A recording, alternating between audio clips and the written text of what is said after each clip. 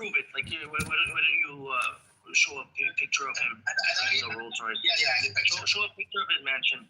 Show a picture of his mansion. Yeah, right. You can show a picture of Adani's mansion. That's where all this wealth is. So, but Adani is a businessman. Adani is the second richest man in India. From Indian public sector banks. Okay. First of all, you don't know much about politics in India because you said Manmohan Singh's alliance was called NDA. NDA is the name of the alliance. UPA. What is alliance? UPA alliance. No, you said NDA. UPA alliance. Yeah, you said NDA. You just Googled it. No. BJP is the NDA alliance. Yeah, but that's not what you said before. So, 2008 was the second term of UPA. It was called UPA 2. Right, and currently NDA has been in power for three terms in a row.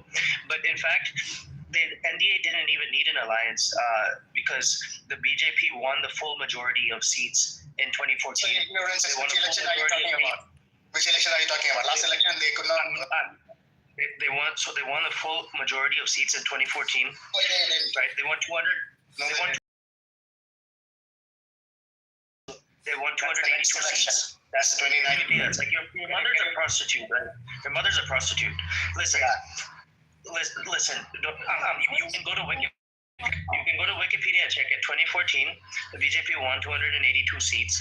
Okay, in 2019, they won 303 seats. You just need I think 272 seats to form the government, right? To come to power. And so they won well over that. Now the third term. You're just so nervous that I'm worried that you're going to get a heart. You're so. So the third term recently. You're just shaking, man. You shake so much. So the third term they did win at around 250 seats. They did need some alliance partners to get over the 272 mark. But essentially. What this proves, you've won 3 elections in a row. I think that proves that the public trusts the party. I don't think it's been a long time since any party has won 3 elections in a row in India, right? 3 national elections. The only other party that's done that before is the Congress, right? And the Congress has basically ruled Indian politics for the vast majority of since its independence, and they've been notorious for corruption, notorious for looting the public. Almost no infrastructure projects were completed in budget. Every infrastructure project was basically just an excuse to loot taxpayers' money, right? And the biggest holders of wealth in bank accounts in Switzerland were from the Congress Party, right? The largest holders like many rich people, they'll stash their wealth in Switzerland. Yeah. Because and so they were from the Congress Party, right? Modi doesn't have a bank account in Switzerland, right? This guy doesn't have any properties or mansions or anything like that. He's not a flashy guy. He's a pretty simple guy. He eats from the government, so the parliament canteen. And he pays out of his own pocket. They pay whatever. It's 10, 15 cents a meal. He pays for his meal. He doesn't ask for freebies. The Congress Party, they were living in these massive mansions, right? And they weren't paying rent. The government found out they haven't even been paying rent for 10, 15, 20 years. No, I hear you. I do, you know what? I do want to say something important because I do think that the idea that all politicians are corrupt is a bit of a cliche and a little annoying because obviously some are, and of course you would have more temptation, right? Think about it, the most I could steal, let's say if I work at McDonald's, the most I could steal is what's in the cashier, right? But if you are, a leader of a country, you have more temptation, but that doesn't necessarily mean, right, that all politicians are corrupt. That's a bit cliche, There's some people that are, people because ultimately when you die the money doesn't go in the grave with you, if that makes sense, right? Are there some people who are greedy? For sure, but to argue that every politician is just that, I think it's mudslinging and attack Modi without it being like that, in a vulgar way. Now that's what I wanted to ask. Is he a failure? Did he succeed? Did he achieve what he's doing?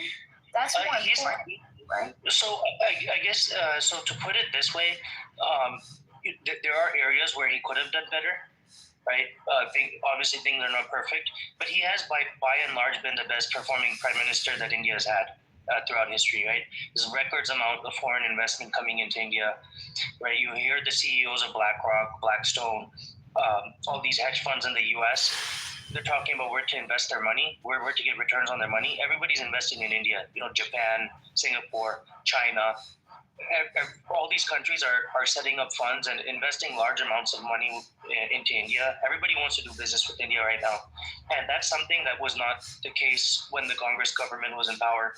Right? India was known for being extremely corrupt, a very nasty place to do business. Right? Nobody wanted to invest in India. Now I think India's like maybe the number 2, or it's like one of the top 2 or 3 countries when it comes to foreign direct investment. It has to be.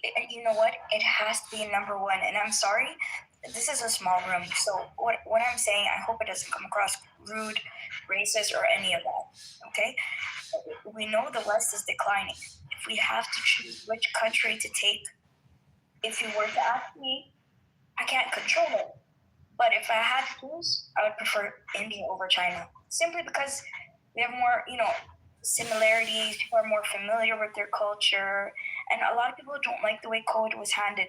And I'm not trying to be racist and say Chinese created COVID. Yes, Ebola came from Africa, like West Africa or something, right? Diseases happen, right? That's fine. It's the way they handled it that I think a lot of people are disturbed by, because if you treat your own people like that, then how do people trust you, right? To be the rulers of the whole earth. So I do think a lot of people are panicking now. They'd rather give the baton to India, right, than China. I think we were just a little terrified of China. Is that a bad thing to say? No, it's not bad. It's not bad. Like, look, China has done exceptionally well. I don't think anybody can deny it. China has done incredible things in the last 30 years. It's a very different system of governance. I have, I don't have any bias or like intrinsic hatred towards the Chinese. I know a lot of people do for political reasons, but I think the Chinese, they've done incredible things, right? I respect what they've achieved, especially in terms of infrastructure development. India's been developing its infrastructure, not at China's scale, but things have improved, right? Every single day, India's been adding like almost 100 miles of highways. That's a pretty big number, right? Maybe it's not as much as China, but India's been building its roads.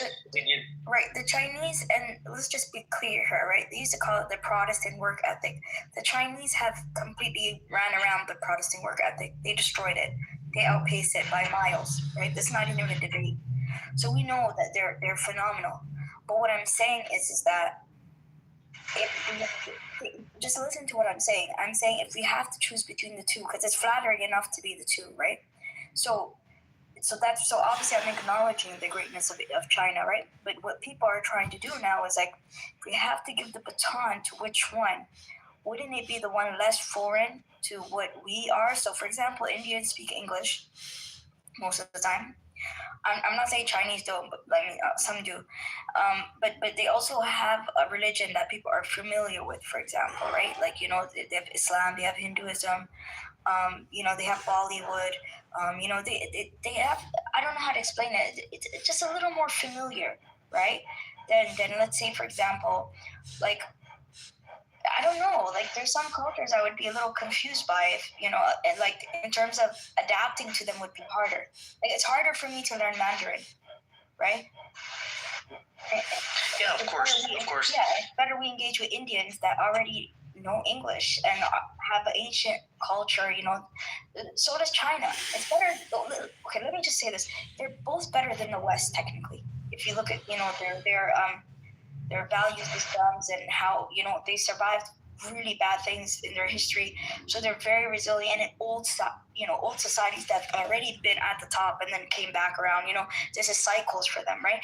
So all of that is amazing. But if I had to choose one, I'm sorry, I'd rather be India any day of the week than China. I'm terrified of China now because of how they treat their own people. I don't know. For me, for me, it doesn't have to be a zero-sum game. Like I don't think, I think India can be prosperous and China at the same time can be prosperous, right? And Asia, all of Asia can be prosperous, right? Extended to, Japan and Korea and Southeast Asia, ASEAN countries. I think all of these nations can build prosperity together, right? And I don't think the way China, let's say, treats its own people, I would say that's kind of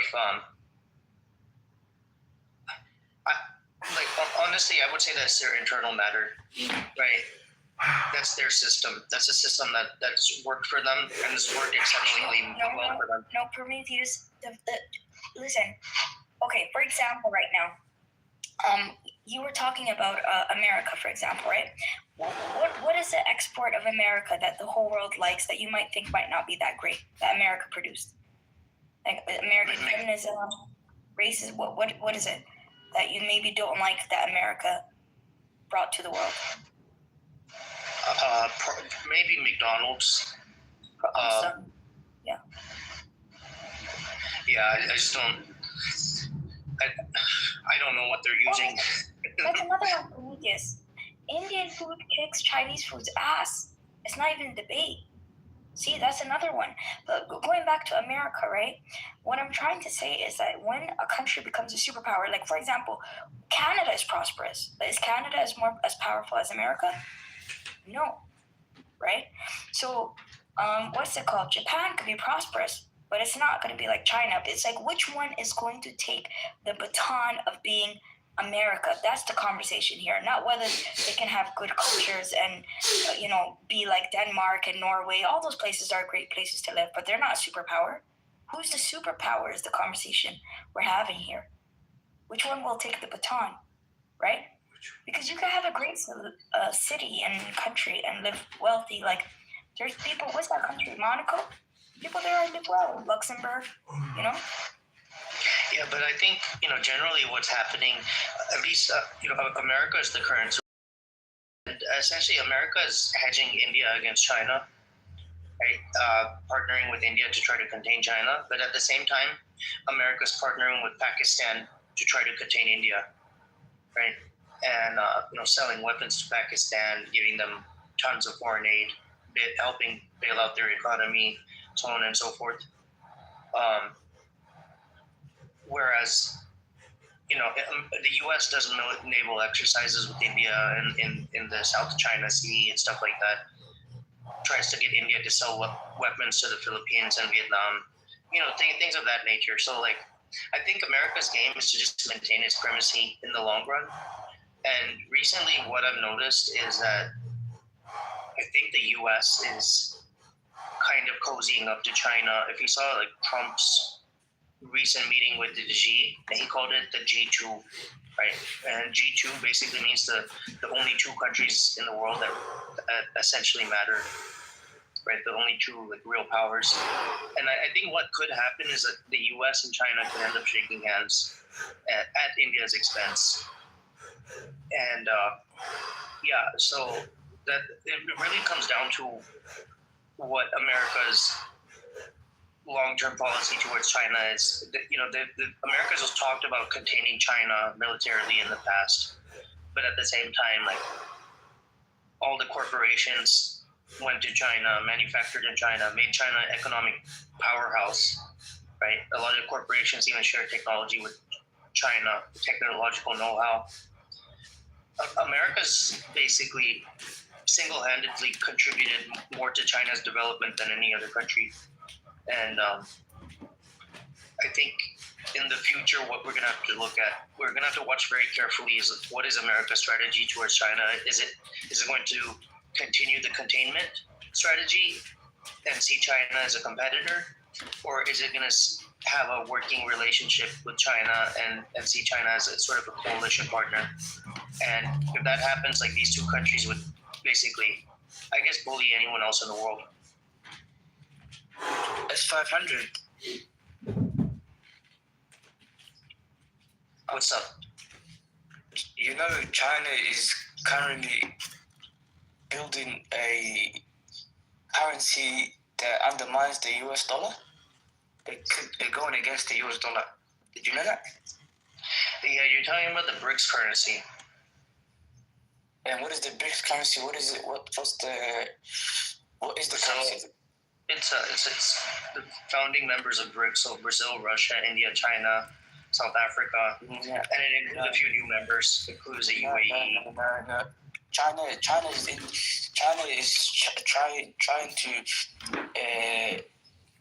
export, buy and sell without the US dollar. And how are they doing that? With the gold. Have you realized they've been buying a lot of gold? As soon as Trump got elected, the Chinese bought a lot of gold, and they're using that currency to undermine the US dollar. They don't want to trade with the US dollar, so they're in competition with America. They don't see themselves aligned with America, and America, if at any moment can sanction them, they don't trust America. Okay, so you gotta get that. You have to understand that it's strategic what they do in China. They don't align with America. They're not united with America. America considers China an enemy. China considers America an enemy as well.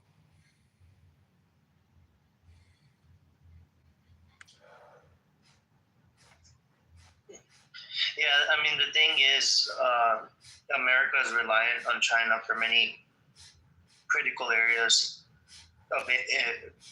America has to import a lot of minerals, rare earths, manufactured goods from China, and America can't just cut off its relationship with China.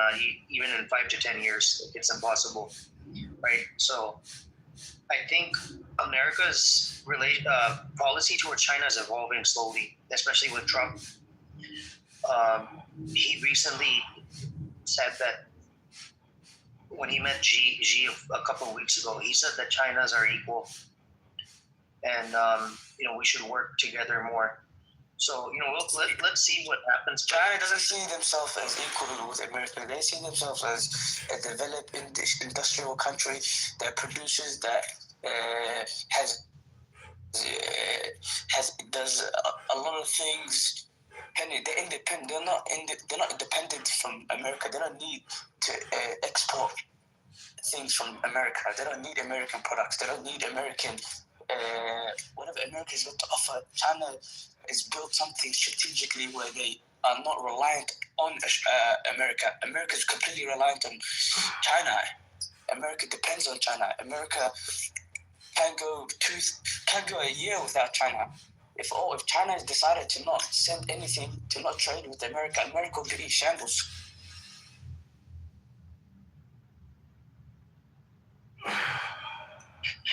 I'm not disagreeing with you. I think the U.S. is more dependent on China than the other way around. I agree with you there. Yeah. China has the leverage. That's why China realized that while we're going to use the US dollar to buy and sell, trade, they realized, okay, we can use gold. Let's buy a lot of gold. Let's accumulate gold. Let's value gold. Let's use gold as a commodity where we can trade instead of trading with the US dollar. That's a middleman. That's how they consider the dollar. They don't value it. So eventually the dollar's gonna plummet.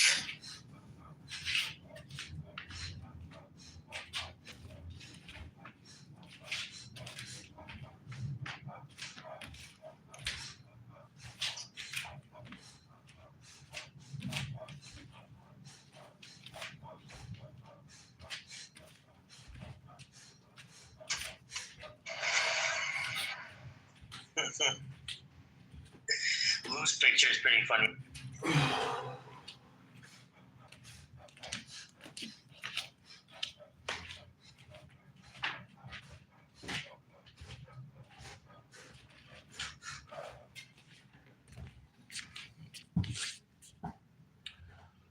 What's up, Prince?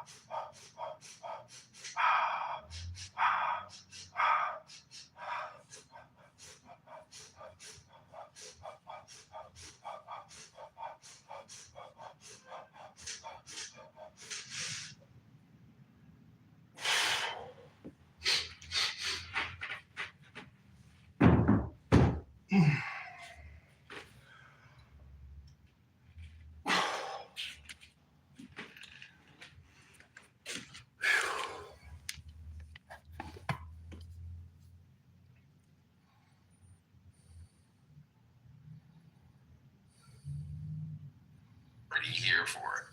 He jumped in, did a drive-by, and left. Yeah, that's a little crazy. If I got 45 seconds or a whole minute to have a break, I'm not going to spend that 45 seconds on Clubhouse trying to get a point out. I'm not. Exactly. Anyway. That's what short man did. Thanks for letting us hear your other phone, Jim. Now we know you got it going on. We got you. He got 2 phones. Hello, guys. Phone. I did forget to say the most important. Oh, no! He came back from his break. To finish his point. I did. Reg, you look pretty. I like Where your did picture. you come Oh, from, thank you, sir? sir. I appreciate it. You're welcome. Thank you. You're welcome. Trey, you funny, bro. I don't know if you're trying to be funny, but you hilarious. It's funny as hell. I'm not. I am funny if you especially if you have a drink with me. The redacted victim is Virginia Guthrie. I said that earlier. They said, "Oh, you don't know what you're talking about." I said, "That's what they said." Now I ain't said I know what I'm talking about. Are you talking about the one that was dealing with Trump? Yeah. She dealt with Trump and Epstein. That part. Hello. So she said. We went over this about 6 months ago, didn't we? Go ahead, Trump. What you got? You got something? No, I'm just saying the Republicans now have confirmed, House Republicans, Virginia Guthrie. I don't know who told you you weren't right, ma'am. You were spot on when you said that. It is her. What House Republicans are pointing to is Virginia Guthrie's book, in which she states, or her testimony in which she states that Trump never came on to her. I don't think that matters in this situation, because the implication that then leads to that Trump had some knowledge. If he was at Epstein's house with this girl, he would have had intricate knowledge of her whereabouts. He knew how old she was because she worked for him, and so just the fact that the email states that is an implication of knowledge of something at this point. But there's a lot of backtracking and backpedaling going on. Anyway, I'll see y'all later. Well, the problem with the Guthrie part was always that she was the reason why he and Epstein apparently fell out. Because if you remember, he has always said that she was the one that worked for him underaged at the massage parlor, and that she was the reason why him and Epstein fell out. He poached her supposedly from his massage parlor, and Virginia Guthrie underage working at which does not make sense. How could she have been working underage at Mar-a-Lago? Let's go there for a second, folks. Well, according to the same thing that Trump was talking about, the response is, in her book, she mentions working at Mar-a-Lago and saying that her father used to work there in the book. And that is how she got the job, because her father was an employee there. She was also underage, which means that she didn't have papers. She was working there illegally. But you see where I'm going with it, right? I hear you. And she was abused by her father, wasn't she? I don't know. Yes. Well, are we listening to over the weekends?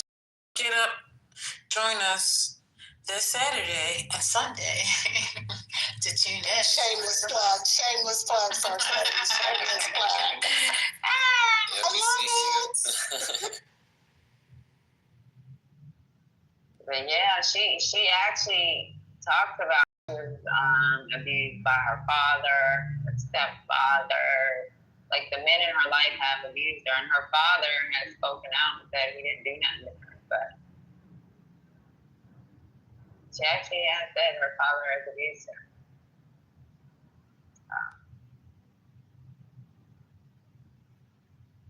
I think that portion is on the replays. If y'all go to the replays and listen in, you can get that information for yourself.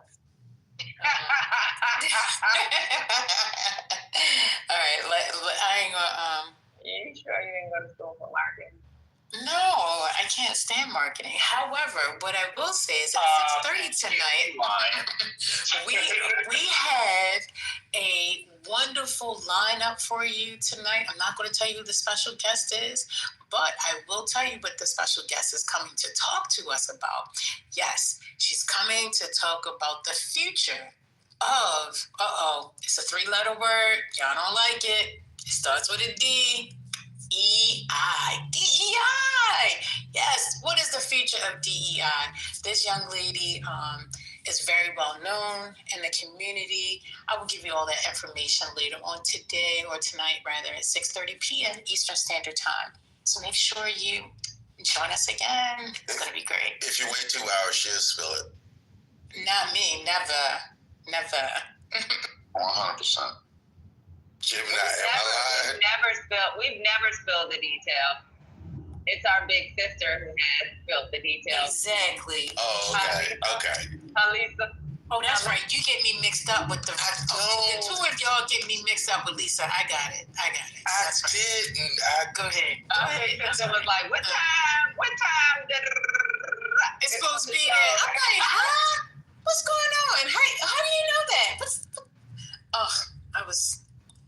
I take it the early conversation was inspired by the emails that the Dems released showing that Trump has spent hours with one of the victims at Epstein's house, and Epstein was saying he hadn't got caught yet. Question is, what's the next crisis that they're going to create to try to subvert this conversation? I'm sorry, my bad. It's going to be the health subsidies. That's going to be the next big fight.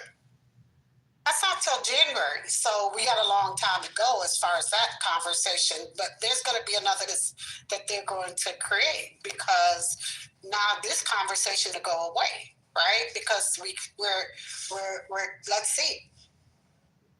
Oh, they're going to get all wrapped up in the holidays, and Trump is going to have an ice skating rink put in the middle of the White House so he can have the Disney on ice there, and it'd be a whole lot of that. Was that correct? Is that what inspired your earlier conversation? You know, was speaking on that or no? Yeah. Which earlier conversation? From the point when you were talking about Epstein and Epstein-related things. Oh yeah, you kind of switched up the conversation really quickly, so I couldn't follow. But that would be the answer, yes. I didn't get the answer. My bad. I didn't get the answer. I don't have any tree.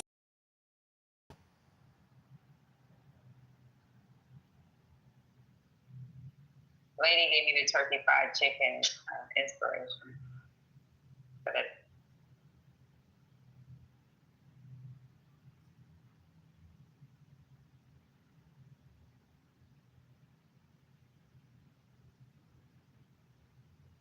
But damn, I want to see these emails. Has anybody been able to see what emails have been released by the Democrats? Saw one. I dropped the link in the chat, guys. Yeah, I saw one of the emails. Yeah, it's dated from 2011 from Epstein, and it's pretty wild. Yeah. All three are on PBS. You can find it there. Trump did that shit. You know, he never uses emails because y'all know he's not technology savvy. But this one actually is an email from Epstein, so it's pretty wild. So who's he emailing? Is he emailing Trump or is he emailing? He was emailing Giselle. The one that I saw, he was emailing her directly. I'm seeing Michael Wolff. Michael Wolff also. Yeah, but Michael Wolff was actually, I think he was trying to write a book or something like that. He was gathering information. So, I'm just trying to figure out what did he email other people. Because, him emailing Michael Wolff, he's going to give Michael Wolff what he needs to give him. I want to know what he emailed. Ghislaine, that would be awesome. I think two was the Ghislaine, one was the Michael Wolff. And what did he say to? No, there's 20,000 emails. I thought it was 3 that was released. It's 20,000. Yeah, 23,000. But there's a release that they're talking about for this specific incident. Oh wow. Yeah, so he's emailing. So Jay, whoever G Vacation is, that could be just Lane. That's being sent to Michael Wolf. And then we have from GMAX. That's the Jelaine named Michelle. Okay, then we have GMAX to G Vacation. Also from there, that's been replied to directly from Jeffrey Epstein to GMAX. So yeah, we got like 3 or 4 people. We got 3 or 4 people in this chain. Oh. Yeah. It's really meaty. Oh, dirty. It's a weird word to use, but yeah. I think it's an excellent word, Aleph. Sausagey. That's a terrible word. And you gone too far. Now you went too far. Yeah. Media is one thing. That word Sausage is a whole thing. cringe. Why would you co-sign that? Media is a horrible word to use when you're talking about pedophile. Like, what are we doing? So you put in the chat the actual email? No, it was just an article from CNBC. Goddamn email. So what do you think will ultimately happen to Trump when it all comes out? Like, will they try to impeach him or? Not a damn thing. I think after the midterm, then we can like look at right? Right. So then if we have more Dems in the seat and the numbers are looking real meaty. Are you going to break him to the coals like they did Bill Clinton? Yeah, but I'm talking about after midterm elections. mm-hmm. Oh, so this is interesting. So Trump has called Boebert and been trying to talk to Nancy Mace. Nancy Mace is she's such a wishy-washy she's such a wishy-washy because she will find a way to excuse him. I don't believe nothing that she does. She jumps from one end to the other. And right now, MTG, she just don't know where she wants to be. She's so over the Trump train. Right now, she's trying to be a centrist. So I don't know. She's mad at him because he told her no, she couldn't run for the Senate seat. So she's not on the Trump train anymore. MAGA hates her currently. So she's trying to become a rhino now. So yeah. Don't believe anything Nancy Mace says. I don't. Nobody in the state. Yeah. Trust her. The only rhinos I trust are the ones that actually came up on him on the first administration. If you're coming at the second administration, I don't trust you. Right about that. She couldn't even get people to show up for her campaign here in her own home state. She had like 18 people show up, and they were all media. So yeah, she's a non-factor. And I just hope that even if the Democrats take over everything, that they don't waste time trying to impeach him. Just fix all the stuff that he broke. Yeah. Spend the time doing that. Yeah, because impeachment is a waste of time. The problem is if you're not going to remove him from impeachment, like completely remove him, it's not going to work. That's going to be the problem. It'll be a shit show. And that's why I said we need to wait till the midterm to see what it looks like. But you know who really is a big disappointment for me that's a part of this administration holding multiple roles is freaking Mark Rubio. I can't stand Mark Rubio. I didn't like him before, but then when it came to foreign policy, like sometimes I can actually like sit down and be like, okay, yeah, dude knows what he's supposed to talk about. At this point right now, I can't stand this motherfucker. It's like he sold his soul. Sorry as hell. At first I thought he was a centrist, but now I just realized he's just a complete dickhead. Yeah, I kind of thought he would be one of the adults in the room, but he turned out not to be an adult in the room. And I'm with you, Patty. Some of his foreign policy, I was like, okay, at least there's one adult left. But yeah, after, I just lost every bit of hope from him being anything. I mean, Trump dragged him real bad. Him and Cruz. He dragged him. Ugly. I mean, yes. God, Talked about their wives, dragged their families, told them they could go back to Canada, talked about them like dogs, talked about their families.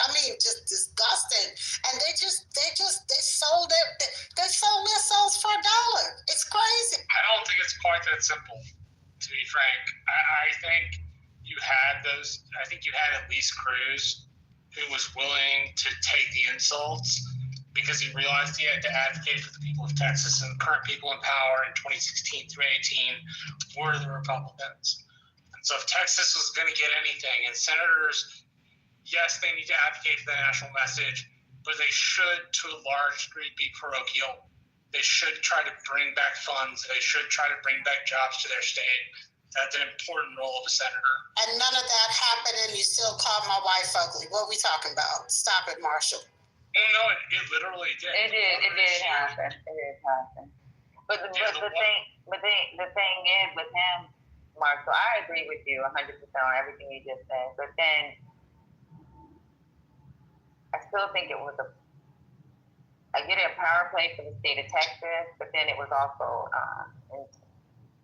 like just watching him get on a plane to go to fucking Mexico and then catching him and then saying, "Oh, I'm just taking over Philly." Like, you could take on your family from where the fuck you work, or your constituents as your family. Yeah. How did it happen when they rejected all the money for the packages? They took all the money that they got, they rejected, and they did not rebuild the infrastructure. The money that they were given to go back onto the grid, they didn't take the money, and every money that they were given for the infrastructure package, they rejected. So make that make sense of what you're telling me, because they did not take any of the money.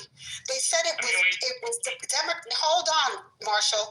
They did not take any of the money. They said it was Democratic money. This is what they said, the state of Texas, and take any of the money. So make it make sense what you're telling me, because they didn't take any of the money, and they didn't take any of the expansion money as far as the Medicaid money. So the Texans literally shot in the foot. Stop. Oh Lord. What's going on? You okay? Turkey fried chicken. You good?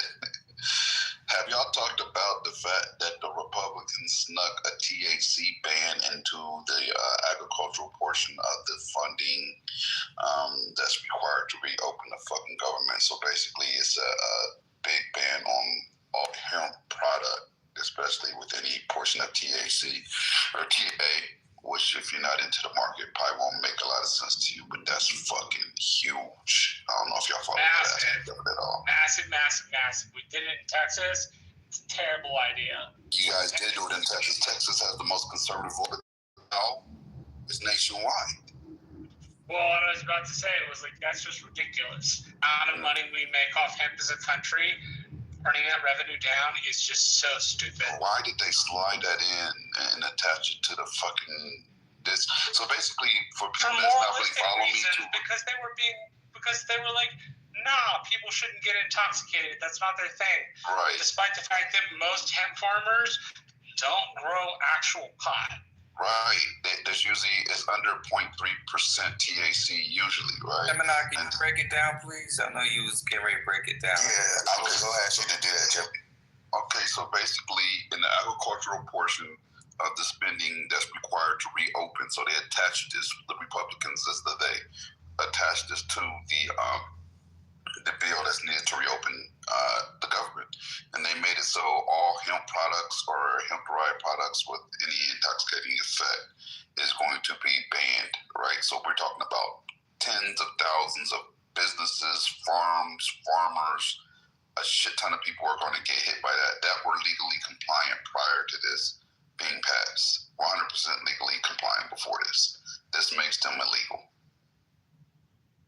So this puts them out of business, is what you're saying? 100%. Yep. Or does the state law supersede this? Because I know federal law always trumps state law. Yeah, I was thinking that. So Gemini? Have you been affected, Gemini? Not at all. I never delved into that space. I don't play in it.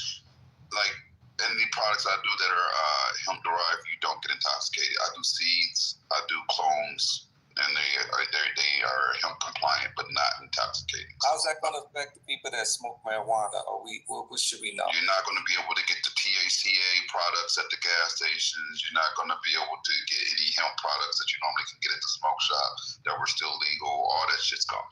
But you still could buy regular marijuana. If right? it's a licensed dispensary that has everything licensed, then yes.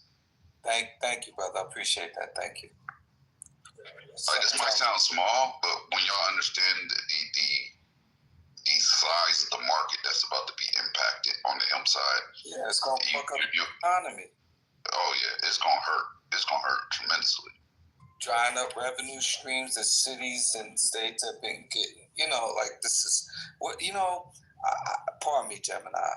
I just don't know what it takes. I don't know what does it take for motherfuckers to realize that this MAGA movement. They like I said, they spend every waking moment devising evil ways and how to just fuck with people. Robert, I will say this: it's so bad that even some of the Republicans are trying to say we're either going to soften or remove this aspect of the agricultural portion of the funding because they don't feel it's right either. So there are some on their side that even sees the liability that this is going to cause. We'll see. It's in the House right now? Mm-hmm. Okay, thank you. So they still can do those revisions. So who added it? Who was the person that put that in? I think his name is Harris. He's a Republican. Let me look that up. I remember his last name being Harris. So basically, Andy Harris. Andy Harris. Where is he from, Jim? Let me see. Maryland. He's a Republican representative from Maryland. He chairs the House Appropriations Subcommittee on Agriculture and Related Matters. That sounds like a slithery, slimy snake. He is. He slid it in. This wasn't there initially, by the way. This is the last minute. That's why a lot of people are saying it was snuck in. It was a last minute revision to the agricultural portion, like last second shit. And there's no way. Well, anyway, I'm working on something right now. A side note that extension that ballroom that they're building. I read I'm reading articles that saying that it's actually going to be underneath it like a database, so on and so forth. So there are other intentions, which explains why they needed that space, that 90,000. I told y'all before, mine come. Hitler built the ballroom. I told you. Yeah, that's just a cover. Ballroom is just a cover. What did you say? Think of all the technology. Think of all the people who sponsored all of that build out, right? Look at all of those companies. So, and think about what we're doing with data centers. Think about what we're doing with underground bunks, because that used to be a bunker as well. I don't know if you guys realize that. In case there's an evacuation, there are portions on the White House grounds where where our representatives can, and the family can hide, and so on and so forth. Right, there used to be shelters back in the day. Right. So, in other words, this 90,000 ballroom is not merely a ballroom. It's 90 square. Because we wonder why is it so fucking big, but now it's starting to make sense. And I'm reading some sources. Y'all find out what y'all find out, and then I guess when we're ready to unpack it, we can unpack it. But that's what I'm working on now. Robert, go study when Hitler built his ballroom, because it was built as a bunker. It was super fortified. Go read that. It was particularly built so they could go in, and when fit hits the shan, they could go in there and be safe. Literally, go read that. Go study that. Yeah, thank you, Jed. I don't think it's a Nazi analogy. I think it's a Greenbrier analogy. Greenbrier was this huge secret government facility right outside of Washington, meant to take in all the Greenbrier. No. Like that seems more like what it is than about the other thing. It seems like trying to bunker in which people could get to quickly. The PI is probably being expanded. I think it's on that side of the White House, actually. And that makes sense. I respect that, Marshall. But I said, if you put that in context with the other things, that's the only reason why I said it, because there's about 10 more other things that actually sit right in place, and it's step by step by step by step by step. But I'm not just saying this alone by itself, but I mean, I see the Greenbrier analogy as well. I don't understand what you mean by the Greenbrier analogy, though. Like if we're talking about bunkers, it seems like they're trying to, and that bunker will probably not be secret because of all the media attention on it, but it'll exist. I don't know what that does for the actual White House aside from sticking an extra bunker in there, but like that's more what I mean. I don't know this theory, and tell me if I'm floating it incorrectly. I think the reason I don't mean you. Wait. This is what I'm asking you. Yes. What do you mean by the Greenbrier analogy? Oh, I called it that because it seemed to me that they were looking for an extra presidential bunker. Maybe the Greenbrier right to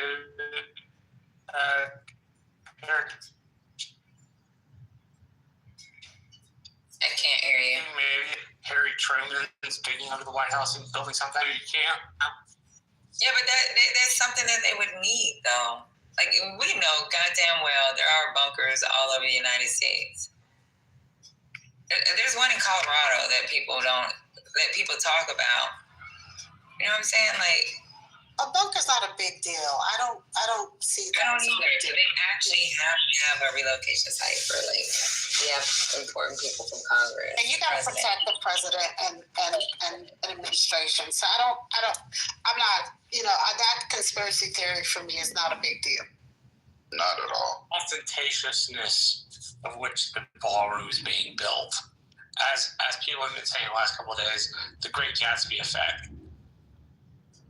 The ballroom's retarded, but the bunker part of it is that's standard procedure. Yeah. It's actually intelligent. That actually makes more. To me, that makes more sense. Right. You know what I'm saying? Right. Honestly, I prefer a bunker. Without this ballroom, the president had no bunker protection before this. Yeah, he has. He does. But if you're going to do an expansion of a bunker, for me, that would make more sense. And why at the White House? Because that would be a target. That's the fact. We think it would be off-site somewhere indiscreet. I mean, not indiscreet, but discreet. There's a huge target. There's a huge bullseye on the White House. Like the whole world knows where the president is. Exactly. Right. It wouldn't be fair. Use it. That's why I say I don't understand the green. That's why I was confused. Like, it's probably the wrong analogy, Patty. To be fair, it was the word that came into my head at the time. But maybe it's an expansion of the PIOC, and I think it's on the same side of the White House as the PIOC. And it is. But what? Go ahead, Marsha. I'm sorry. No. I was just gonna say, that seems to make a little bit more sense. The ballrooms are defensible because it's so ostentatious, but building a bunker underneath. I'm with Rez here. That seems to be like bunker in the White House. Yeah, no. I meant they would expand the already existing bunker. I don't know why. For what? Because who would be in there other than his cook? And then even with the bunkers that they have certain people that have already been designated to go straight to those bunkers when it comes to cooks and freaking certain people in Congress and there's already people that know that they're the ones that need to go for it. Yeah, probably the improper analogy. Wrong word placement on my part. Yeah, but I agree with you on. I don't agree with you with the Greenbrier. So I was like, I don't understand. Wait, let's go backwards. No, it was not an analogy that made sense. I totally understand that.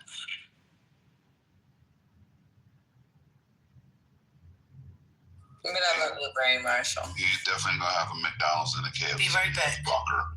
All right, sis. Look at my Rez. Rez, don't act crazy. I know it was Lady that modded you. But you are so cute. Don't act crazy. Start cussing everybody out. We already know how you get down. You expect Rez not to act crazy? Like, what are we? No, shit. I know Rez got some dark side and some west side. She definitely got some dark. She will crash. Like, she don't wear no seatbelt. She just crash.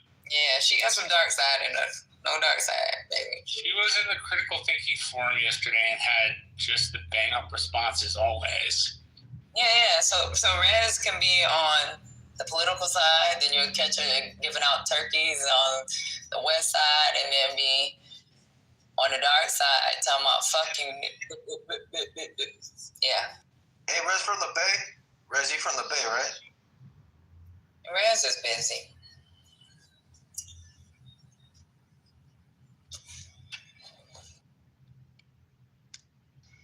Patty don't like modern people from the Bay. No, it ain't. I love Rez. Rez, no, I love her. Hey, Patty.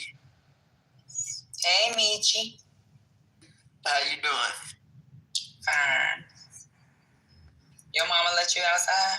Who? I'm grown. Shit, let me stop talking, because I used to say that to T.O., and me and T.O. Right. Everybody on this app do, even if they know my age, they still be like, poor baby. I'm like, I'm the same, man. You're 30. How old are you, T.O.? 37. Yeah. Older than me. You the baby, Marshall. You the only baby. I'm the only baby? All right. You the youngest. You know, even when I went to high school, they thought I was at the wrong school. Why? Because They was like, you at the wrong school, you belong next door. I said, no, I'm in a 10th grade. Hey, so I met CEO last week, and he said, you look so innocent. I was like, huh? He's like, I cannot look at you the same on that app now. It's like all those words that come out your mouth. You look like he said, I look like a sweet girl. Yeah. Because your ass can go off on some people. Listen here, mother. You scared from now on. I'm just going to say that's your virtual twin.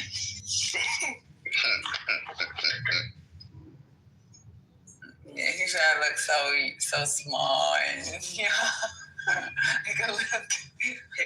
It's like he's so. Anthony said the same shit. Huh? Anthony said the same shit. Oh, he said that like so innocent. Yeah, he said the exact same shit. Oh God, I don't know what look I be giving off. Even at work, they be like, when I get tough, then they be like, what the hell's going on here? I think because I'm skinny. I don't know. You were my boss. You would scare the shit out of me too. Not because I smile a lot at work. I smile because I'm used to the faking smiles for foreign people.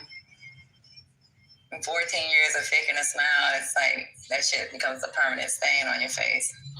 So I would think like the private side conversation would be the worst.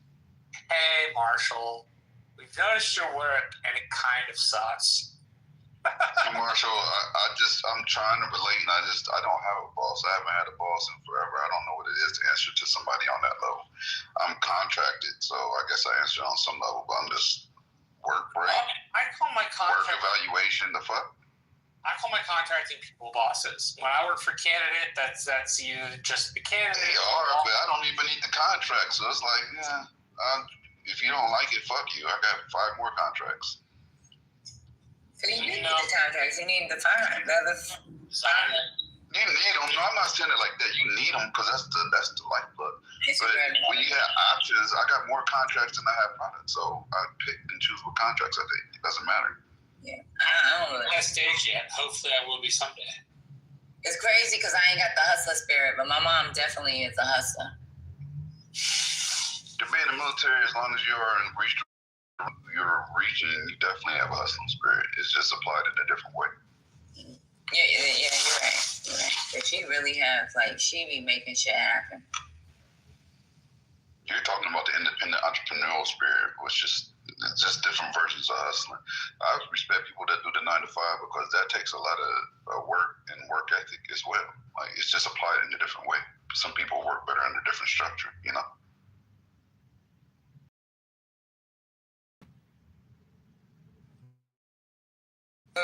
Entrepreneurship type hustle spirit, that shit, I just be looking at her like she be figuring it out. I love that. I ain't gonna lie, like that was me 100%, is me 100%, like that aspect. Just and then AI really made that, it amplified at times a million. It gave you basically a staff that works 24/7 if you know how to utilize it.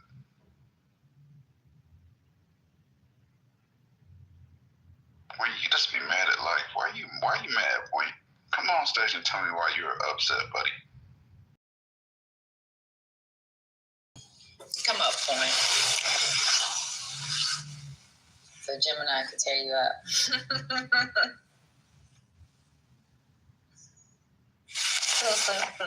just be talking shit for no reason.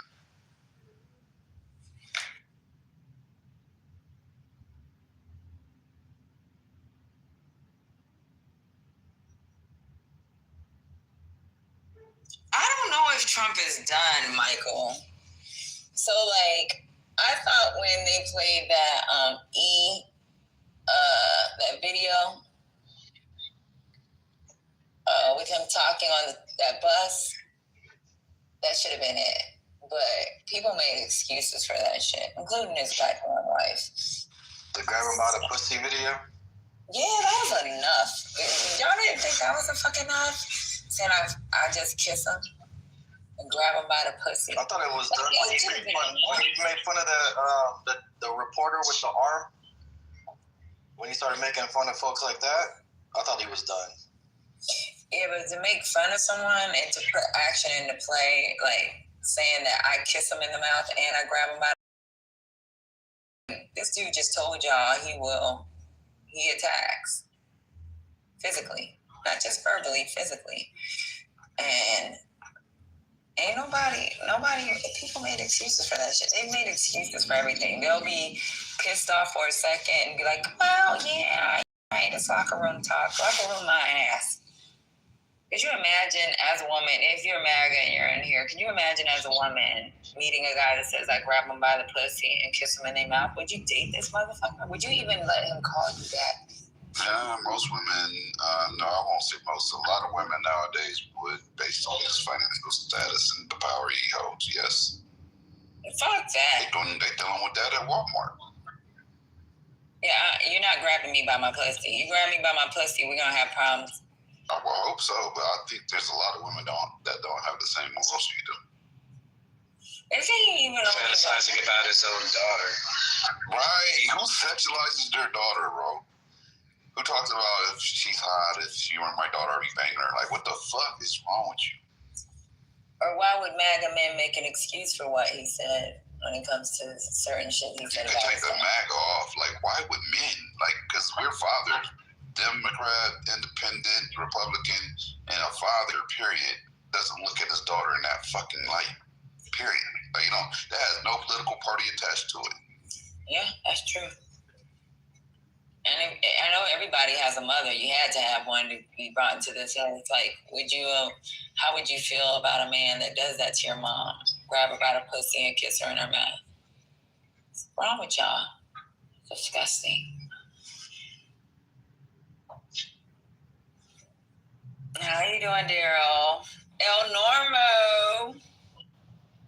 What's up? You acting up today? Hey, I got a question. Trying. Go ahead, Daryl. I'm tired of my second-class citizenship here in Israel. Why you said you second class? The mods, they're first class, and everybody else is second class. No, that's not true. That's not true at all. Yeah, it is. That's how I see it. Yeah, especially you got a plus next to your name. We know to respect you, sir. You know, I'm cool with you, brother. I'm over here just trolling. Yeah, I know. You already know I rock with you, bro. You already know. Well, yeah, I'm just, I'm tired of being a second class citizen. I want to be American. Mm-hmm.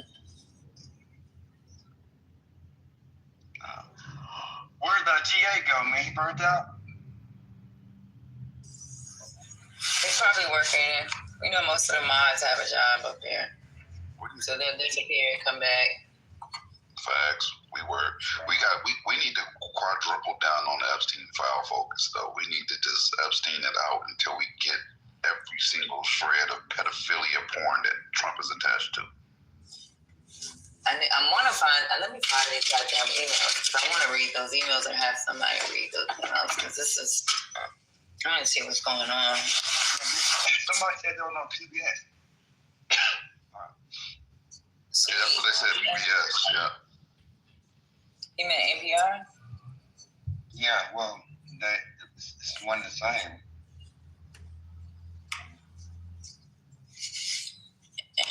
Let me see if I can find the actual emails, because I want those emails. I want to see what they say. Norma's acting up already. The alleged email he put in chat. Alleged. Is he allegedly attracted to his daughter? Allegedly, is that alleged too? Has he allegedly made sexual comments about his own daughter? Did he allegedly say grab her by the pussy? Is that alleged too? Did he allegedly cheat with a porn star? Is that alleged too?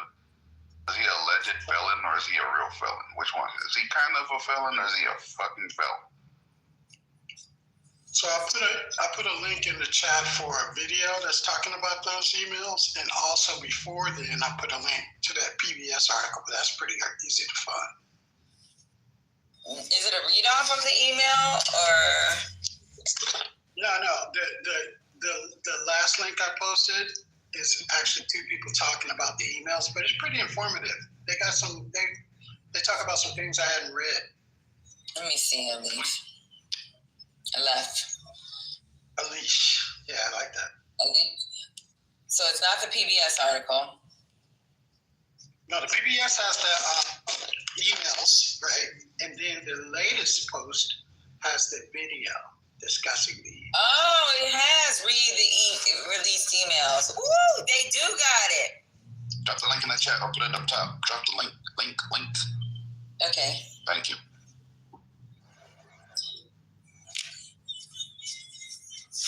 Hold on real quick. That's my hairdresser. Give me a second. Lord. Hairdresser got priority over the Epstein files. One mic on our good friend Point. What up, Point? Yeah, I normally get paid for stages now, but because this is important, I came up. Now we have an issue of national security. Many of you didn't read the Wolf email. That's okay. You'll read it. I read it this morning because I get these alerts on my phone. The shit I read, and all of it, was not only scathing, but frightening. Because it made me instantly think of Prince Andrew, King Charles. Remember that shit came up a little while and pulled Andrew's flag down? Because you see, the monarchy does not want to in the rest of the global world because, they're still colonizers. So after I read the Wolf email, it clicked. Oh, shit. King Charles knew this was coming out. He knew the contents of this. That's why he's just trying to get as much distance as he can with Andrew. Now, what am I talking about? I'll just tell you two parts of the email that made me then understand why Trump wants to test the nukes. Remember? Right, okay, listen carefully. The first part is the email is between Epstein and Wolf. Right? Two Jewish guys. Right? You should know who Wolf is. And you'll understand more if you don't, when you do. And the conversation goes like this. Well, you know what you did. That's Wolf talking to Epstein. And Epstein's like, yeah, well, what do I do about it? How do I fucking play this? And Wolf responds, well, see, Wolf is trolling Epstein. Wolf responds with 2 ways. One, he's talking about how do I play this with Trump?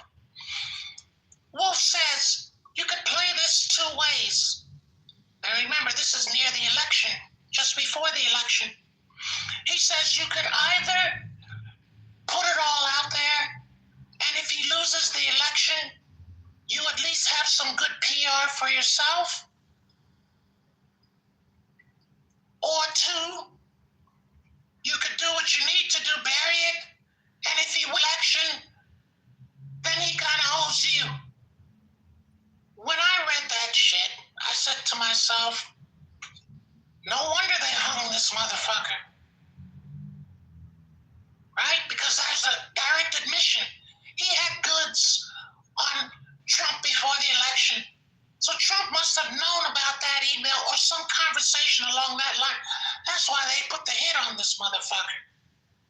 Yo, you guys are comedy. Let him finish. Let him finish. You can talk shit about me, but I actually agree with him. The second thing the email proved to me was Trump was running trains on little girls a long time with Epstein, and that's what Epstein and Wolf were talking about earlier in the email. I didn't even read that part because I got disgusted. The part that hit me the hardest was, they were playing Russian roulette with Trump or whether to tell him he's on the hot seat or bury it, and then Trump owes them after the election if he wins. That's heavy shit. So those of you that haven't read the email, please try and get at least that one. And you'll see what I'm talking about when you read it word for word. Where is that email at? Where's that email? Well, I read mine on X. I read mine on X this morning and it made my hair raise on my... We read the emails. They're nothing. Yeah, we read the emails. They are nothing. No. That's not being blown up right now. That's why nobody's saying that he's spent hours with the victim at his house. Nobody's talking about it. Literally. Hold up. Look, we're talking about it right now. Lil Trump, let me ask you this. When Epstein is directly writing in his email that Trump spent hours, let me finish, that Trump spent hours with one of the victims at his house. That's nothing to you? You read the emails, right, Gemini? I asked you a direct question. Post the emails on your PTR and read them out loud for everybody to... I asked you a direct question. So we can stop sensationalizing everything. I asked you a direct question. Are you going to answer it? Pointy, can you put some in the chat? Can you put the emails up so Gemini can understand what he's talking about? Because I don't think Gemini read the emails. He just read like a title of a story and he just ran with it. Really? That's why nobody's talking about it, because they know they don't have nothing. What do you mean nobody's talking about it? Nobody's talking about it on Instagram. Nobody's talking about it on X. Nobody's talking. Yes, they are. No, they're not. Nobody's blowing it up on the news. Like, this is. Yeah, they are. No, okay. Well, look. You don't want to thing right now. The beautiful thing about life is that the beautiful thing about the truth is like we could just let it ride. Like we could just let it ride. Look, we could just let it ride. It's a headline. It's a headline on every news media right now, dude. Yeah, we could just just let it do what it does. I don't like the motherfucker right now. Let it do what it does. Let's see what we have. Everything that's against Trump, are you one of those that like? Are you one of those sexual harassers or some shit that this is okay? No. And I'm actually the type to sue for. Even I'm if actually it's the type to sue. alleged, maybe you need to keep your fucking mouth shut. I'm actually the type to You sue a fucking man, for and this is about defamation. women, and this is about children. I'm the type to sue people for defamation. You the type that's about to shut the fuck up. Yeah, you definitely are. This is the only app you could do that to me. Remember that. No, in real life, we stay winning. You know that. I would choke the shit out of you. Like, what you talking about? In real life, you wouldn't get close to me, chump. Yeah, you're a big neck chump. You wouldn't do shit. Yeah, I would smack the fuck out of you. It all sounds good until everybody got a plan to get in the face. To Ghislaine Maxwell from Jeffrey Epstein, I want you to realize that the dog that hasn't barked is Trump. The victim spent hours at my house with him. He has never once been mentioned by the police, etc. I could be 5 Chris and you're chilling with your girl. Does that got shit to do with it? Now you're interrupting him reading the email. You said I haven't read them, so I'm literally reading it to you right now, real time. Perfect.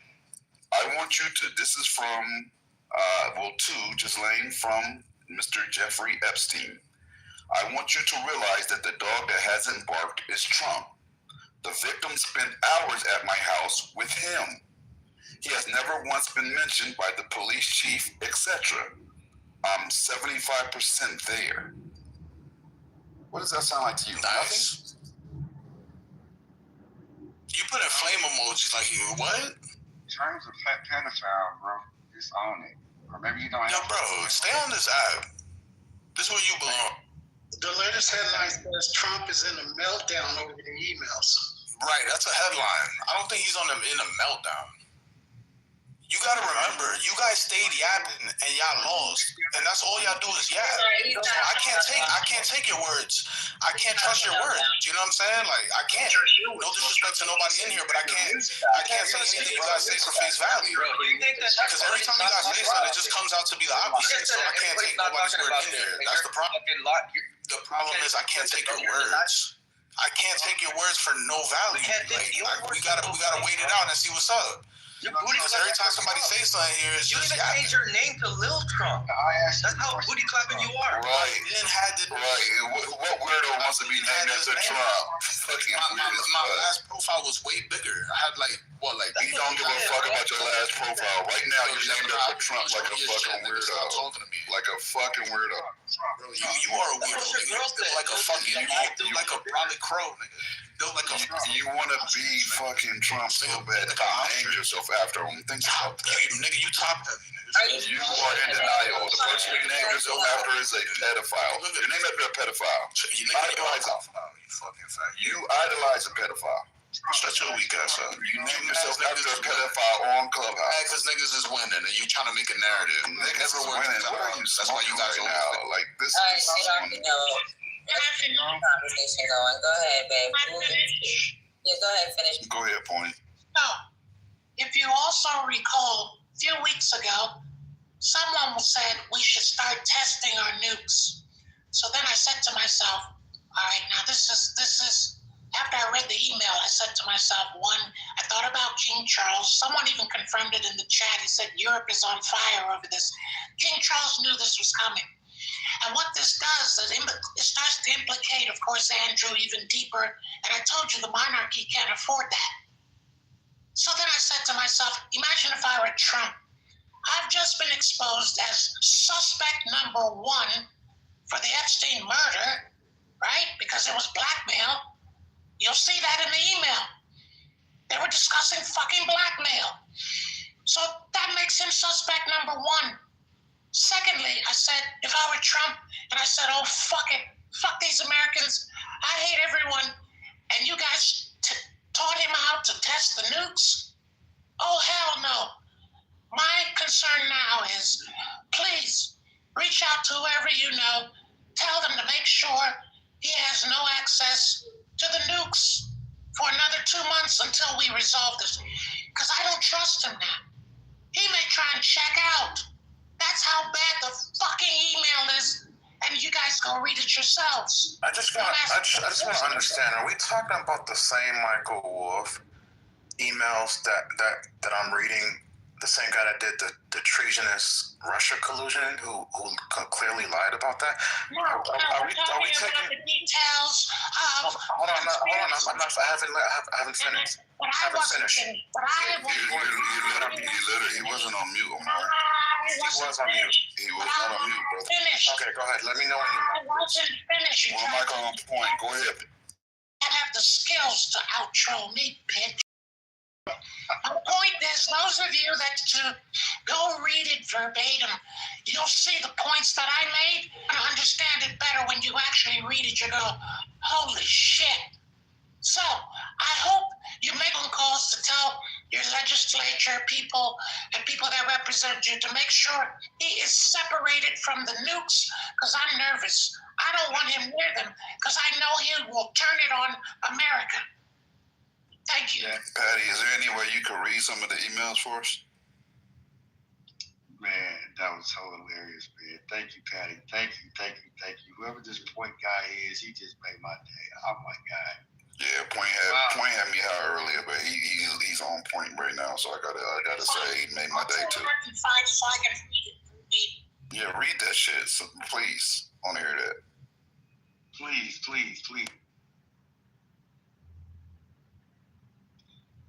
But before you do, that point when he said, you don't have the skills to outro me, bitch. Hey, but all over this app, all these people in defense of Trump are crashing the fucking. They crashing. Hey, JD, they mad. Hey, when he getting outed right now, direct, like you don't get a more direct outing than fucking Epstein saying he spent hours at my house with her. Like, you don't get any more direct than that. Like, how do you defend that? You can't, bro. What they playing? Patty cake? You already know what's going on. Oh my goodness, bro. I don't know how you defend it, bro. It's hurting little Trump. It's hurting. These guys are losers.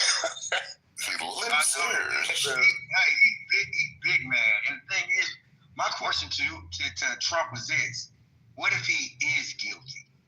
Then what? How about we just take the if out? But we know the answer to that because they voted for him after he was found guilty of 34 felonies involving a porn star. So it's not, and after we heard the grab her by the pussy audio, so it's not like they're going to clutch their pearls. They already know what the fuck they're dealing with. They just try to stay in denial. I think, Jimmy, that's a good point. But I think for some people, not all people, pedophilia is, it might be some people's last.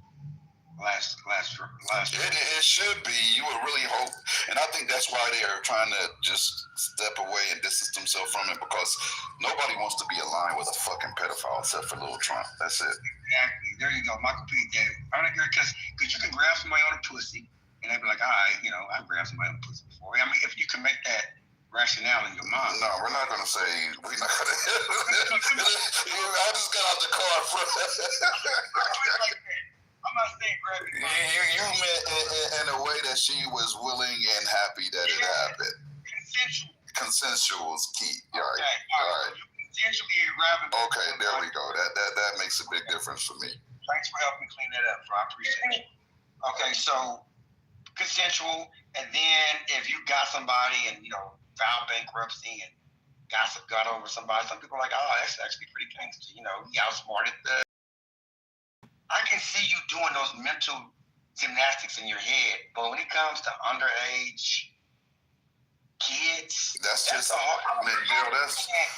Look, the first time I know, like when I was in the military, they would always tell us you're supposed to be willing to. Okay, I'm gonna give it right to you. Point. When I was in the military, you're supposed to be willing to give your life for your battle buddy and all that shit. And that's what we were trying to do. But in my mind, I always thought, you know what? I'll push him out the way if I see a bullet coming, but I'm not gonna die for this motherfucker. My daughter was the first time where I felt like I would legitimately crash the fuck out, die, and be happy in my death behind her defense, right? And I think a lot of it triggered something different in me. Like the military, I respect it, but it didn't trigger that killer instinct. Like I will absolutely take a bullet for my daughter, no question about it, no maybes. That's just what the fuck it is. So I think when that father shit triggers, and they hear like if anybody has any type of relationship like that, you do it for your battle buddies? What'd you say? You want to do it for your battle buddy? Take a bullet? No. Push him out the way? Yes. I mean, some people would. I mean, I think it's for Jim, and I respect you being honest. I'm being straight up, but would I ever put my battle buddy in danger? No. Am I going to jump in front of a bullet? I could never bring myself to that real mindset. Jim, you probably also feel like don't be left behind, right? Like you're gonna go back. You're not gonna leave your battle buddy either. If you're gonna go back and get him. Oh fuck no! I'm not leaving them. Hell no! I'm never. Then you're taking a bullet for him because you're gonna stay. That's kind of. You know, if you put it like that, then yeah. People that stayed to make sure they battle buddy came out of it. Well, then you got a point. Because I'm not leaving my battle buddy. That's not what I'm saying at all. I'm not going AWOL. That's crazy. He's not jumping on no grenades. He's not. He's not gonna be that guy.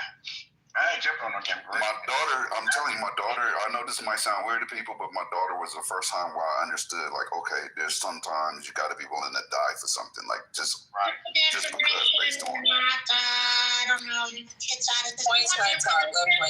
Go ahead, point. First, for the audience, the article. In other words, I didn't go to X. I just Googled what the contents were, and it came up. So, for the audience, go to NPR.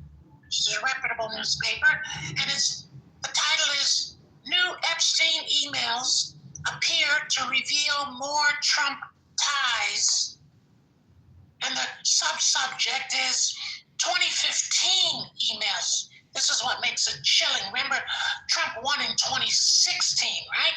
All right, check this shit out. They did a synopsis of the very because I can't do this voice very long. In one 2015 email between Epstein and author Michael Wolff, the pair discuss a potential question from Trump's upcoming CNN interview about Trump and Epstein's personal ties. And here's the quote from the email. This is Wolff. I think you should let him hang himself, Wolff wrote. If he says he hasn't been on the plane or to the House, then that gives you a valuable PR and political currency. You can hang him in a way that potentially generates a positive benefit for you. Or, if it really looks like he could win, you could save him generating a debt. Now, if that's not motherfucking blackmail, then I don't know what is. Go read the article, go read the shortened version, and then go read the actual emails for yourself. Good luck to you all. Trump what's wrong with me? Point, could you say one more time where you said we could locate this at, please? NPR, you know that publication, right? PBS, bro. PBS. Can you hear me? Yep. We heard you there. And the title of the article is New Epstein Emails, blah, by the time you type that, it's going to come up. New Epstein emails appear to reveal more Trump ties. Got it? Thank you. No problem. I don't work here, so I'm going to submit an invoice. Hey, Point. Patty is where the invoices go. Where's your, Patty pays all the invoices. Point, what does your real voice sound like? You said you was getting tired of that voice. That was hilarious. Hold on, let me do it for you. Hold on. You ready? Yeah, I'm ready, bro. Stupid ass. You stupid ass. You literally line yourself up for that, bro. Oh, man. No. You know what's crazy is that these emails are pre-existing, not something newly created, and they all align with what we already know. They're little Trumps, and the rest of them crash out saying that they're lies. When this is a digital evidence, this is digital data. It's a digital trail that is showing a pattern of pedophilia. It's hilarious to me. I love watching them crash. The hero likes underage girls, and if he could, he'd be banging his own daughter. And this dude's telling you to keep his name out of your mouth, which is crazy. Like, you're just speaking to the facts, right? And what are you so triggered by? You know, like, why are you so mad? Like, he is who he is. Like, no one's talking about you. We're talking about Trump. Why are you so mad about who Trump is in real life? Don't make any sense to me, bro. I don't get it. Every man mentality. It's called mentality 101. Tracking. You're right. That makes sense. For me, this is the cult aspect of it, right? Because if I finally found out that, let's say, Obama was a pedophile, I'd be mad as hell, but I would have to disassociate. I would not have I wouldn't look at him in the same light, you know. Right, that's just what it is, right? Not to put no dirt on Obama because we know he's not. I'm just saying that's where the cult-like following comes in. Like, despite him putting his penis in his girls, I'm going to blindly support that because I align with them. Yeah, and I'm not putting this on Michael I'm born in '84, and I don't know what Michael Jackson's done, but I know it was difficult for me growing up just with the accusation with cocaine and stuff like that, and the trials, you know, and so that was tough. Like, yeah. There I see, and I was with you on the Michael for a while, because I'm a big Michael fan. But you know what? I ended up learning, like, there was a lot of propaganda put up against that man to disparage him. Like, honestly, the feds did 3 different investigations, and you know how thorough the investigations are, and they found nothing after 3 investigations. So if anything, indirectly, they cleared him 3 fucking times. If there was something to find after 3 investigations, they would have found it. Okay, now, so that's a bad example, but like even with Bill Cosby, I grew up watching The Cosby Show. Man, one of my first albums was 12 Play, so the R. Kelly album. That was my first album. That was one of my first albums. Yeah, but you know what? Would you even, just because of allegations, we just don't say allegations, would you even let your daughter go somewhere with R. Kelly? Would you let your daughter go? Like, no. Hell no. Whether you haven't been seen in a court for anything. Hey, Patty, but to Lil Trump, if Lil Trump had the option of letting his daughter stay over at R. Kelly's house, he'd do it. That's a good point. He probably want to get a record deal. Now, P. Diddy, all Diddy was funny, you know, he's kind of funny, you know. And I wasn't surprised the stuff that they were saying about P. Diddy with the casting stuff. Yeah, I seen the videos of R. Kelly. That was enough. Facts. You talking about that one movie with the girl, the little 13, 14-year-old girl? The pissing and shit, yeah. Yeah, that was crazy. Why were you watching that, Patty? Because I'm nosy. How about that? Well, yeah, I watched it too, so that makes two of us. We both was nosy together. Nah, it came up. You know how kids be like, yo, he did this. They wanted to see if it was him, and then he tried to blame his brother. Remember, he tried to say it was his brother? I remember him saying something. I remember some of the words he was saying with the girl. I remember, I watched it in college. I remember like, damn, little girl's taking all that, what he got going. Like, this nigga, she was taking that shit. I mean, anyway, so. We going too far. What are we doing right now? What the hell are we doing right now, bro? I'm just saying, I remember watching the movie because you remember back in the day doing all that stuff, the BitTorrent stuff. We was, you know, the P2P sharing, and you was like the BitTorrent. You just kind of like rip stuff, and we had found it online and off of.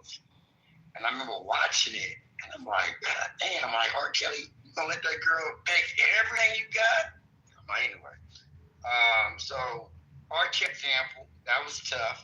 And then Bill Cosby was tough for me. Now, because I'm more like this, man. Like, okay, I can see. Yeah, Bill Cosby was tough for me. Exactly. See, I'm turning. I'm back right. Bill Cosby. Yes. And so, yeah, when Bill, like 30, 40 women, like, damn, Bill, like, what's up, man? What's going on with, you know, Jello pudding pops? You know, like, that was tough. So, anyway.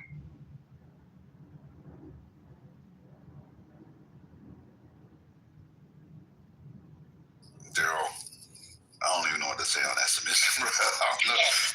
The way you started off, I'm not even going to, never mind. It got weird, bro. It got weird, bro. Did you not watch it? Bro, change the subject, bro. Yeah, please change the subject. Let's switch.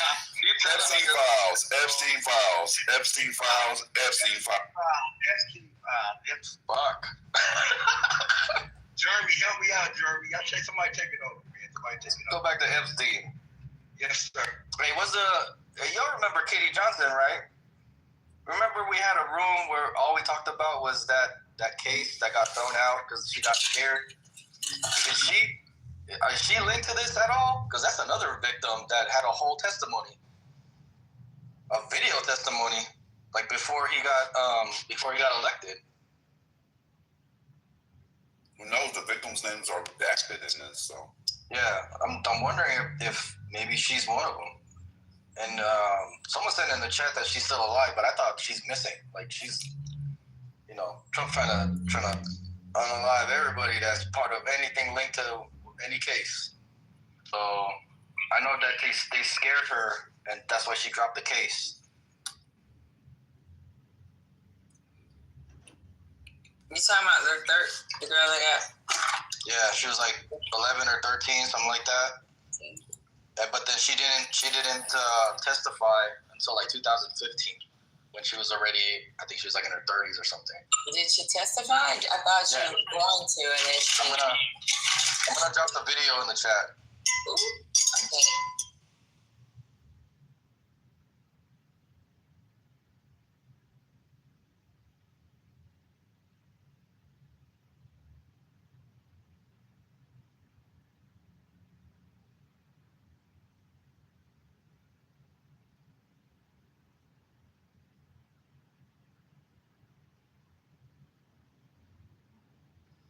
from 9 years ago. Hey, what's up, y'all? What's good? It's good, Sam. There might be a couple more weeks where I see some money fucking with these people. When you supposed to get paid, bro? Whenever. I thought it was gonna be soon. Apparently, this fucking $500,000 provision about phone records, that shit is gonna add it longer. Hey, they just snuck all that in there, right? Oh, yeah. And some other shit they snuck in there too. The nationwide abortion ban with the funding for healthcare. The TAs, Yeah. the hemp ban There's a nationwide. bunch of shit in there. Yeah, that's not a bunch of shit in there. But this is shit they just did overnight, right? They did some shit overnight. Man. How do they Yeah, sneak shit in though? That's stupid. Like, Yeah, they nobody reads that shit. I mean, And if there's shit in it's there, not like MAGA has any common sense. Like, we can't even use that kind of logic. They don't think straight. It's all corruption on purpose. yeah. But if you already know that you're suspecting them of sneaking things in, you don't trust them. Wouldn't you read the whole thing? I agree with you. How did this quote unquote got snuck in there? Yeah, I don't. Well, it almost went through, but a few people, their staff decided to read the whole thing.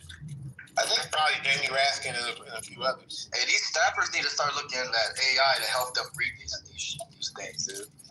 That's probably Read what that the young shit people quicker. did. Yeah, read that shit quicker. Isolate any additions that's outside of the norm, and then let AI pull that shit up and bring that shit to your representative. Be like, hey, this is what AI says. This shit is all fucked with. So, take a look at it. Well, that's what apparently that's what found out, because I didn't even earlier this morning. I'm just not finding out about that. I was like, yo, okay. Because attorneys are already using AI to help read contracts and everything, right? Read contracts, draft contracts. Yeah, I'm pretty sure they're using AI, because remember, each politicians are so old and so the people that's working for them are not. Those are young college, like these are young people doing this work. So that's probably what I would say. Jamie Raskin and a couple other his people. That's what they did. So what do we know so far? I've been out the loop all day. What do we know? So apparently there's 8 senators or some other folk. When they sent this shit to the House, and the House people was like, "Nah, we not signing it," because they put this $500,000 retroactively, I guess, to pay each senator each time their phone records were being subpoenaed. Probably because of the Epstein file. So.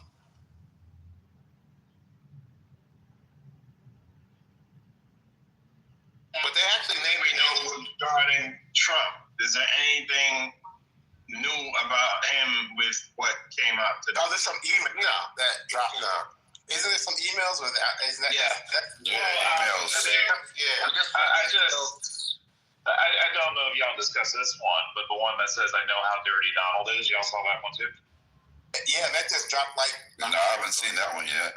Oh, okay, yeah. So Epstein wrote an email. He said, "You see, I know how dirty Donald is. My guess is that non-lawyer New York biz people have no idea." Is he talking about legally, or is he talking about? Because that sounds like he's referencing a legal matter. Oh, could be. I didn't even recognize you, CEO. You look too black in that photo.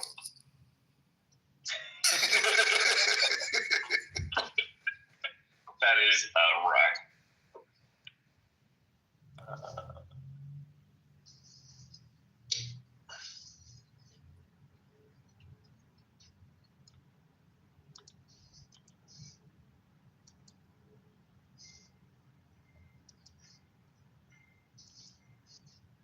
So I guess guess MAGA now has a PPP program inside of it.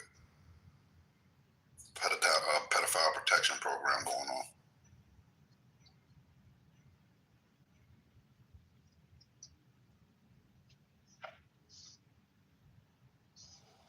You know why this a lot of stuff's not gonna be. These idiots, they need to actually see video. Like this, how creepy. That's how. And they're gonna be like, you know what? How do we know he wasn't intoxicated? How do we know that little girl didn't come onto him? Exactly. All this weird shit. What he said, that's fucked up. How did that little girl they come on to you? That is wild. that's the mindset, though, Mel. You know it. But I don't need that is, man. They're gonna trip over themselves, bro. You're not like that. So you want? And they're gonna trip over themselves trying to defend. Right? How we know? I can't wait. Hear Anthony in Lou's room. He talking about. Mickey was going. You know, Mickey was bringing it up, and then Anthony. You know, she said that they would continue to be friends even in his first term. And of course, Anthony goes, "No, it's not. Trump denounced all that." She like a pedophile's gonna tell you, "Oh yeah, I'm still friends with the other pedophile." Like, yeah, I know, right? Stand down and stand by. This we're in crazy land. Man, I still can't believe are we going through this. Sorry, man. Now go ahead, bro. No, you got it, fam. I didn't mean to cut you off. No, I just can't believe that we're going through this. And funny thing, because we made fun of Trump the way he kind of, talked about his daughter and shit, which was kind of fucking creepy. Yeah. Shit he talked about, like walking in on the young contestants, white kid and shit like that. And we were like, this motherfucker is weird. And no, the shit's coming out of their own doing, because it was not like it was Democrats pushing to release the Epstein files. They themselves thought they were deflecting by or if we talk about release the Epstein file, nobody's gonna, say that we're in it. And now the shit's come back to hunt them because they did this to themselves. This wasn't a Democratic-led effort. It was a Republican effort all along. Right. Until the shit backfired in their face big time. So people are going to be talking about this for a while, that this is a self-inflicted wound on them. Yeah, man, I think it's coming down to something real simple. We need to simplify it. It's coming down to either you're pro-felon and pro-pedophile, or you're not. It's really that simple. It really is, bro. It really is that simple. Almost defend your position. Why do you keep? What's your position? I don't know. You keep saying this bullshit in the chat.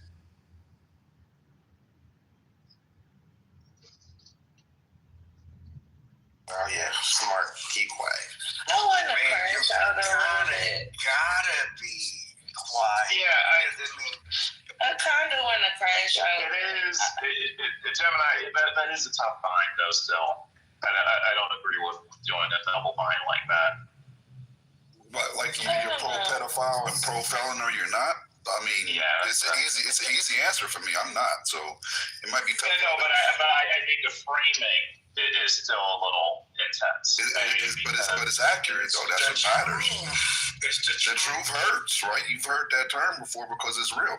So when you hear this is truth, we have the most notorious pedophile ever saying that he spent hours, the victims, at his home in writing. You know what? Let me. This is Virginia Gumphrey, right? Is that who we're talking about? No, Epstein.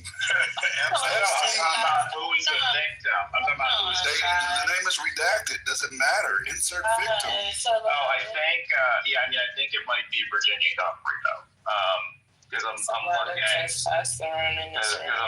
I'm looking at some of the testimony, and is this the one where it references that Jeffrey told me that Donald Trump is a good friend of his? No. There's a separate one where he's writing to Ghislaine, and he's saying that Trump spent hours with the victim at his house, and his name still hasn't been brought up to the police chief. Hey, I'm just gonna say this, and I'm gonna let Brooklyn go. Look, all this shit. Look, when people identify pedophiles in the street, you already identify based on facts, common fucking sense. You don't. Of course, you have to wait for a person to get locked up when they're proven guilty. But there's clear fucking evidence that you know, have already determined someone's a fucking pedophile. Look at all these fucking facts, all the pictures, all these fucking emails. The fact that Gasoline got sent to a minimum security prison with all these fucking privileges. But we still have to hear from people, yeah, but he still needs to be fucking convicted. He needs to be fucking convicted. Or, like I said, these nasty motherfuckers need to see the actual motherfucking videos. You know, if that shit was fucking recorded. That's how crazy this shit is. So I'm with Gemini. Like, with the facts, and you still support this motherfucker? I mean, look. Yeah, I mean, so I think the furthest the facts go right now is that he knew about it and didn't say anything because of an email where he says, of course he knew about the girls, and he asked Ghislaine to stop. So what does asking her to stop mean? Don't get me caught up. Yeah, don't bring them around me no more. I'm about to chill out. I have presidential aspirations, so we got to stop this pedophilia shit. Yeah, and this is a 2019 email. Yeah, this is a 2019 email. Exactly. That means he was president at that point. He had to start creating distance between him and his pedophile past. And Epstein disappeared on his watch. How you want to say this? Like, come on, you know, when the fuck do people put two and two together anymore? Man, come on, that's four every time.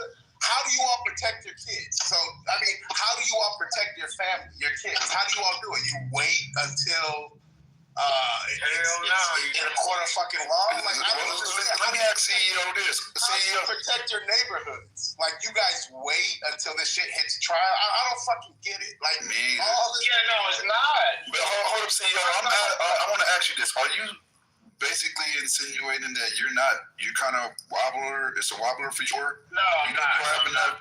Not at all. I look at it like this. Finley was in here earlier, and he said something not very good. He said, you have to treat Trump like he is a church congregation, right? And if you are going to tell the congregation that their pastor has done something dirty, you have to do that based purely off the fact pattern, because the second that you extend beyond the fact pattern, we're going to shut you down. CEO, so I think the strongest fact. Well, let me just finish this. I think the strongest fact you have, and it's a criminal, is that he knew what was happening and didn't say anything about it to the authorities. So I think that's the strongest fact we have right now. No. Stop there. Okay. If this pastor have previously made sexual comments about his daughter, if this pastor had got caught cheating on his wife with a porn star and then lied about it and got 34 felonies from that, if this pastor had been recorded saying, grab her by the pussy, if this pastor had multiple beauty contestants say that he would come backstage inappropriately, wearing various stages of naked, right? I think the congregation would be a lot more open when we say he's a pedophile. Look at his history. Some in the congregation, right? But like, look, I knew Eddie Long, right? How well? He had those allegations were deep in the mix, and he still had his church, and he still had people going on Sunday. He lost a lot of attendance, obviously, over time, but he still had that going for a very long time. Hey, CEO, let me add this to you, CEO. So I'm in Dallas, right? And to that point, Robert Morris is the pastor of Gateway. He just got locked up for 6 months for an inappropriate relationship with a 14-year-old girl when he was a missionary at the age of 21. And Gateway Church, obviously, is a mega church, and he had to step down. I love Dr. Tony Evans. He stepped down last year, stepped down for a sin. I mean, there's some other ones I'm not going to even really speak on because there's just still technically allegations. But those are just two examples where there was no video between this 14-year-old girl and Robert Morris. And I don't know if you know Robert Morris, but he's sort of... Oh, yeah, I know. Okay, so he lied about it. And then when they hired the consulting firm to kind of clean house to see if there was anyone that was a part of his pastoral board, or any of the board members that, or anybody in the so-called upper ranks that knew about it to purge them as well, so they can.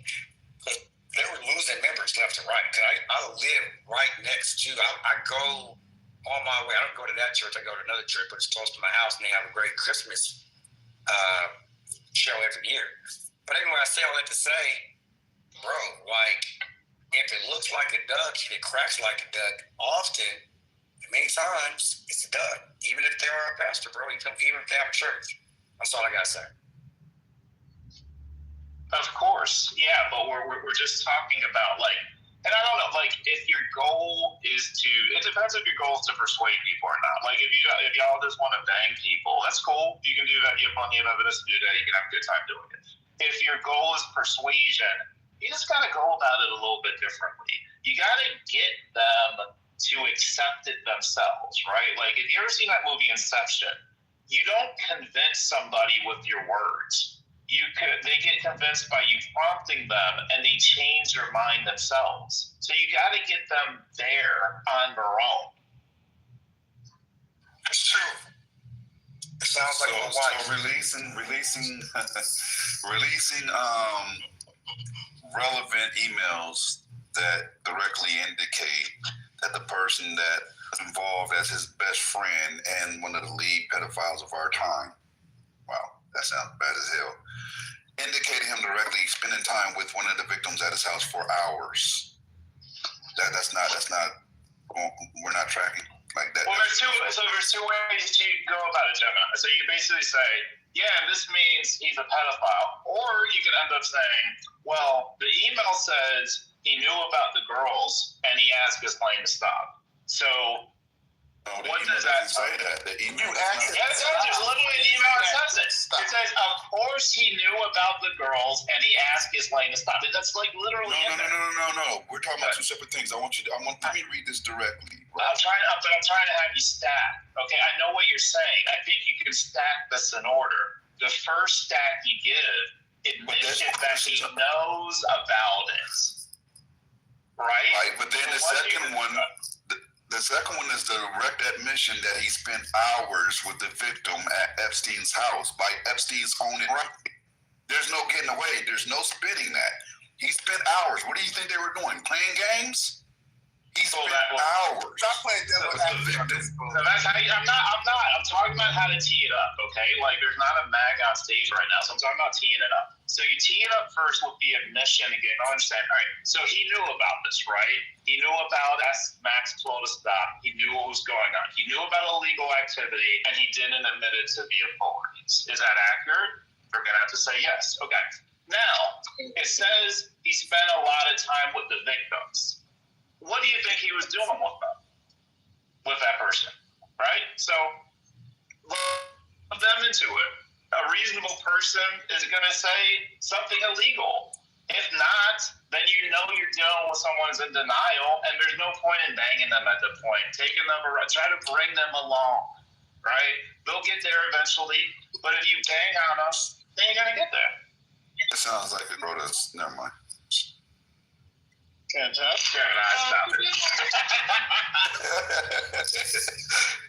All right, so walk me along this, because I didn't see the news. Oh, here we go.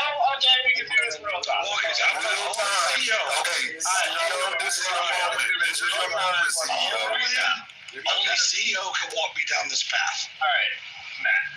There is an email, and it says, it's to Michelle Wolf. It says, Trump said he asked me to resign. From who to who? Okay.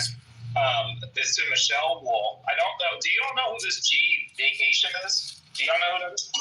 Well, no, you spend hours with a woman. We're not doing that. No, we're not. I have no idea what's happened except for some Epstein stuff. Let's see man have this back and forth. One mic on CEO, y'all. Come on. Okay. So there's an email to Michelle Wolf. And it said, I don't know who. When was it sent? G vacation. It was January 31st, 2019. Okay. It says. Sent to who? Michael Wolf. From who?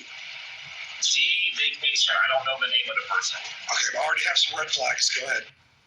Okay. It says, of course he knew about the girls, and he asked his lane to stop. Now, Matt, how would you interpret that email? I want to know from who to who's this person. Now, let the CEO. Now I go back and forth. That's the reason why the first questions I asked was from who and to who, and no one has been able to give me who this email is from. So I need to. There's some.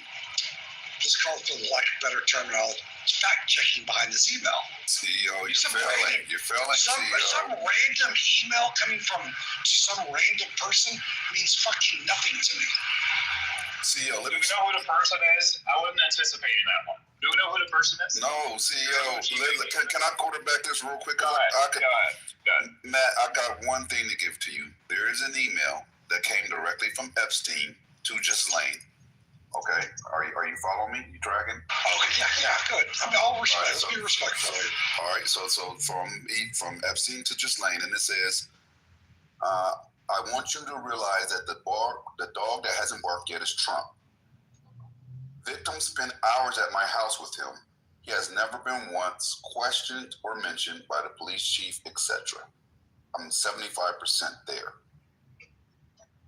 That's what it says. When was Epstein? Here's just line of questioning. That's it. Go ahead. When was Epstein arrested? I don't know the date of his arrest. Let me find out. Was this email sent? I guess I'm assuming this email was sent before she was arrested. It was sent prior. It was sent on April 2nd, 2011 at 7:09 p.m. Okay, that changes things. So this was sent from Epstein to Maxwell in February 2011. Yes, that's 7:09 p.m. Directly from, and it says importance high, and it's directly from Epstein to Ghislaine. And what did it say again? It says, I want you to realize that the dog that hasn't barked is Trump. Then it says victim, meaning the name is redacted, spent hours at my house with him. He has never been once questioned by the police chief, etc. I'm 75% there. It's Epstein. Sorry, it's Epstein. Epstein was okay to Michael Wolff. It's important to know that victim is the girl who allegedly killed herself. That was Epstein emailing Michael Wolff. That email I just sent you. Of course, he knew about the girl. He asked Ghislaine to stop. That was Epstein to Michael Wolff. Who's Michael? Let me just add, I'm processing here. From Epstein to who's Michael Wolff? You don't know who Michael Wolff is? I've asked a question. Please be respectful. Who's Michael Wolff? Michael Wolff was a reporter who broke the Nixon Watergate scandal. He's wrote hundreds of books right now about every president since then. Okay, great. I'm a dumbass. That doesn't matter.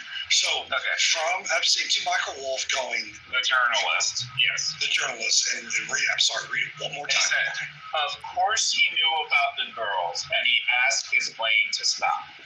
Okay. Now, how do you interpret this email? Interpret it. It sounds like to me, like, for the record, I've said this many times, I think Trump can be a big fucking clown. I don't agree with it. No. Just give your sorry. Let him let it out. I don't. So when was that? Was there? Epstein was January. Epstein sent this email January 31st, 2019. Oh, 2019. So he was being so Wolff had nothing to do with Watergate. That was Bob Woodward. Go ahead. So 2019, not 2011, because I've been to a lot of different dates and people. These are two different emails. Yes, okay, the one I'm referencing you is January 31st, 2019. And who sent that? You got me confused. We should let him finish his conclusion. I'll land the plane. 2011, the email was sent from who to who? Matt, just give me this. I want a direct answer. What is your takeaway from the email that I gave you that was sent in 2011 from Epstein to Ghislaine, and I've read it to you a couple times. I'll read it one more time if you want. Yes, please. Okay. This is the email directly from Epstein to Ghislaine. It says, I want you to realize that the dog that hasn't barked yet is Trump. The victim spent hours at my house with him. He has never been once questioned or mentioned by the police chief, etc. I'm 75% there. Okay, what does the 2019 email say? No. I just need to know your isolated takeaway from this particular email is what? I don't know what all that means. Who was he there with? Who was he there with? So we don't know which victim. The victim's name is redacted, but we know it's an underage girl, right? So what do you think he was doing with that underage girl? I got a direct question. Hold up. Give me 1 second, CEO. What do you think he was doing with that underage girl for hours at Epstein's house? Was he alone with Epstein's underage girl? Yes. Does it say in the email that they were alone? No, it says they were together at his house. Okay. For hours. So what do you think a reasonable inference is from that? Why would he put that? So he said, it doesn't look good. Number one, I know that. Damn sure. No, it doesn't look good. Now, on the other side of the coin is I have some questions about that email.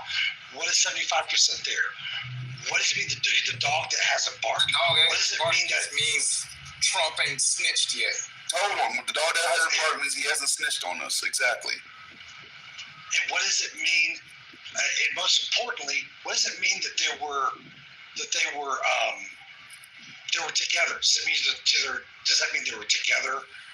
As in just hanging out? Oh my God. I'm going on fucking mute. Let me switch back. CEO, can we get back? CEO, get CEO in a couple minutes. Just give me Get CEO in a couple minutes. One mic on CEO. Come on, let that song. So Matt, give me CEO a couple minutes. This is denial. Y'all hear denial in real time. I just wanted to listen. One mic on CEO. Come on, y'all. All right, so Matt, going back to it. It's Justine's email to Michael Wolff, the journalist, and it says, Epstein knew about the girls as he asked Ghislaine to stop. What do you interpret that to? When was that email sent? January 31st, 2019. Stop it. Don't say anything. So 2019, as he was the sitting president, Trump sent an email to him that said what? No. Jeffrey Epstein sent an email to Michael Wolff. Oh, Epstein said Michael Wolff is a journalist. Epstein to the journalist said, of course he knew about the girls. He asked Ghislaine to stop. When did he get arrested? He got arrested in July 2019. Yeah, so he's under investigation. He probably was. Look, I mean, it doesn't look good. I'm saying it doesn't look good. What I'm saying is that 2019 email, I don't give two shits about, because at that point he was under investigation, and I don't give a shit. The 2011 email. What is your theory? What is your theory on the meaning of the email? What is it? 2019, dude, to throw the sitting president underneath the bus, hopefully the investigation will go away. Okay, so your theory. I just want to play that. So your theory. Hold on. So your theory is that Epstein was throwing President Trump under the bus. Get away with a crime? No, underneath the bus, as in,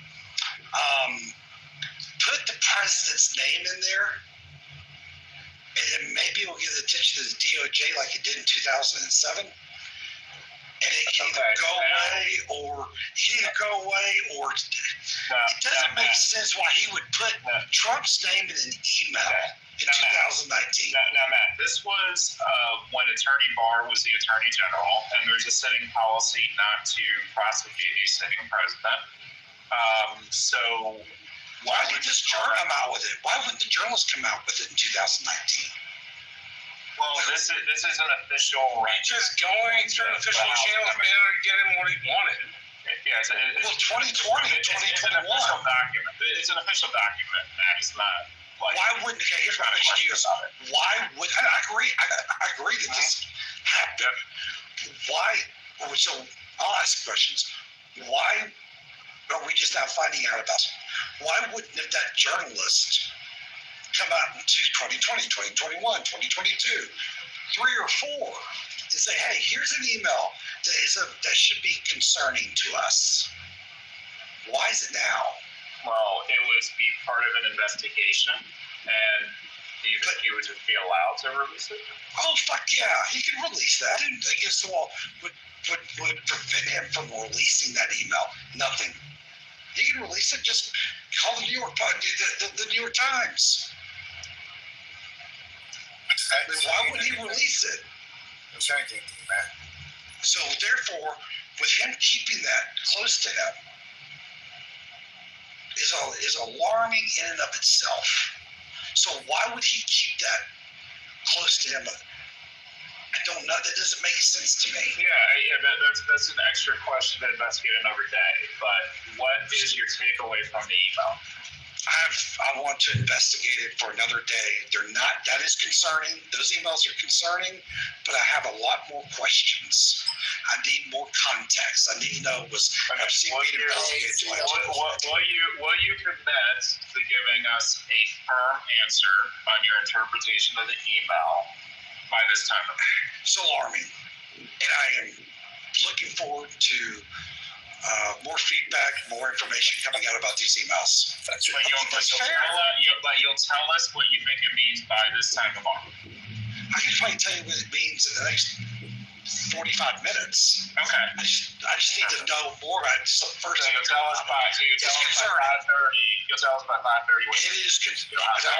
I'll repeat it. This is alarming, and I have a lot more questions. One of them, why would this journalist hold this email close to him for 5 years? And I think that's a fair question. I think that's a fair fucking question. CEO, is that a fair question to ask? Why would he? It's both fair and not relevant of a meaning. So sure, it's a fair question, but it's not relevant to the maybe he's at all. Yeah, what more? Find out more information. It's concerning, very alarming, and I want to have some more questions that I probably can get answered by chasing a rabbit down the internet for 30 minutes. And it may not be what I want to read. You're more concerned that the reporter didn't release it rather than if Trump actually did this act of. We don't.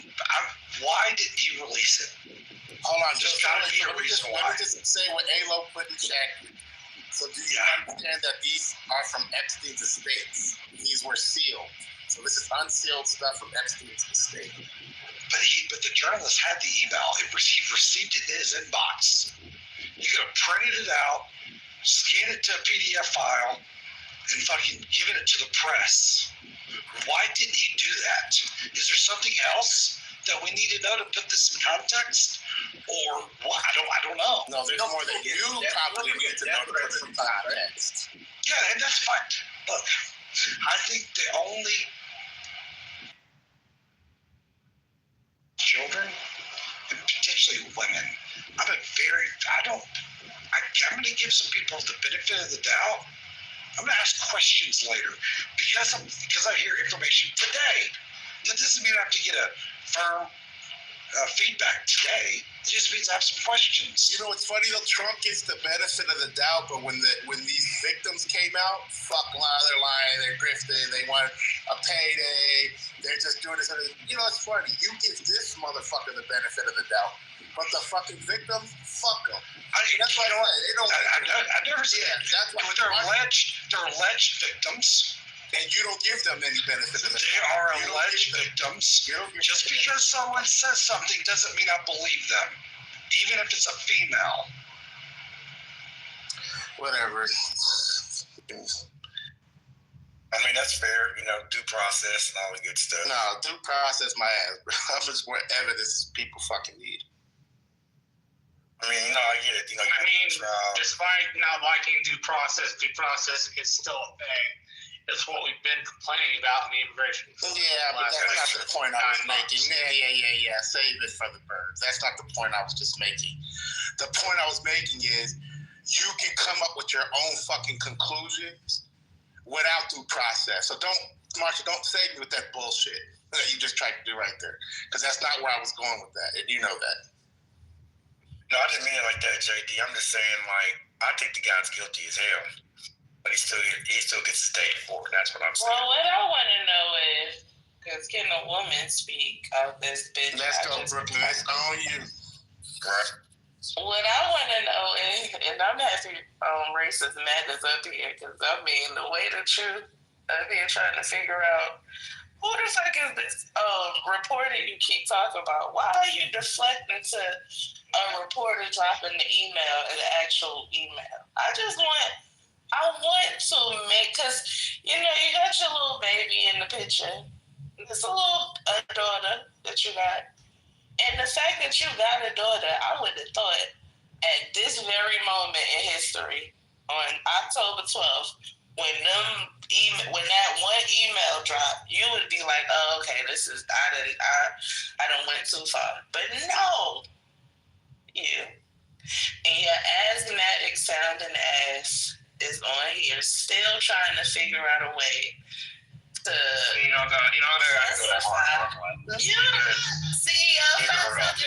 because he's just gonna leave. He's gonna leave. The fuck if he leaving now? So if you want an echo chamber, I'll leave. If you don't want an echo chamber, Did I ask you to leave? If you a punk ass bitch that don't want to get talked to, then leave. Otherwise, if you a man, stick around. This is what we wanted to talk to you about. Why is you up here trying to justify this email that you got? You deflecting. I don't like this deflecting thing that you people do. And I need y'all to stop doing it. Talk about what you're seeing. I'm asking. So what I'm seeing is an email. Mm-hmm. Let's see. I'm reading it right now. Hold on. I want to realize that dog that hasn't barked is Trump. Okay. Mm-hmm. Victim spent hours at my house with him. Mm-hmm. He has never once been mentioned. Mm-hmm. I'm 70 police chief. I'm 75% there. So I'm not going to take Jeffrey. First of all, what I'm not going to do is take Jackie after. What I'm not going to do, without context, I'm not going to take a Jeffrey Epstein fucking email sent. That was in 2011. This isn't good. This just is not. This isn't. I'll say this: you better have some fucking. I'm willing to hear them out. Isn't good for who? But this isn't good for Trump. Not this. I'm willing, but I want to hear. I'm not going to take one email and draw conclusions. I want to hear him out. Like, what the fuck is going on? Okay, what does this mean? So hold on, racist man. Yeah, don't call me racist, man. I'm leaving. Oh, well, that wasn't. Anyway, what's up with that? What is up with that? That's what it's not. It's bad. But go ahead. So you mean you died? No, God damn it! I don't need you. Daryl's real there. You want to mute up while she's talking? Everybody know me. Don't nobody tell me how to fuck the talk. Daryl, I'm gonna have to drop you, bro. Daryl, I'm gonna have to drop you, bro. So that paired with all of the things that you know about him previously, the grabbing the pussy, the going into the dressing room, the beauty queens, all of the derogatory things. Cheating on his wife with a porn star. Cheating on the wife with the porn star. The thing that he said about his own daughter. When you pair that with this email, that's not enough for you. That's what you're saying. You need more. Yeah, I need to know what context this is. I want to know where Jeffrey Epstein. Where was he? The Jeffrey Epstein case ended in. Hold on. Let's see here. It's just 2000. This 2011 emails concerning. Yes, it's fucking concerning to me. 2019, he's sitting president. Epstein's being investigated. Who knows if he's doing that to try to throw Trump underneath the bus? Who knows? But the 2011 email, where I'm getting somewhere with it, I don't know where yet. That's fair. I don't know why that's such an unreasonable statement. Yes, it's a concerning email, and I'm looking forward to figuring out what all this shit means, in what context, and what if there's any what was happening at that time, all of that stuff. That's it. And when was this? Is there, when was this? When did this take place? Is there other people that can verify that he was alone with her? I mean, alone with the victim. Those are fair statements to ask. Just because something happens, I'm not going to immediately jump to conclusion. My conclusion as of today, learning about this, is it's very alarming. No, and it's so crazy. It's so crazy of you to say something like that, because I've seen you jump to conclusions about Jasmine Crockett. You know what I'm saying? I just see you jump. I have not jumped to conclusions. No. That's what I'm agreeing with you. That's a good point. I didn't see you jump to conclusions about Hillary Clinton. I didn't see you jump to conclusions. Matter of fact, you was one of the ones that was like, I bet you Clinton in the files. The dibs don't give a if Clinton in the files, hang him too, right? You only had to tell me once. I only needed to see Clinton being emailed one time, and that was it for me. And it. But you need more evidence. You don't think back in your mind somewhere that you're holding on to the great white hope, that you are just, regardless of what, you want this man to be your leader. And you don't care what the fuck he did, because you know that he's doing everything in your best interest. Is that what it is? Because what he's doing outside of the food stamp thing, because I'm not for real with the food stamps. Outside of that, he's everything in your best interest. Is that what's going on? No. So you don't want to admit he's a bad person? No, he's not doing anything about best interest. No, not at all. Oh, he's not. So Matt, but to Brooklyn's point, though, right? She's made a good point that you have jumped to assumptions before. And if this was Bill Clinton instead of Donald Trump, would you be offering the same grace? I would be. I'm not offering grace. No, there's no grace being offered. From one or two sentences. You are reserving. I'm going to say it different. I'm reserving. Would you reserve judgment for Bill Clinton the same way? Yes, I reserve judgment for Bill Clinton, even though, first of all, look who Bill Clinton was married to. I mean, have you seen Bill Clinton, who she's married to? I would fucking blame him. But anyways, you wouldn't blame him. I don't judge. I don't do judgment. I mean, she's just a mean person. Pardon Clinton for being a pedophile because of who he's married to? No, is that what you I don't. to me? I don't. I think that's what the whole room is. I don't. God, can we solve? Matt, why don't you clean up that statement? I always was saying or clean up the statement. One of the two. You got to do one of the two. Okay, I was trying to have a little sense of humor because Hillary Clinton is not a nice person. It's not right for them to cheat on their wife. Period. Full stop. With that said, it's alarming that Jeffrey Epstein had a painting of Bill Clinton in a dress with red high heel. So do you think Bill Clinton is guilty? CEO, we gotta stop at some point. All right, well, that's my last question. I understand. No, not that. I just want to say this. Married to was like Matt is clearly compromised. Matt is clearly pro-pedophile and trying to step away. Okay, you know what, dude? And that minimum, that minimum pedophile adjacent. Anybody that stands in support of a pedophile when they have blatant, obvious information right in front of them, in writing from the main pedophile organizing the pedophilia ring in front of them, is compromised. So let's just say what it is. Matt is pro-pedophile, and that's what it is. Let's not try to convince him anymore.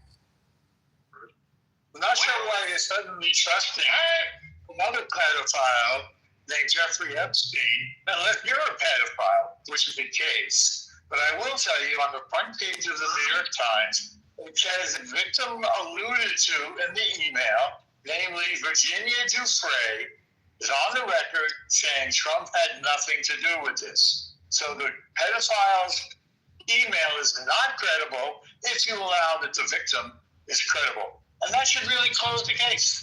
It doesn't close the case at all. Actually, what we're doing, instead of trusting a pedophile, is we're following the information, and it leads us to wherever it leads us, right? This information predates... I didn't cut you off on normal. I did not cut you off on normal. Do me the same, right? What we did see is we went back prior to him being investigated, prior to him being on trial, to 2011, where he started talking about how Trump was spending time with victims at his home. There's nothing to trust there. He thought that email was going to stay in confidence. He wasn't writing that for public consumption. That was internal dialogue. Let me finish. That was internal dialogue between him and his co-pimp, right? Let me finish, right?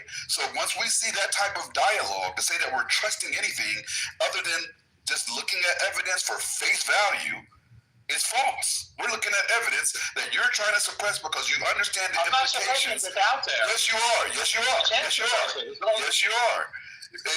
it's out there, so we'll deal with it. We know for sure that Epstein, we do know that Epstein for sure said he was spending hours with victims at his home and that he hadn't snitched on them yet. Right, and then the so-called victim says it's out untrue. So you want to trust a convicted dead criminal, or do you want to trust a victim? Where does it say that Virginia Dufresne is the one in that house with Trump? It doesn't. It does say it. It's in the emails that were unredacted. The Republicans. It's literally redacted. The Republicans released an unredacted version of the same thing. This is like the front page of the Times. Why don't you educate yourself and read all the information that's out there? And Virginia Dufresne is only one victim. How many victims were there? The Republicans released the unredacted email named Virginia Dufresne. Virginia Dufresne testified that Trump had nothing to do with it. Now, what do you want to believe? That wasn't her testimony. No, that wasn't her testimony. Let me just read it. I'm going to read it, okay? How's that for you? All right. So she said, Jeffrey told me that Donald Trump is a good friend of his. But you never observed them together? No, not that I actually remember. When did Donald Trump flirt with you? He didn't. That's what's inaccurate. Did you ever see Donald Trump at Jeffrey's house? Not that I can remember. On his island? Not that I can remember. In New Mexico? Not that I can remember. So all she's saying is she did not observe him at these places. She did not exonerate him. It's just one person sharing her experience. She's one victim sharing her experience, but your statement was she exonerated him. Isn't that what you said? No, I never used that word. Listen again. What did you say? What was the word? Listen very carefully. According to the unredacted emails, which have been released, the victim referenced in the Epstein email that we're talking about. You gotta say victim. Listen, she's not the only one. The victim. She's not the only one. Listen, you're not listening. The victim referenced in the release email that we're talking about now is Virginia Dufresne in the unredacted email. Virginia Dufresne testified that Trump was not involved. So that's on the front page of the She said. She didn't say Trump is not involved. Yes, she didn't see him. She said she didn't see him. That's not what he just read. I read it. Once again. Well, once again. Take a breath. I'm breathing. The alleged victim is the one who, again, the alleged victim is the one who's saying that she wasn't, that Trump was not involved. Did she say the words, Trump was not involved? Was she the only victim? Did she say that? No. Hang on, I want to give you the exact quote. I'm going to the New York Times now. In 2016, Ms. Dufresne was asked in a civil case if Mr. Trump had witnessed the sexual abuse of minors and Mr. Epstein. I don't think Donald Trump participated in anything. There's your answer. Where's the unredacted email? The Republicans have released it. All the stuff is, by the way, available on the. All the stuff is available. Read the New York Times articles. It gives you the full. What I'm telling you is what the. All right. So I'm not yelling. This is how I talk. This is how I would react in the morning. This is how I talk. You should be every single day. I'm not. I'm just giving you the facts. Why aren't you focusing on the facts? You calm down. Chill out one time. You chill out. So on Wednesday, I'm reading it. Good. It's like your personal homeboy. No, it's not like my personal homeboy. The facts are my personal homeboy. Oh my God, bro. Come on, Norm. Yeah, oh my God. Mute up, Shut Norm. up. Mute up, bro. On Wednesday, Republicans on the House Oversight Committee said on X, the victim the email exchange referred to was Virginia Roberts, Giffrey. It's got you in the word. Who was 16 when she was recruited, blah, blah, blah. Okay, where's the unredacted email? You said I could see the unredacted email. I didn't say you could see it. I said the Republicans. Excuse me. I said the Republicans released it, and you have just. You're lying. You just lied. You just lied, Norm. Oh my God. Okay, well, evidence right what we're going to do is move him down, because what Norm said initially was that we all could see it, and now he's saying that only certain privileged people were able to see it. And apparently, he was one of those people. But let's say that's true, right? Let's say that this frightened young girl, after seeing the person that trafficked her was unalive in his jail cell, decides, I don't want to implicate any more powerful people, so I'm not going to say anything. But Epstein himself is writing this way prior to this. Like, she said that in 2018 or whatever, or whenever that was, where actually Epstein said what he said in 2011 about him spending time with her. So which one would be more accurate? Right? The trafficker that doesn't have any strings attached at that moment because he's not under investigation, he's just living his life, or the girl that just watched the trafficker get murdered and now she has to implicate a president? Why the fuck would you do that? You don't think witnesses get intimidated by far less? Come on, yo. I mean, some year on this is, what year now? The first email I read was from 2011. April 2nd, 2011. Trump ran in 2012? 2012. Yeah, I think he ran in 2016, right? Yeah. So it's like trying to get him to be president. We're trying to be president. Let's try that. Breaking, you all know that Gurjalva signs in. He has now signed the petition. The petition is now over the top officially. Done. For the Epstein files, right? Yeah, it's at 218 officially. The 50th signature. People all day. Matt said earlier, he'd been calling people all day to get them to take the four, to get their names off, the two of the four. I heard that too. Off the petition, but they did not. It is now official. It's locked in. It can't be reversed at this point. It's locked. So it'll go to the Senate. Do you think, let me ask you this, So that's important, though, that May said Goldberg didn't back down. They got their signature on. They did. Hey, Go, let me ask you this. Do you think that we will receive a full unredacted version of all the Epstein files, or is going to be the version they want us to have? Not in our lifetime will we see a full one. Some people will, like our grandkids, but we won't. That's a fact. They got videos, tapes, audio recordings. I know this involves intelligence agencies and all types of stuff, and anybody will see that shit. That's a fact.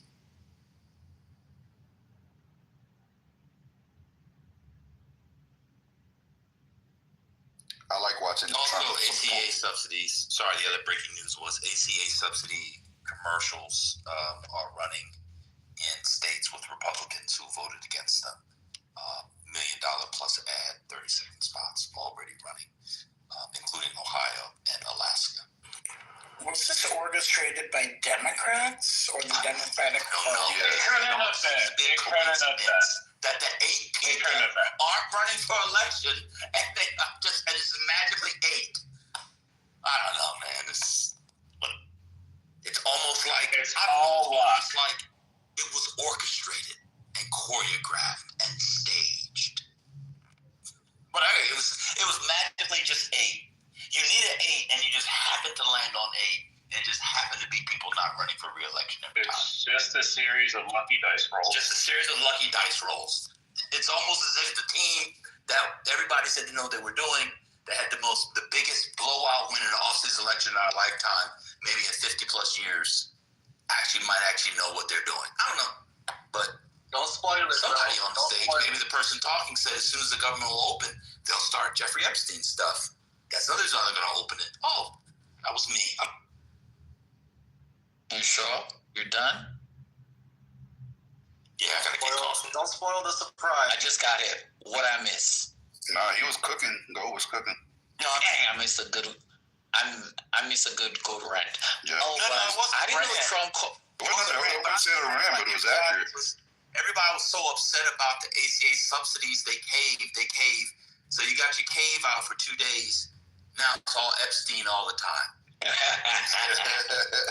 like that. All Epstein all the time. That's what it needs to be right now.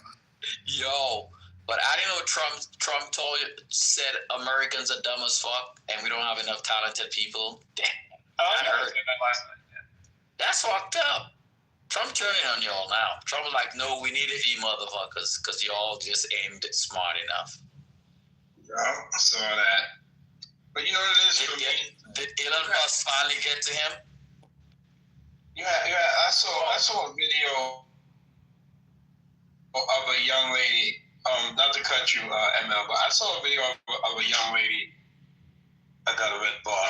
Okay, and she was trying on her dress to go to a dance. It's like a 13 or 14-year-old with her dog.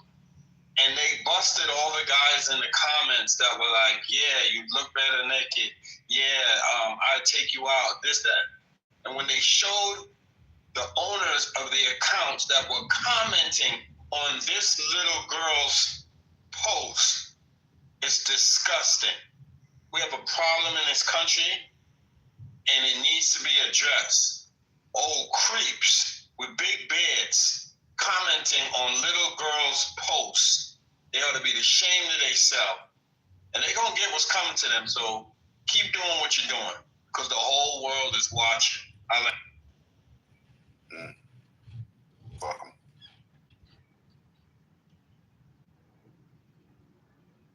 So you think Trump is going to reduce the 100,000 he slapped on H-1B visas? To get more intelligent, air quote, people in? Yep. Probably. And MAGA still doesn't get it. He's fighting for the small man. Go ahead, Trump. Continue to fight. Nobody believes that. No, there's no way they believe that. They believe that. This shit. He's going out his way to take snap food out of their mouth. Like he's snatching plates off the table. Yeah, Mel, he's literally snatching plates off the table. Like, doesn't care. I don't need this. He's getting all the Mexicans out and all those rapists out. So, MAGAs are cool. That's all it's there. That's it. That's what I voted for. That's what I voted for.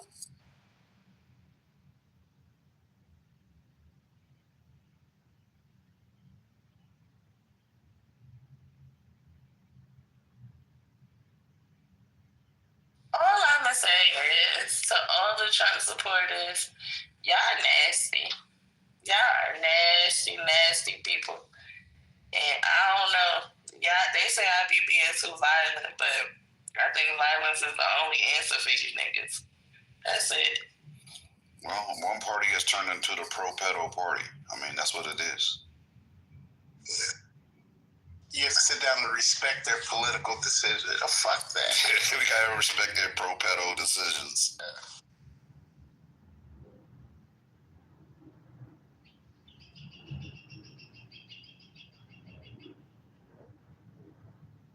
Don't Trump troll me, because I'm a pedo troll you back, buddy. That's all I'm going to tell you right now. If you come out here talking any crazy shit about Trump, I'm going to tell you. What? Your mother? The black witch. Your mother what? What's your mother did? Oh, okay. I wasn't sure. Why would he talk about his mother like that? What was that? That's terrible. Looking at my Some guy from India, like, have you ever met a South Indian? They're blacker than us. Fuck. That's wild. Nipsey was in. Y'all some colorist motherfuckers, boy, from India. But the way that they prepare their food, they better leave me the fuck alone. Because one thing about it, leave some large my hands. Street food, is that where you going with this, bro? That shit. You be seeing the post. Don't do that. Don't do it. Don't do it. Don't do it. Don't do it. Don't do that.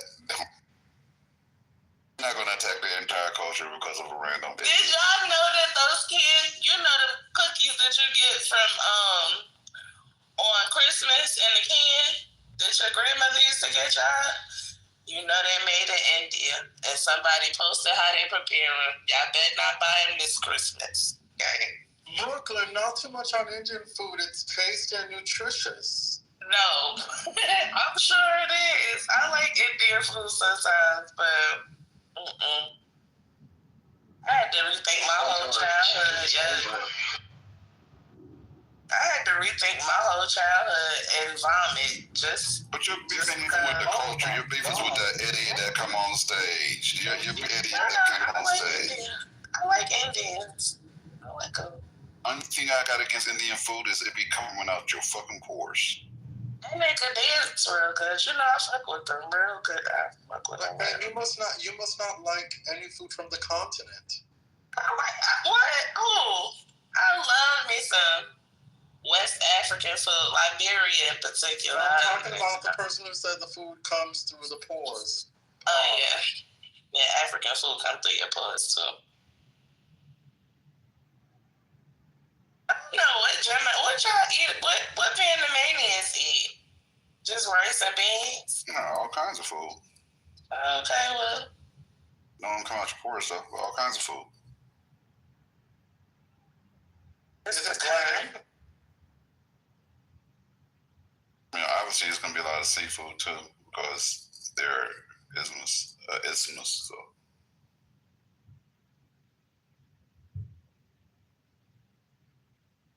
Yes, I heard you make collard greens like a Black American, and I need a bowl. Call it kalaloo, same thing. Y'all call it. Some people call it spinach in the West Indies. They call it kalaloo. Y'all call it collard greens. It's not the same. It's not the same. It ain't the same at all. Definitely not like collard greens and spinach. No, it's still fried. Either of those two. At all. There are 3 different greens. It's like saying collard greens and kales the same thing. Definitely. Nah, that's different. They complement each other. You can cook them They together. do. I like collard greens mixed with kale. I've never had them mixed. I like any green mixed with mustard because them shits be too tough. They be too bitter. Wait, so what's the topic? Food is the topic now? No, we are shaming all of the MAGAs who are still MAGAs as of today because the email came out. Now, is it true that you guys are allowing Black MAGAs to experience racism just because they're MAGAs. I heard that happened sometime last night. Is that true? Where was I at? When that happened? Yeah, but did you? Okay, so who let it happen? Probably CEO. I don't know. Absolutely not. This was in Lisa's room last night. Is what is being referenced to? Oh, it was in Lisa's room. So people were saying because a black person is MAGA, that the black person deserves. People were saying that in the chat, not on the stage. That was a chat conversation. Only in the chat? Yeah, only in the chat. Okay. And how were the people in the chat who engaged in such behavior? Man, who are you to question? Move on. Yeah, we're not having this discussion. Yeah, Jada, I don't know who you are. Yeah, I don't care who you are either. That's a question I want. Yeah, I've never heard you offer anything. Okay, there you go. Yeah, and I'm not doing that. You're not gonna do that with JD. Yuck. Hurricane. You play that game with somebody else. You're not gonna do that. Fall back, Patty. I'm not disrespecting. I said we're not on that conversation. When a man is disrespecting me, I don't give a fuck. Get the fuck out of here. Shut up. You came in here disrespecting him. You came in here disrespecting him. This is my house. Patty, let your JD drag Yuck. What are you doing?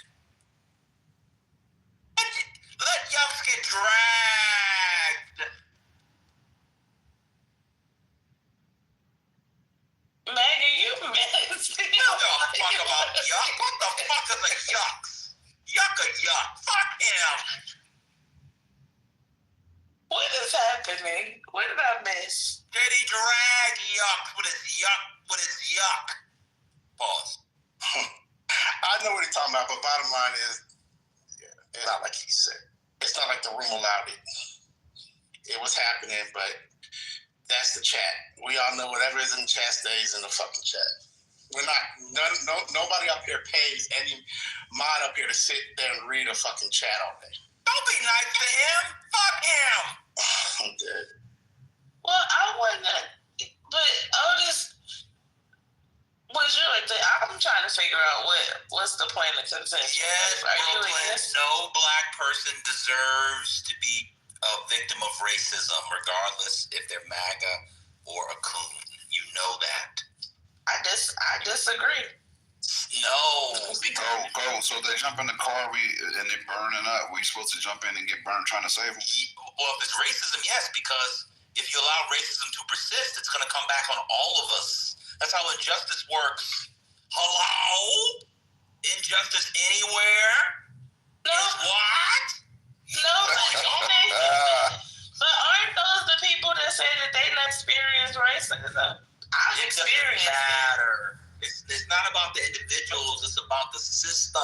We must defeat racism in all its forms. And then we deal with the coons in-house. Hey, go argue with you to a certain point, right? Like, we have to defeat the system because it's systemic, isn't right? And that way it impacts you, MAGA or not, right? But where I don't agree is we can't go out of our way to save a coon. Like, at some point, they're going to have to either save themselves or the Darwin theory applies, right?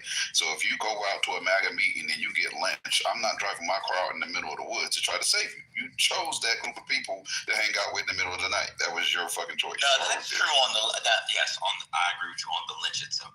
I'm just saying, as a general matter, injustice anywhere is a threat to justice everywhere, and we will deal with them in-house. You can't let other people, because it's gonna come back on us. Well, not me. I'm not black anymore. It's gonna come back on y'all. Not anymore. You divested. It's too much. It's too much stress. It is stressful. It's a lot of stress. I get.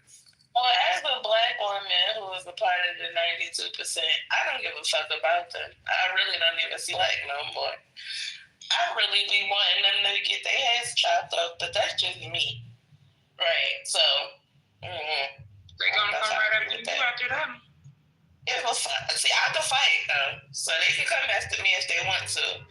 But it's not going to change anything. They're going to always be racist towards me. It's these people that say that they've never experienced it. They don't see color. I want them to see color. I want them to see color.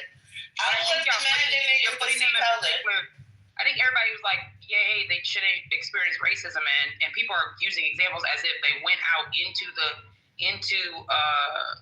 the woods and they're experiencing racism, and I'm not going to go out there and save them. And it's like, that's not, like, just in general, you shouldn't want somebody to be experiencing racism. Like, I think I felt like everyone should be agreeing on that. Like, that's fucked up. Solana, you didn't catch the analogy. What I was saying is by driving out into the woods in the middle of the night to save you from your MAGA friends that are lynching you at the MAGA party, then I would be placing myself in jeopardy, which makes zero fucking sense. I heard you. I didn't say everybody having a situation. You're making up a situation in general. That's what I heard MAGA say in general, and everybody's making up situations. Right, I'm showing him when it wouldn't apply exactly. We attack the system because it's systemic, but not going out my way for a MAGA. But if I see a MAGA black person getting like fucked with by somebody, like I'm like we're in an event or something like that, and they get started getting fucked with. If they have a face on like what the fuck, then I might be like, whoa, what the fuck? But if it's like they're sitting there just taking it, yeah, they can go ahead and accept that if they want to. But if it wasn't what they were expecting to get from their MAGA peers in that space, yeah, I'm not gonna just sit there and watch that shit happen. The same thing I wouldn't do if I was in a Dem space and someone did some bullshit. I might not even agree with some of the Dems and stuff because there's different people don't know, but there's different factors of Democrats. And so if they're not in my factor, my fraction or whatever, I'm still gonna defend them if they get fucked with by somebody. The fuck? You better than me, because I ain't doing it. I'm just gonna sit there and watch.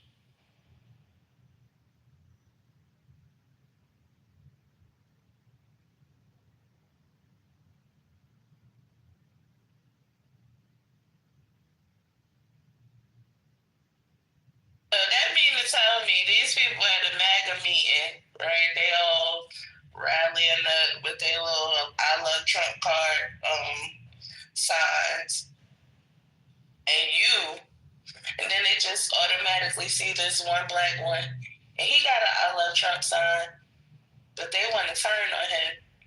You gonna jump in, Solana? You jumping in for them? Wait, say it one more time. I'm sorry. You at a Trump rally, or you just outside? You across the street just watching it from afar, and you see this one black guy amongst a group of white men, and they all "I love Trump" with the "I love Trump" signs. I have to get on my knees for daddy and all of that. Then all of a sudden, they see this one guy. As one black guy, and they're like, "Oh, he's not supposed to be here with us. Let's beat his ass." And they just start wailing on him. You jumping in? No, because I'm one person versus a group. That's just illogical. What if it's you and a bunch of yous? Like it's you and 5 other yous. Are the yous gonna jump in too?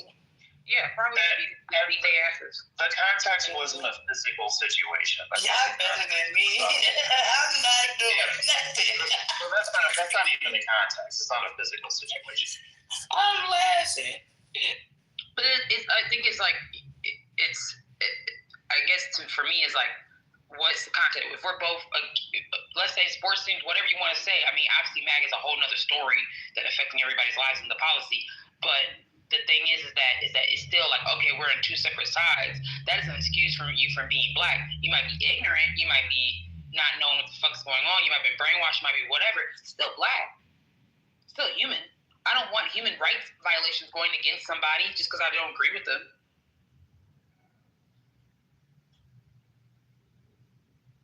You guys are very, very, you have big hearts. And I understand the premise, right? Like, you don't want to see one of yours. But if this is the same person that was willing to go against what the best interest was for us as a culture, as a person, as a black man, right? And they're completely undermining and allowing the oppressor to oppress even more effectively by leveraging them. Good fucking riddance. Yeah, I think the people, if someone says that everything you just said coming out of their mouth and they completely understand what you just said, then yeah, I think that's a different story. But I think people think that they actually know all that. So let me tell you something. I'm not gonna lie. I understood your last point. Let me tell you a reason why, because I already know the mindset of these MAGA niggas, right? So it's this black man, I guess, a male, by the name of Sig on this app. I know y'all know Sig. Y'all have heard of him before. He happens to be black and MAGA, right? And I was in the room with him and Brad and some other MAGA crackers, and he was calling black women a ratchet thing, but real derogatory. I was every baby mama, and I ain't got a kid insight. I don't even know what a kid looked like at this point, but I had 12 on that stage and 20 baby daddies, and every stereotype he called me in front of these crackers. And from that point on, I said, "Oh, they ain't one of us. I'm not dealing with them. I will let them get dragged to hell. You hear me in back, and I'ma watch and not give a fuck, because that's what they deserve." So if I watch a man like Sig getting cursed out by some white people and getting called all of the N-words and all of the things, of course I'm gonna be mad that they using the N-word, of course, right? But I'm not getting involved, because that's not my fight, because he's not one of me. The only time I would get involved is if it was Anthony with his white friend. I'm definitely not getting involved with him. I would help Anthony because I want to see his ass beat. I want him to get his ass. I will wait a little bit though, just so they can. I want him to feel the racism just for a little bit, so I let him call him nigger and stomp on him a few times, but then I help out. I eventually help out. I'm watching. Did you hear Anthony call racist dude last week? Gemini, were you in the room for that? You was in the room for that, wasn't you, Gemini? Damn, Clubhouse tripping. My mic was stuck. Can you repeat that, please? Weren't you in the room last week when the racist guy was in the room and Anthony was handling him? Yeah, I was. Yeah, I was. Actually, Anthony and Omari, if we were being accurate.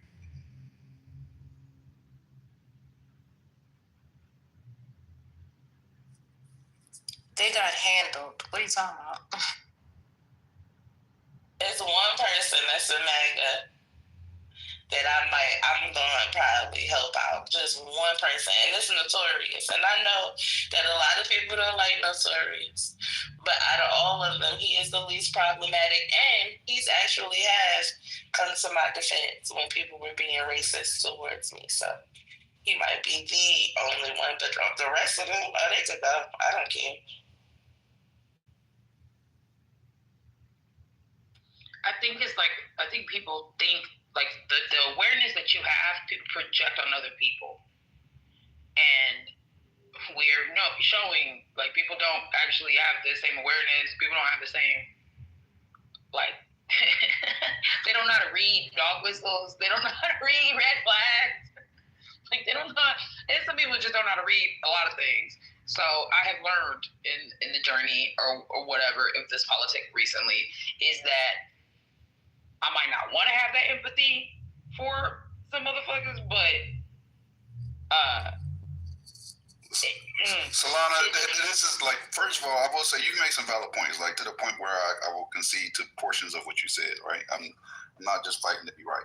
But I think, and when I say I think I speak for others in the room, we have a particular type of coon. Like we have a well-developed coon in this room, right? Where they actually are, they're intelligent enough to understand a lot of the different factors that you said people don't understand, but they deny it based on their political allegiance, not based on the facts. They know that they're full of shit in that moment. They will concede like that. They're damn near trolling when they say it, right? So they know it.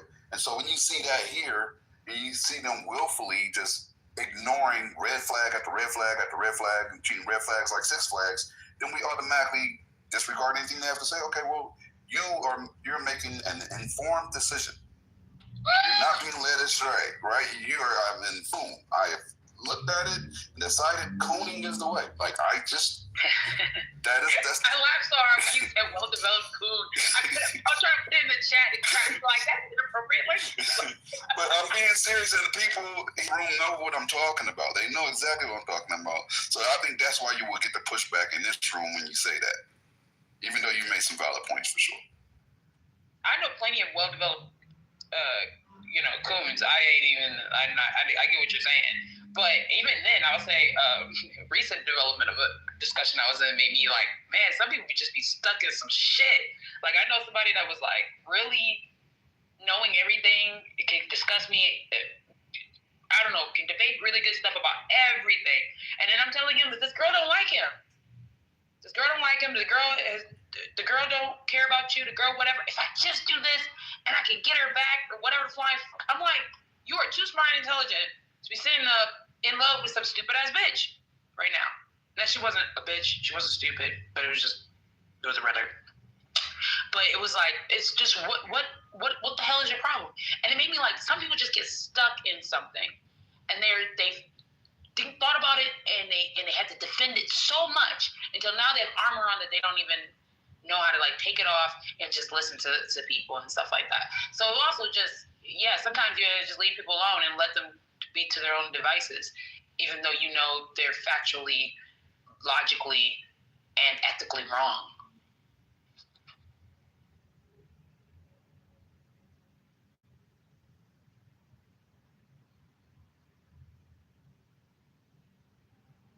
Just summed up all the MAGAs. Hey, I'm telling you, anybody that matches that ethically, what I just said, anybody, put it on anybody, and whoever whatever, you can't figure out that the fucking human rights violations that are happening, the constitutional rights that are happening, or constitutional violations that are happening, everything that's happening that's just fucking wrong. Like, how can you not see that? You could, the fuck? I can't help you at that point.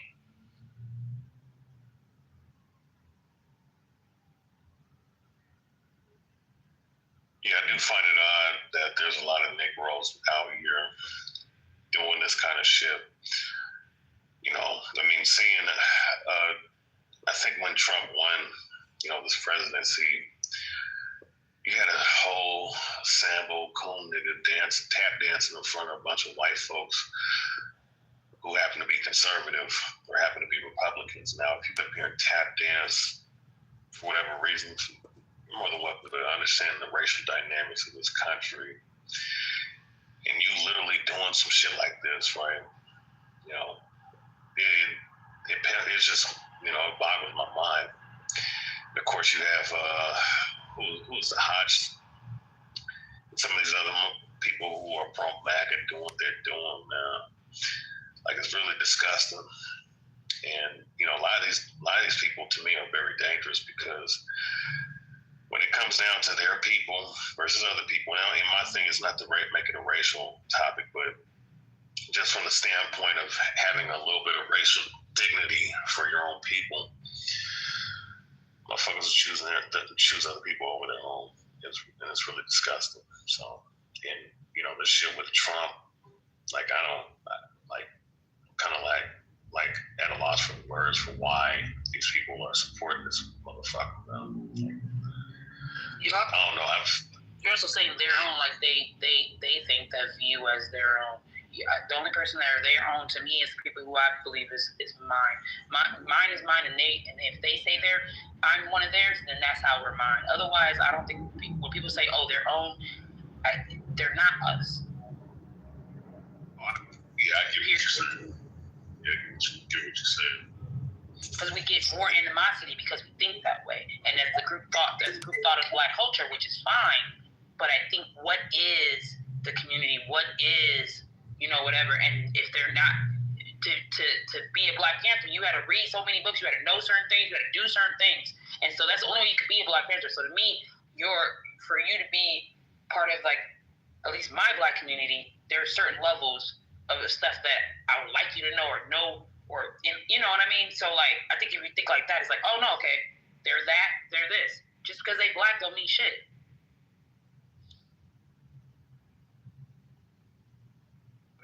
No, I mean, you know, not all skin let them get their ass whooped though. But I am gonna look at them like, should I let them get their ass whooped?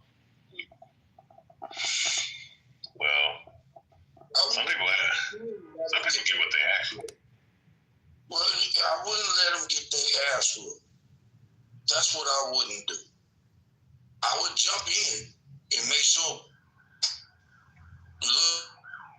getting jumped on, and then I'm gonna bring him back to the spot and tell him where he's at. Now you understand. Now, this is for people that have not. There's people sit there and say they've never felt racism. I felt it my whole entire life, and it is obvious. If you are that blind, you know, you're a special child. You didn't live definitely in any kind of regular, I'm not even going to say the ghetto, you didn't live in a regular neighborhood. You know what I'm saying? So the play is to make us all blind that racism isn't real and all that kind of stuff. It is real. What it is what are you going to subside to? What are you willing to fight for? Now, if you're a black man, you want to go over there and deal with them white boys, handle that. I'm good, whatever. Because we already know what it is. It's a ticket towards whites. The play is what it is. And it's not even political. My whole thing is like, we've seen in our past history as black people, and our own people join with white people in our own destruction, right? If we know what we know now, if we had a time machine to go back to the time when they killed some of our leaders based on the intel that they were getting from people that were in their own groups, would you not excommunicate them? Would you not feed their ass to the wolves? Like, that's how I look at it. I look at MAGA. I look at MAGA like they're them. They are the sellouts. They're the ones that will, you know, if we having a meeting, they going to the FBI and they telling them the whole meeting and they telling them who the leader is. And they'll even take the gun. They're even going to take the gun from the FBI that kills the leader of the meeting. You understand? So why the fuck would I, in any fucking way, support, defend, or any of that to any of them? I'm trying to figure that part out. Okay, this is what from my response, young lady, you remind me of Harriet Tubman. You remember Harriet? You know who Harriet is, right? I do. Yeah. I'm gonna shoot it before this nigga get on the boat. If this nigga gonna go on Stitch. Exactly. He got to go. Got to get out of here. So next he got it. He can't get on the boat. Nope. You dig what I'm saying? So I understand exactly where you're going, but these coons are in a different level now. They wearing ties and suits, and they running for you. You dig me? We don't know who the coon is until we find out, this nigga's a coon on it. Yeah, that's a big thing. Like, you don't know who's in they're in black organizations, and also how they're cooning is actually different. Because you'll have people who are saying they think they're doing it for the. Some of them still have like the black community in mind, quote unquote. They're like, well, somebody got to go over to the Republican side. We got to stop being in the plantation. We got to stop doing this and that, doing that. And it's like they always. Some people do that shit. Some people will say like, well, that's a bad argument. Yes, it's a couple things. I've only met like one person actually. That is the weird part and why my empathy is probably where it is. I only met one black person that was a MAGA person or Trump or whatever, because you know it's changed over time, or even Tea Party. That was that they were solely just about themselves. they've said, they don't care. They don't give a flying fuck about anything. This is where they love to be and whatever, and they left it at that. There's still I think what we're talking about when it comes in the Black community about like the community and this and that and that. There's like a tinge of it, especially if they're Black American and they go over to that side. Now it's a little different, obviously, when you're talking about the diaspora, because you get some folks that they're completely brainwashed to shit. But I'm just saying, like, I think that needs to be I just be analyzing that when I have interactions with POC MAGA people, and I ask questions, and it's very interesting. It is interesting. I mean, it makes me wonder, especially whenever we see how Trump definitely wants to be. You know what I'm saying? And they letting all this shit happen in his first term. You know what I'm saying? And now, as soon as he jumps into office, we're going through shit again. You know what I'm saying? And then people want to sit there and be like, yeah, Trump is great. Woo-woo. So I'm like, for real? That's crazy. Yeah. And I'm straight up, I know Trump people who are in charge of nonprofit organizations that help Black people. When I'm saying like they're everywhere and that they like their mindset is just like, I don't know what the hell they're talking about sometimes, and I have to have a real conversation with them. I'm not joking. Like, I'm around a lot of different types of Latinos and Blacks that their mindset around why they're supporting Trump is not what you think. Well, okay. You kind of secluded that to the brown people, you know what I'm saying? And that is, I guess, what the conversation is about, is why, as a brown person, would you be a Donald Trump supporter at all? That's kind of weird, right?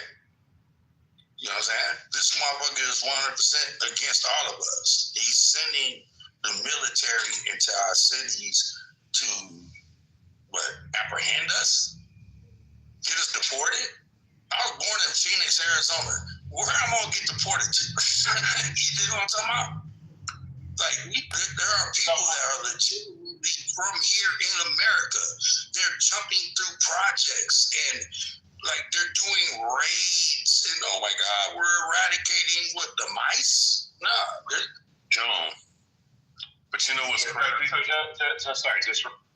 So, I guess a new representative got sworn in and now voted to force a vote on releasing the Epstein files. So, right now. Yes. Oh, Shawty, I know that. Breaking news. She's already signed it. Thank you. Yeah, she signed it.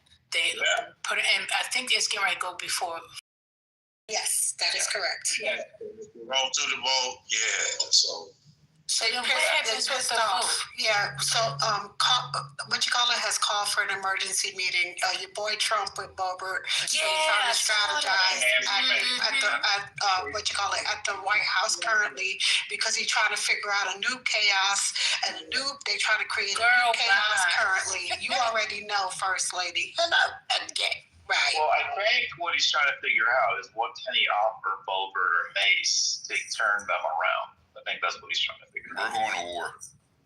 No war. Well, that's a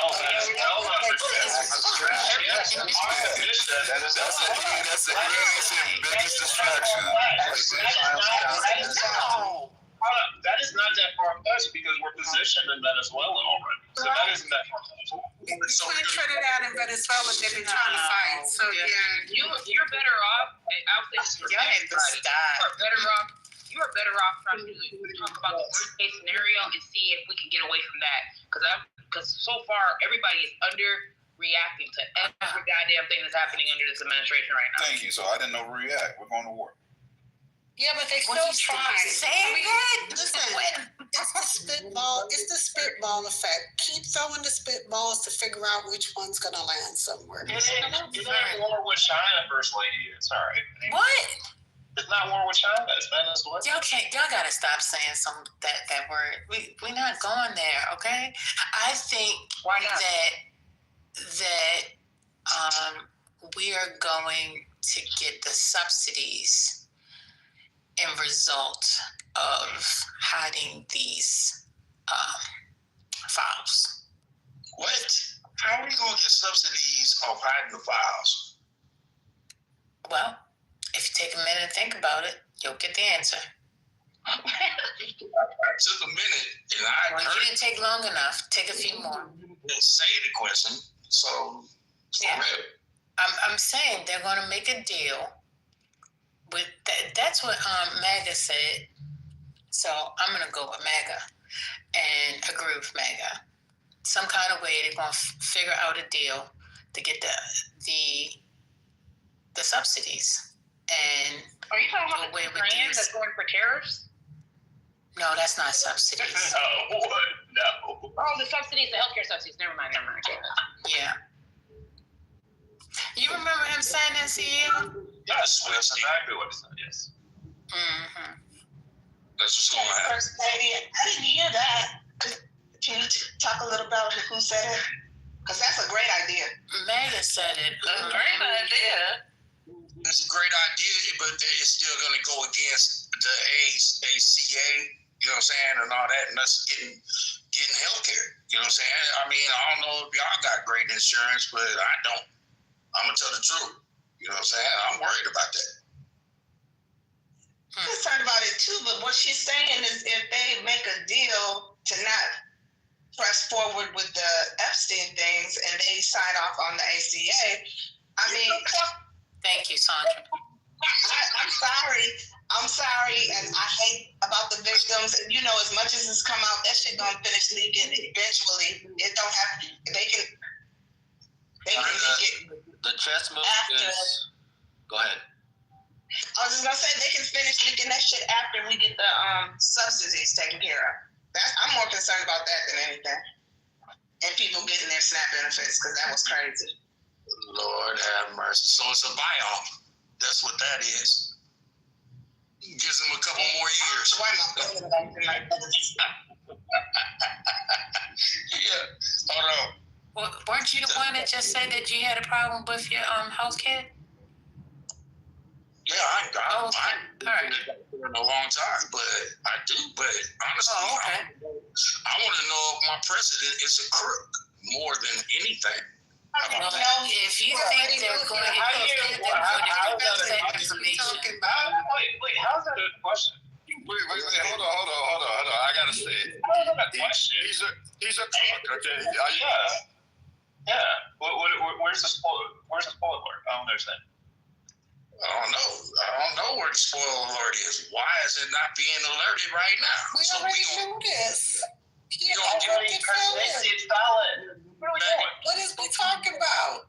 I don't know. 44 felonies. Who is Johnny? Who is Johnny? Johnny, are you new here? I guess I am. Yes. Oh, okay. Salona, you new here too? Salona, you here? You new here? Me? No, I'm old. Oh, okay. I just haven't been on in a while. Oh, okay. No, I mean, when I say new here, I mean like in this particular space, because I see y'all with the pink tickets, so that's why I was just asking. Yeah, but I think I saw a few people that. Mega, do you still think that it's possible that they might be able to get the subsidies? Of course. All things are possible. All things are possible. All things are possible. That strengthens who?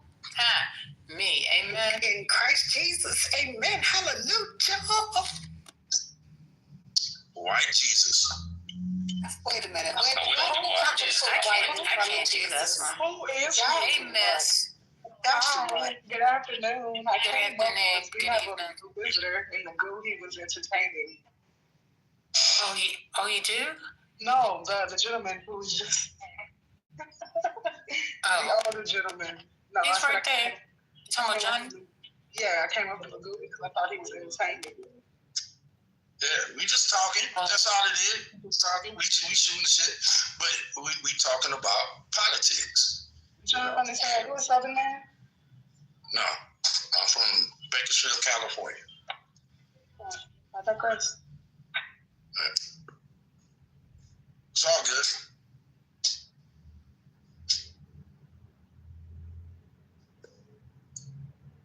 I think you know what you're saying. I'm just stuck on the fact that, I'm sorry, Brooklyn, we always do that. I don't understand how he is asking if he's a crook when he's a felon. Yes, he's a crook. Everybody knows that. Everybody. I didn't ask him who was a crook. I want him to get, okay, he got caught with 34 felonies, and he got to run for president afterwards. He got to run for president afterwards. Hold on. No law that says he can be a felon. They could not stop him. They could not stop him. He is the president. You know what I'm saying? There's no law that says he couldn't run. There's no law that says he couldn't be the president. Hold on. Let me step in the way for a second. Hold on, Johnny, because I think I know what you're saying. This is what I think you're saying. I think you're saying that you want him to be held accountable for the felonious actions that he's made. Because if I got caught for 34 felonies, I wouldn't be talking to you on this phone and then we got stuck up somebody's ass. You know what I'm talking about? Yeah, but you ain't no orange white man, so just. You're not rich either. Yeah, you're right. Which is also why I don't really. The one rhetoric that I feel like the left and everybody shouldn't have done anymore was like the whole he has felonies and so he's bad, and it was like yeah, that's like the whole ass problem with the whole United States is that we'll label a lot of things as felonies, and only people who get felonies mostly are black folks, and then they can't vote and stuff. And I'm like, I thought that was like not the best rhetoric. A black person get charged with 34 felonies. Yeah. Be outside and run for president. I feel like they actually want votes with that shit. Yeah. Let's go to be outside. Okay, this conversation is going down. Yeah, well, it can't happen. It's impossible. It's impossible. It will never, ever happen. It won't be a Latino, a Filipino, a Mexican, Alaskan. Those are all the same. You said the same thing 4 different ways. What's the same? What do you mean? They're all Latino, non-white. Mexican, Filipino. It's all the same. Non-white. That's the whole point. A white boy, yeah, you got $1 billion. Yeah, I'll buy my way up out of jail off 34 felonies. And then run for president. Yeah, You can catch him outside with his guy. You gonna say bootlick him? That's what you gonna do? You a bootlicker too? Let me give you my list of people I'll bootlick for. Yes, it depends on who it is. Yeah, I have about 10 people. Police, I will lick the boots. Will you lick Khaleesi's boots or? I'm just making sure. No, we'll see something. I ain't licking nobody. You gay? Okay, you gay. I'm gay because I won't lick a motherfucker boot? That's weird. I said Khalees. No, these boots. And I said that I wouldn't, and you call me gay? That's No, go. He hasn't seen Khalees. He doesn't know anything about Khalees. That's before his time. That's before his. That reminds me. The other night I was watching Reasonable Doubt. Do you watch Reasonable Doubt, Megan? Yes. And they played the Khalees song, and I thought about you. I was like, yes. I like the lady in Reasonable Doubt too. I like her boots too. And now that I think about it, my list is about way longer than 10. You said you a lick a man boot also, so keep it real. No, I didn't.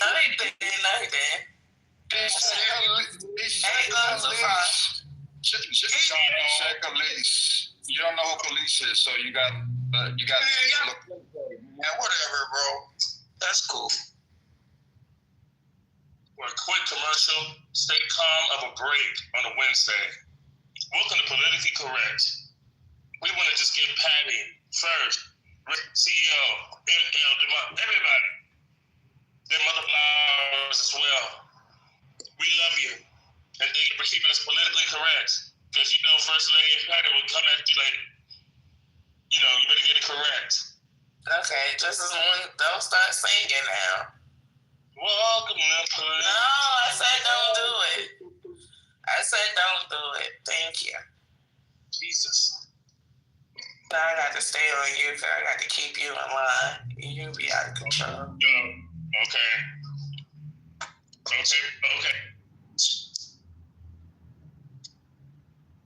You back. We all got our one that we got to keep in control. You the one that I got to keep in control. I'm sorry. Man. Okay, never mind. We are the world. Unless. Who is a left handler? Somebody get in, please, and thank you. Veganism does hurt. Veganism is very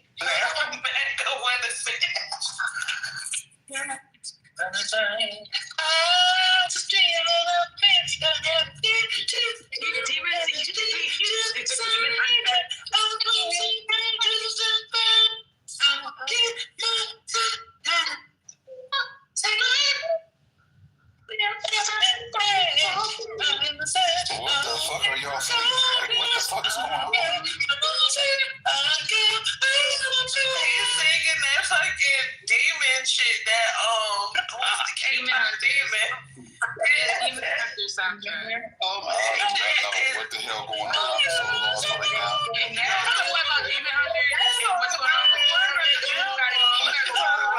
Somebody put me on. I don't mind learning. You must say that no kids. You ain't got no kids to show. It's not even kids anymore. It's not even about what's going on? Somebody, everybody and their mama. Can somebody explain it to me? Just look on Netflix, and look up Demon Hunter. Yeah. That's the joint. It's good though, and the music good too. So like I'm about to tap in with my daughter. I know she'll know. Yeah, the K-pop Demon Hunters basically didn't have no marketing, no whatever, and then people started seeing it and it started spreading online. And now the people who voiced this is an animation series or animated movie. The people who voiced it are getting their own, like they broke records and stuff themselves, and now they're basically going to form a group that is based on the cartoons. So like it got so big, they have I think a platinum record or something like that. It went everybody's getting into K-pop because now they're seeing all this stuff. It's a cultural phenomenon that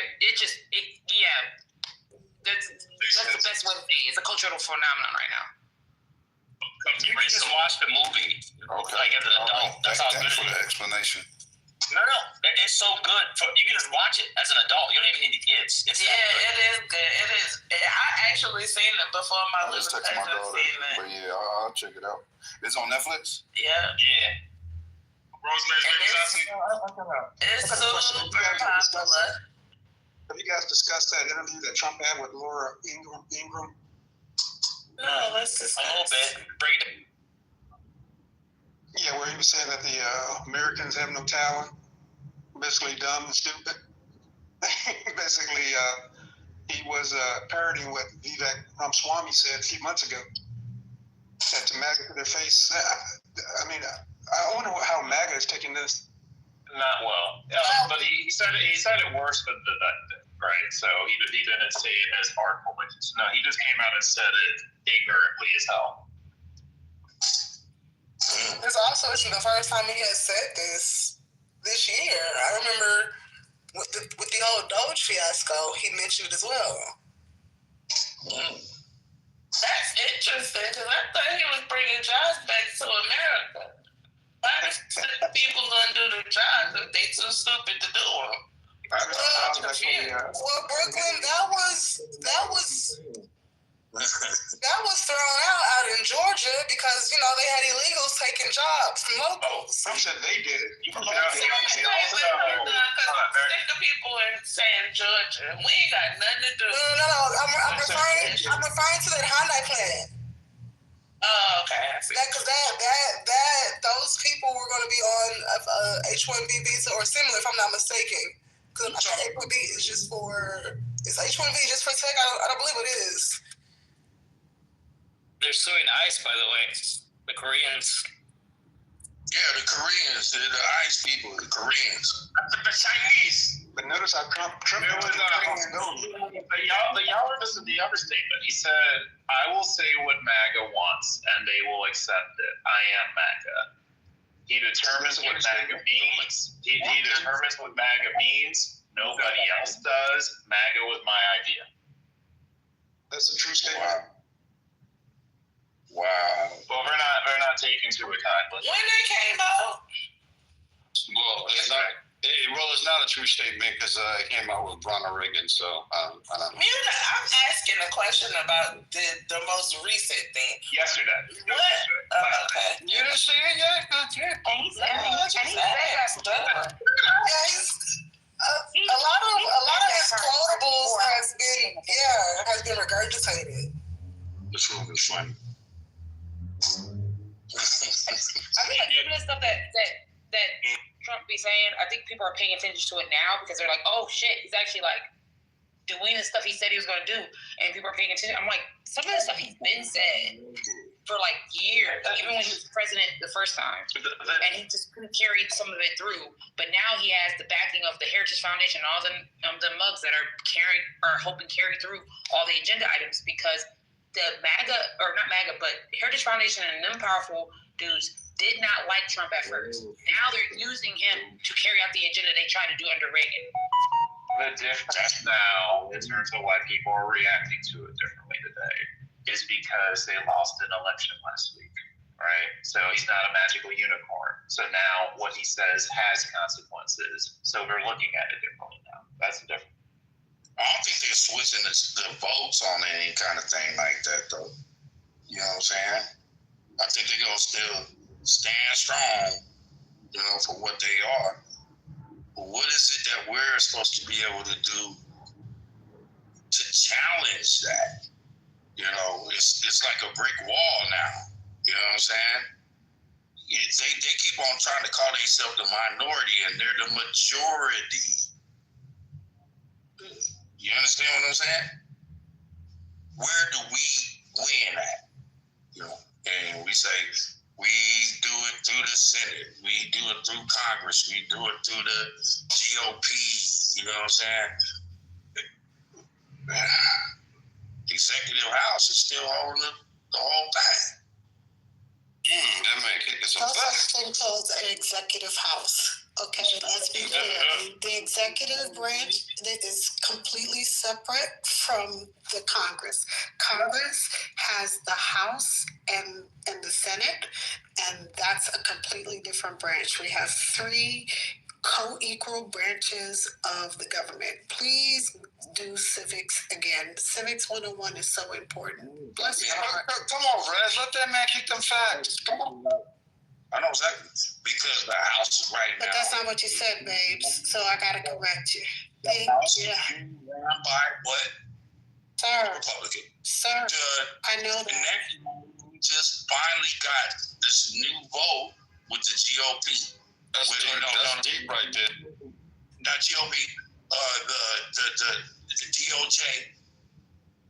Right? We just got that new vote in here now. And we're going to find out. And we're going to find out these files. There's going to be a change in these three subsidiaries, right? Now it's a level violence. As to where it was 9 months, 10 months, it's not been a level balance. Donald Trump been able to run around that motherfucker like the white boy is shiny in the goddamn tricycle. Fuck out of here. Back. It's a conspiracy. It's not a conspiracy. This is what's happening. You asked me a question, and I'm sitting there like, how is this being allowed? You're right, brother. You're right. The how is being allowed is kind of like, how is it not, too, though? How's it like, not? How would it not be? Like, if there's no rules against one thing, there's no this against that. The only reason why certain things work in our government, I think that's what the problem is. People don't think like this. Everything is basically an honorary system, and if you have respect for it. So, like, the court system only works especially for higher up systems, if they have some kind of other system support. So if you don't do something that the court told you to do, right, the cops can come and get you.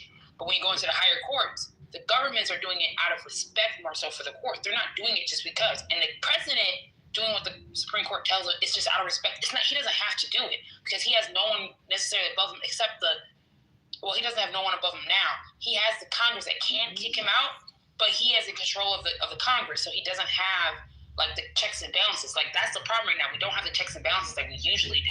So a lot of this stuff can be allowed because that's where the system is at the current point. What you just said is that we don't have a judicial branch to check him. Wait a minute. Wait a minute. Did y'all take Civics 101? Nope. Are we serious right now? Hold tight. Hold. I don't think you're getting what I'm saying. We have a sweetheart. Stop. Hold tight. Did y'all take Civics 101? Do we not understand that a country of laws? Do y'all not know we have a constitution? Do y'all not understand there are co-equal branches of the government? Do y'all not understand that we are a country of laws? We are governed by a constitution. That constitution is protected under the Supreme Court. The Supreme Court has lower level courts. Those courts are literally governed by the laws of this land. That Constitution, those amendments, we literally have a Congress that passes what's called laws. They are the power of the do we not understand how this works? I need y'all to go back to civics. Please, I'm begging y'all. Listen to me. I'm a fit land. I promise. Just give me 2 seconds. Y'all are not understanding some of the thing coming out of your mouth. It is not making sense. Please go back and learn 101.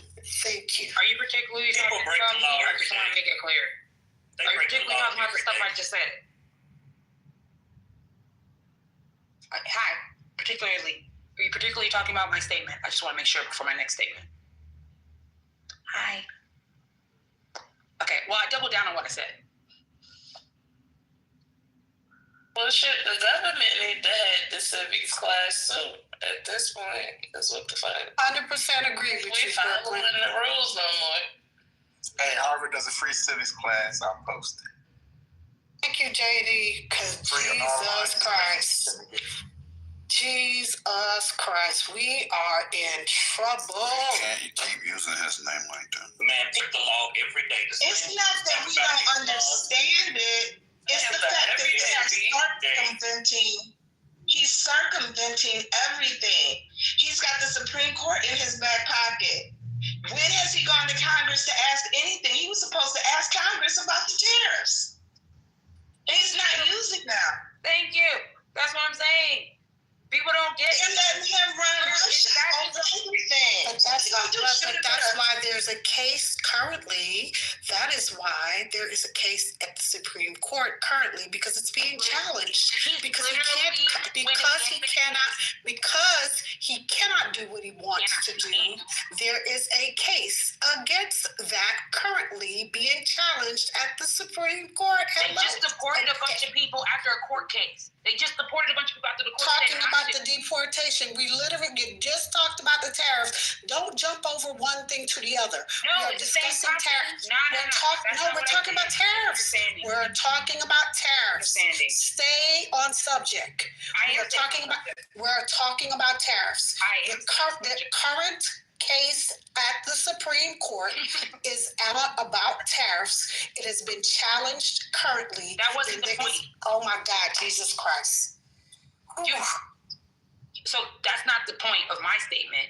It's not that the current thing. The whole point was that they do not follow the court. That's what Sandra was saying. That's what I am saying. They're not following the judicial laws. You're saying, oh my God, these laws, they're supposed to be following them. They're following them. They're not following them. They're going after against them. And then you just gave an example, and I'm like, yeah, but they didn't follow this. And you're like, oh, well, that's off subject. No, it's not. The subject was that are they following the laws? is the Constitution being held up, and is the three branches of government being held up? And the example of them deporting people after a court case saying they shouldn't be deporting people is an example of them violating the Constitution and violating the court's decision.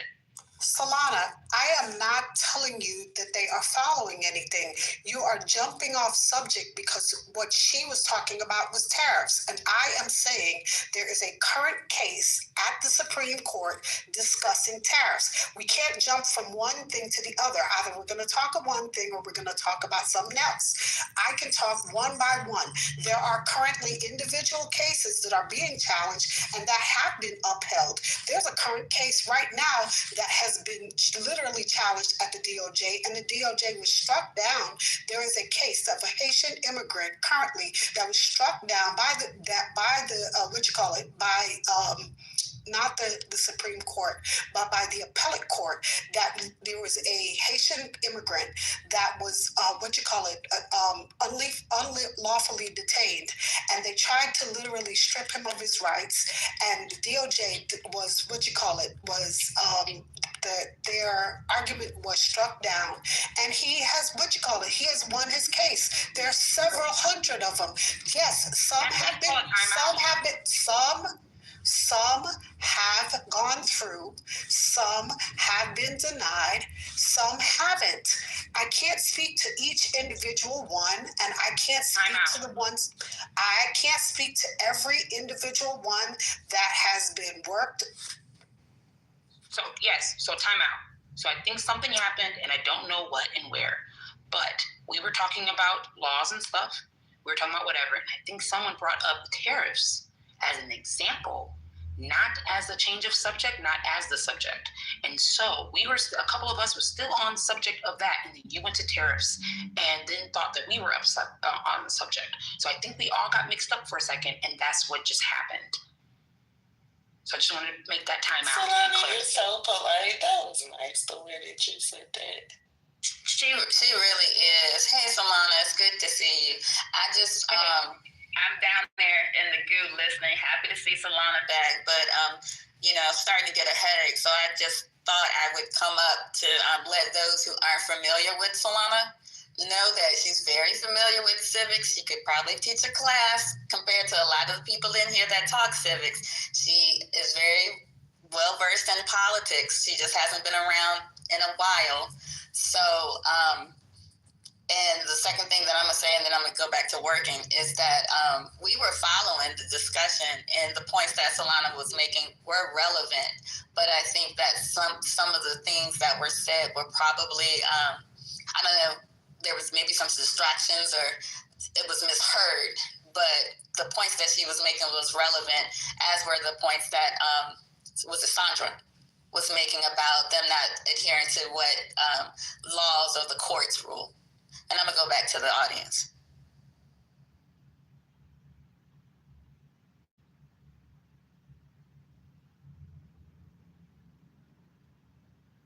I just like how polite you are. You can go ahead and tell us some more about civics, Solana. Whatever. Thank you. Thank y'all for the compliments. That was cute. I want to say also I came on to say hi to y'all, to people I know, because I saw somebody on Instagram and I thought about everyone, and I haven't been on your email, and I think I missed y'all a little bit. Even Mag's ass. You haven't been radicalized yet? Somebody wanted me to ask you in the chat. One thing I will say to I haven't been radicalized? Who said that?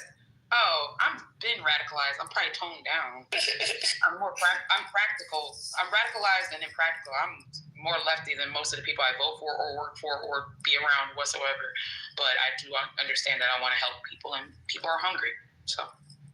I was on the conversation, and I was going to say, I think that both sides made good points. Trump does not give a fuck about a ruling. He will go against a ruling. Y'all remember earlier when he was told to return, one of the guys that got extradited without due process? He was ordered to return. Yep, and he didn't. And there's been multiple other instances. And also, going back towards the tariff court, the tariff case that's currently in court right now, they had oral hearings for that earlier this month. And it didn't go in his favor. Like, it didn't go in the admin's favor. It doesn't look good for them on the outcome of the tariffs. It looks like they're going to lose that. Thank you. Yeah, the lower courts look like they're going to get substantiated. Like I said,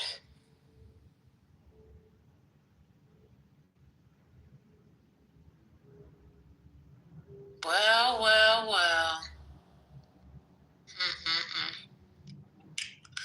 We're at the top of the hour, 6:01 p.m. where I am. And in about 30 minutes, we are going to have a discussion on DEI. So I hope you're prepared. I hope the MAGAs can make it.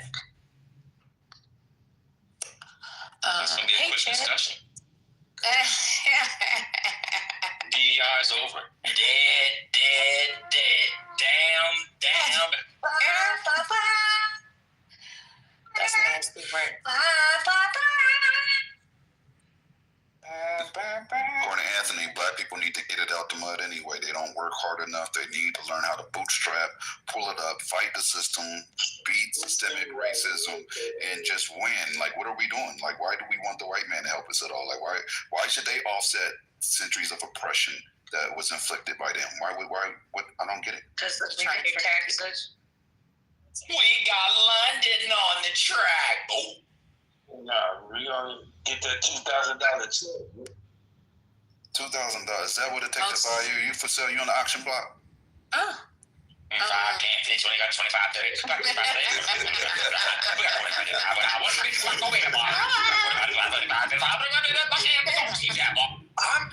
I'm waiting. Good strapping young buck. A good strapping young buck. One second, Fly. God darn. Sheesh. I know y'all probably read this earlier, but just for those who may not have heard it, Donald Trump tweets out, or he tweets socials out, the Democrats are trying to bring up the Jeffrey Epstein hoax again because they'll do anything at all to deflect on how badly they've done on the shutdown and so many other subjects. Only a very bad or stupid Republican would fall into that trap. The Democrats cost our country $1.5 trillion with their recent antics of viciously closing our country, while at the same time putting many at risk. And they should pay a fair price. There should be no deflection to Epstein or anything else. And any Republicans involved should be focused only on opening up our country and fixing the massive damage caused by those Democrats. Thank you. I wonder where TC and Anthony are at. That's what I'm waiting for that. He did that in front of one of them conservative statues, like John Stonewall Jackson and some shit.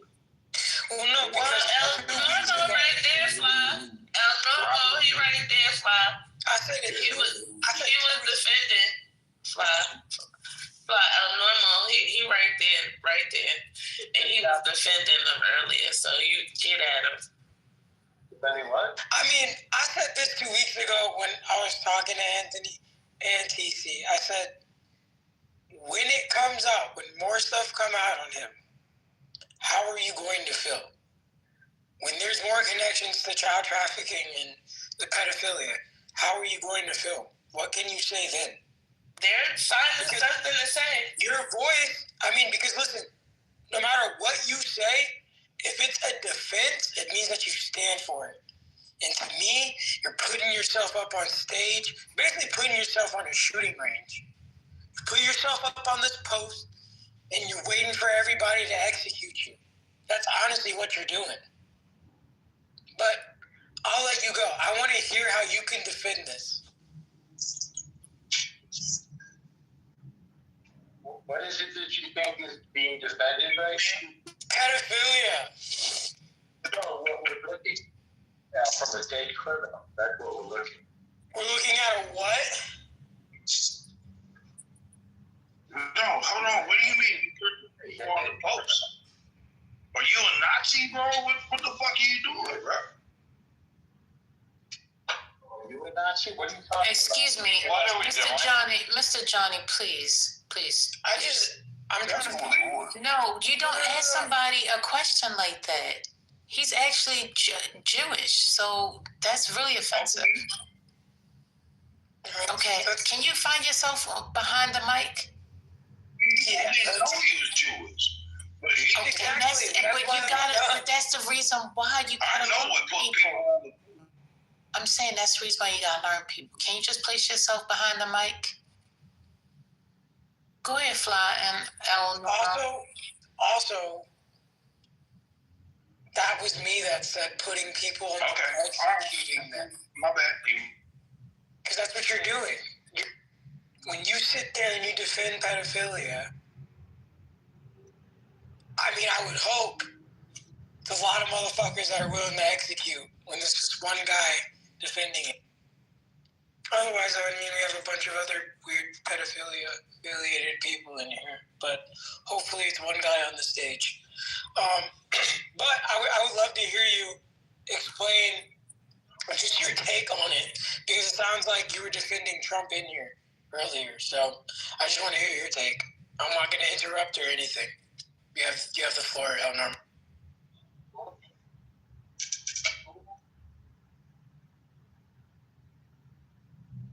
You ain't say shit.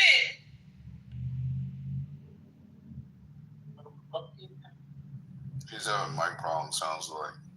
You gotta leave it someday, because we wouldn't go ahead and hear you talk. So yeah, you want to hear your pro-pedophile speech, so please fix your mic. And this fool Norm is always doing this punk ass shit and everybody's wrong now. Yeah, he's defending the shit. He's been defending. No, he hasn't said anything yet. Oh, yes, he has. The first lady. Today, right now? Today, he's been defending it back and forth. We've been arguing with him all day. He's saying, it's not what it appears to be. You're taking it out of context. The victim's not really a victim. So wait. I have a question. Before I even get even further into this with Normo, because I think it's fair. How many of you guys have done research on this case and know facts? Because we don't want to go off of hoaxes, right? We don't want to go off of assumptions. And when we do things, we want to go off of facts. So I just want to make sure, for anybody who feels like they want to throw anything out there, we get off on some curveballs like we just did 5 minutes ago. In what case? What case are you referencing? In what case am I referencing to facts, or what case am I referencing? Yeah, what current case are we trying to get the facts for? Okay, for this Jeffrey Epstein thing. So there's no current case, so not current case, but there's facts on the current situation. Allegations, yeah. Allegations. I mean, they're not allegations for Epstein. First off, those are not. He's been charged with this before. So we're trying to substantiate the facts that show that Trump is a pedophile. Yes. Came out with them emails today. You know what I'm talking about? You ain't heard about with it? Yeah. Old boy was up in there. Yeah, that's what Johnny. That's what I'm trying to get at. People were saying, they're like, well, there's not circumstantial evidence. Well, I'm like, if it barks, it's a dog. So when you look at the email and you can pick that apart and see what they're talking about. That's kind of hard for me to defend that and anyone to defend that and be like, oh, I don't know, maybe it's a coincidence. So a dead convicted criminal wrote an email. Why are you finding that credible? By the way, I'll add something to it. His best friend. No, it's not his best friend. It is his best friend. As much as he wants, you can claim. I want to move on from that because he threw him out of his club. But let's move away. All right, Fly. You said you was going to let him talk. Now let him talk. Nobody ever said that anybody was anybody's best friend. That's a bit of nonsense. So we have, if you look at the New York Times, there's about 3 articles about it on the front page on the website, and according to the New York Times and to the unredacted emails. The victim that Jeffrey Epstein refers to in that redacted email leaked by Michael Wolff is Virginia Dufresne. according to, again, on the front page of the New York Times, Virginia Dufresne is on the record saying that she did not see Trump involved in any of these activities. So any implication that Trump was messing with this child is refuted by the child herself. That's the point that I was making. Where can I see the unredacted email? I'm not sure. Refuted by it. Go dig into the Times a little bit. They make read it and he was dead ass. Normal, have you seen the unredacted emails yourself? No, the Times reported on it. No, the Times reported that that Republicans said that on X, but they don't have the unredacted email either. So here, I'll do you a favor. When I'm not driving, I will send you a video of her saying opposite. I can do that for you. That'd be fair. I don't even know what you're talking about. I would love to hear that video. Hold on, Fly, yes, please send that video, please. If Virginia Dufresne implicated Trump, then he would have been in trouble a long time ago. So I would call it. You're talking about Virginia Dufresne? Yeah. Dufresne. Dufresne. That's her name, Dufresne. I believe it's Dufresne. Oh, we talking about the name. It don't matter.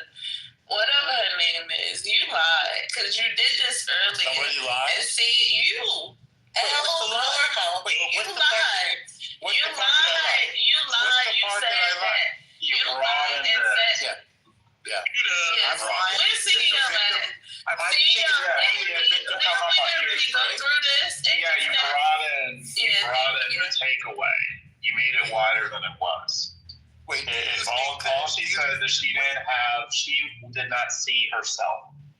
You made it sound like that. She said, I did not see Trump involved in any of these activities or on the island. It's right there. Go read it. She said She's one person. She's one person. But see, not that I know of. Hang on. Apparently, according to the Times, she is the victim referred to in this email that we're discussing.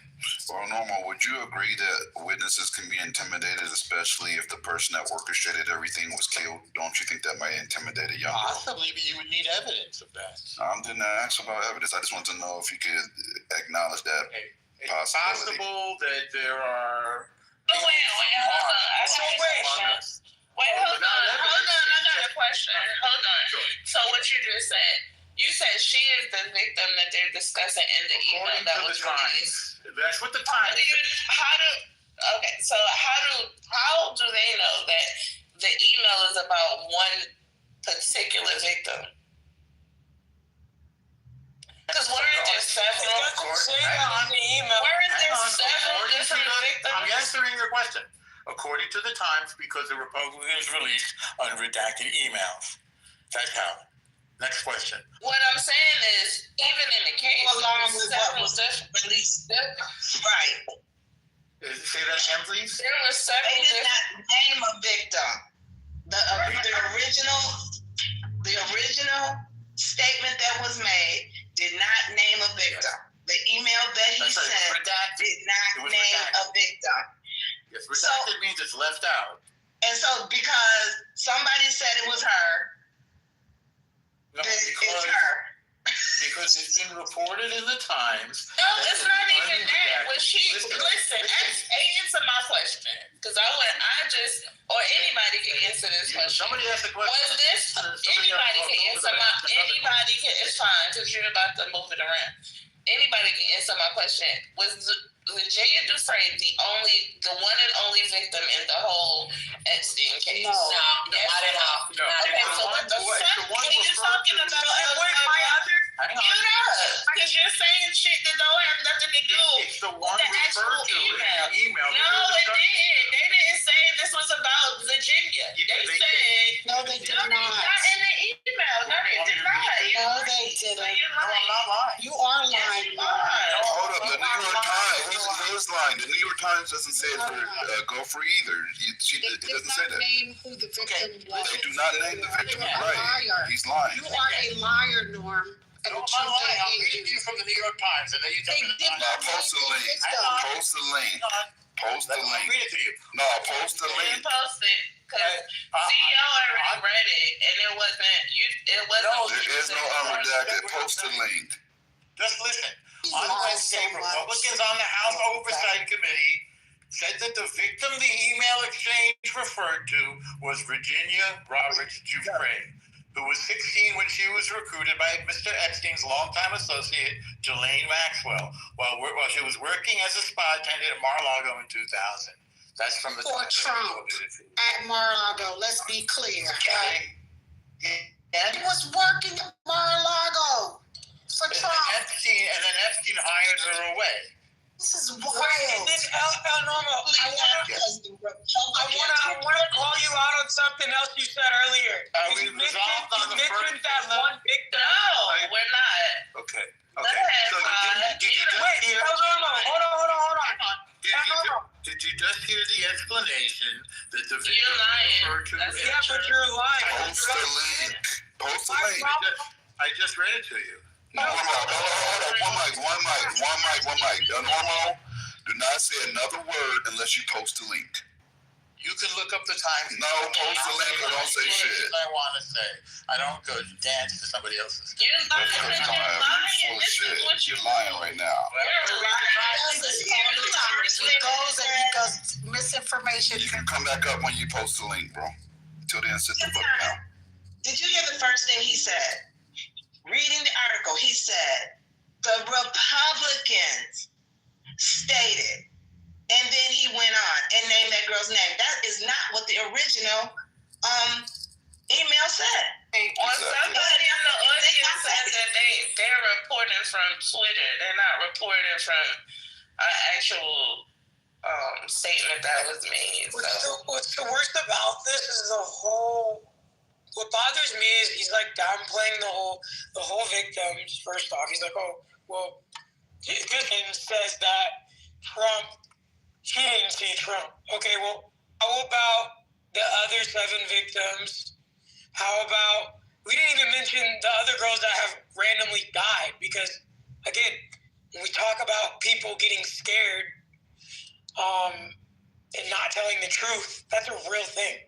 I think to act like that's not and play like, oh, well, perhaps, but I don't think so. It's retarded. When 3 of the girls are dead, randomly killed themselves when they decided to expose what happened. I'm referring to the massage therapist.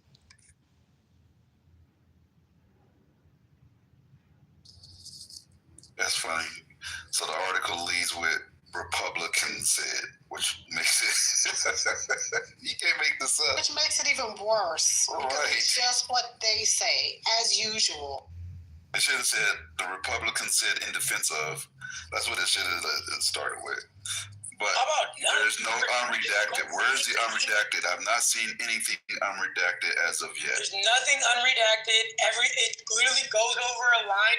You have people on Twitter who might like edit some shit and put victim. Why would they do that?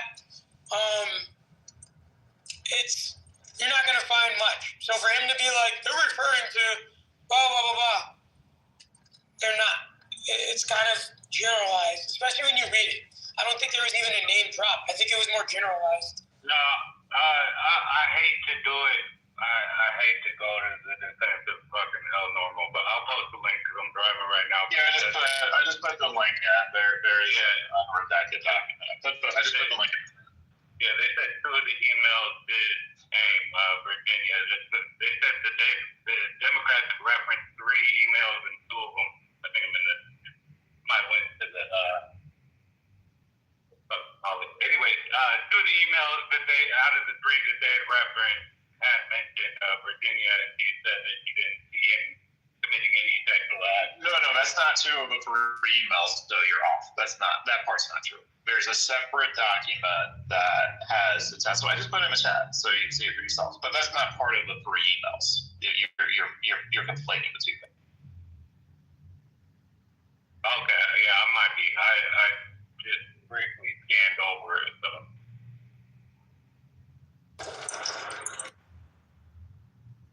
This whole darn thing is a mess. It's a mess, but it's mixed with a lot of like, I don't know how to explain it. It's I think people are unrealistic. I think a lot of people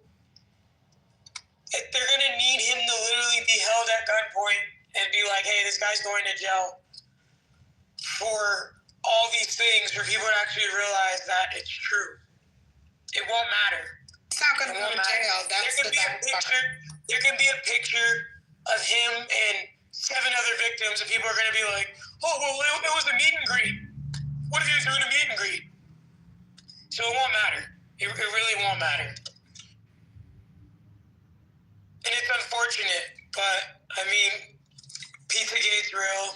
Hate to say it, hate to break it to you. Government's not trustworthy. Never will be. Pizzagate's real. What? What do you think all this stuff is? What do you think Pizzagate is? You think Pizzagate is just a made-up name? It's all this. Pizza was a term that they were using to reference kids and child trafficking. This is a real thing. This is all in the same thing.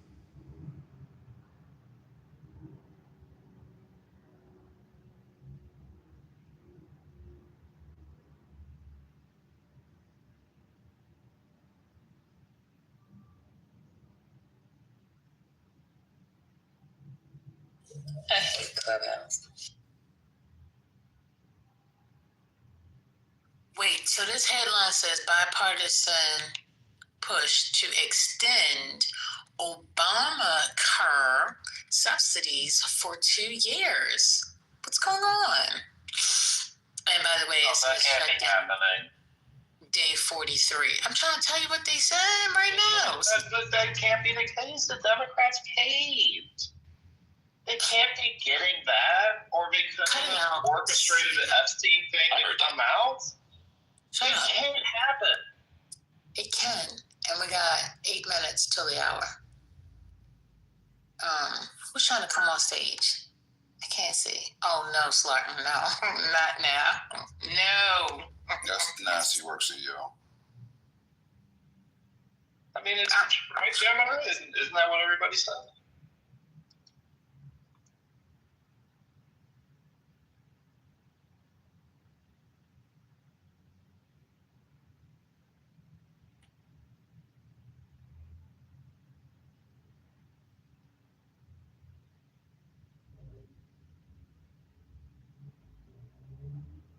All right.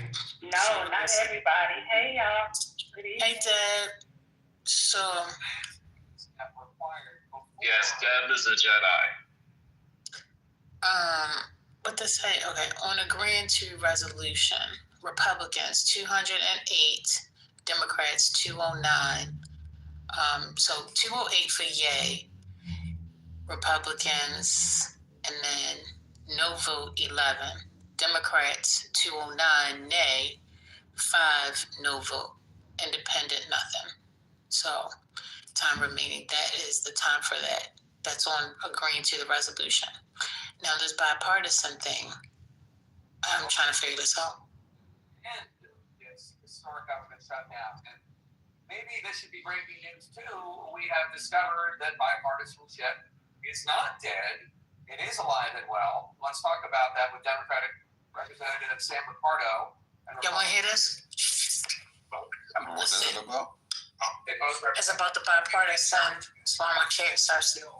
To extend these Obamacare premium tax credits for 2 years, that has been, for the Democrats at least, part of this debate. Congressman Kiley, is there a sense of urgency, or at least enough Republicans to pass legislation to do something about keeping healthcare costs affordable for constituents? I think there is. There's a lot of folks on our side of the aisle who are extremely concerned about the prospect of this massive increase in premiums for a lot of our constituents. And so you've had a number who have come out publicly and said that they want to see some form of temporary relief. This is And I think that the proposal that Congressman Ricardo and I are offering is a great compromise because it provides this temporary time-limited extension, but it does so in a way that actually has reforms such that we don't accident in the process. And just to give an update on what's going on the right side of your screen, folks at home, the rule has passed, and now it is an open for debate. So they're going to be debating this bill, this legislation, for an hour, and then there will be a vote on this legislation. It is expected to pass, although it's narrow. It's a narrow majority the Republicans have. Back to this bipartisan legislation, Congressman Ricardo, walk us through the basic outline of your bill. Who would it affect and how? Well, Jake, as Kevin described, this would extend the tax credits for 2 years. So the 22 million Americans who would otherwise see their premiums double will at least have those concerns squarely addressed.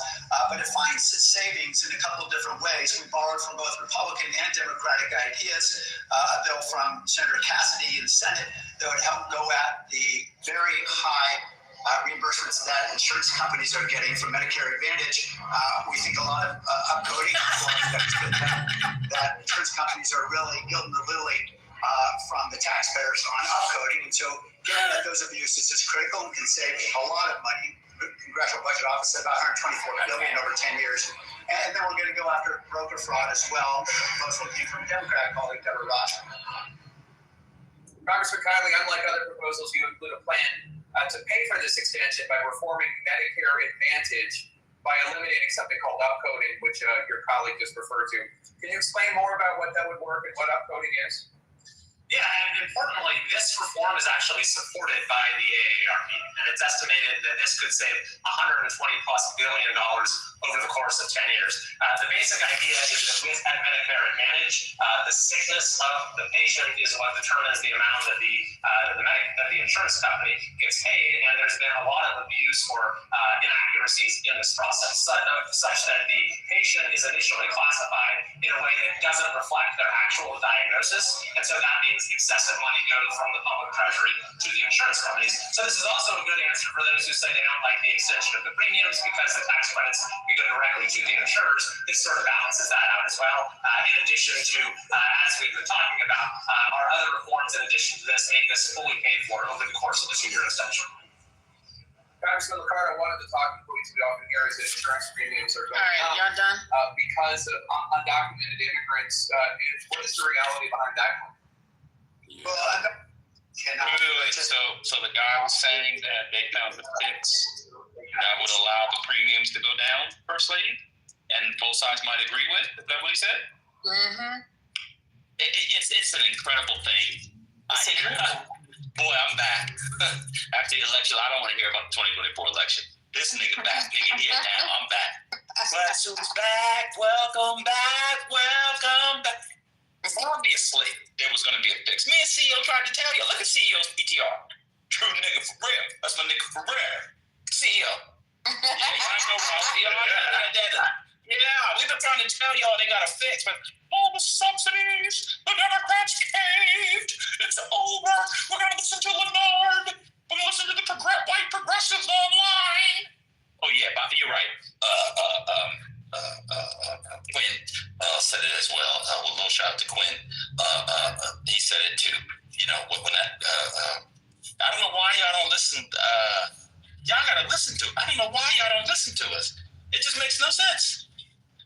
It makes no sense. I said it too. I don't know why Quinn said it. No, only men. There was no women. It was no diggity. It was me, CEO, and Quinn. When I tell you it was no... Deborah, don't leave me. Deborah, don't leave me. Don't leave me. I'm bringing you joy. Before I let you go. No diggity. You better stick up for me. Hey, let me tell you something. Hey, before I let you all go, because we got a new room starting in 1 minute. Before I let you go, no diggity.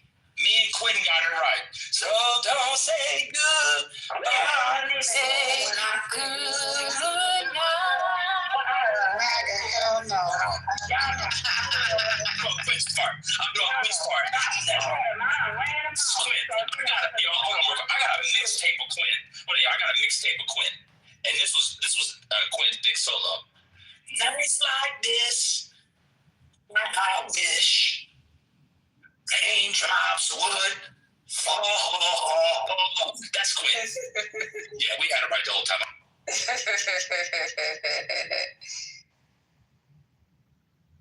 The white people are confused. The white people are like, what are these jokes? I don't understand these references, these allusions. Don't mute me, girl. Who muted? I'm sorry, I might have done something. I was cleaning my screen so I could get a closer look at MAGA up here.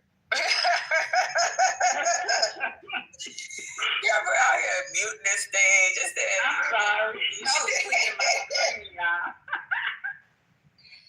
All right, I'm about to go on over. Start the room? Yeah.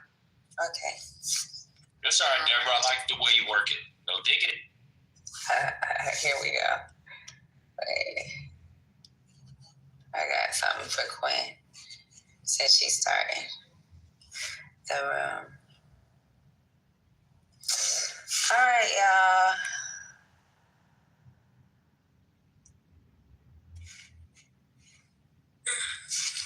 Yeah.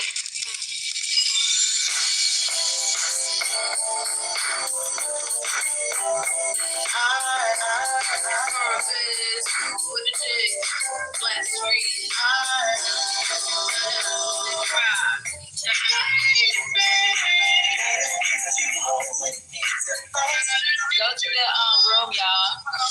Take your time.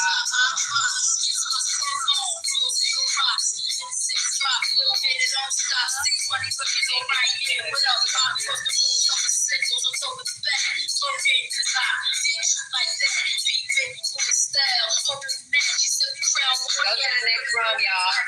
Go to the next room.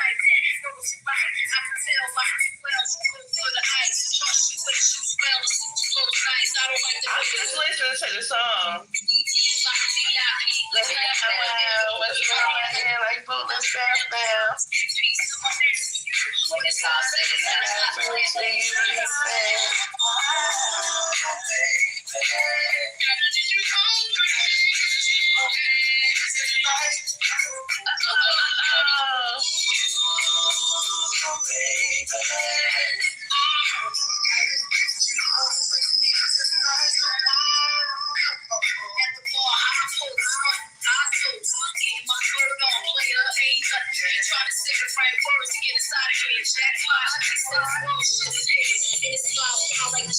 and the link is at the top, y'all. Click the link at the top. It's at the top of the room. I'm about to go in this room when the song's over. Move, go to the next room. It's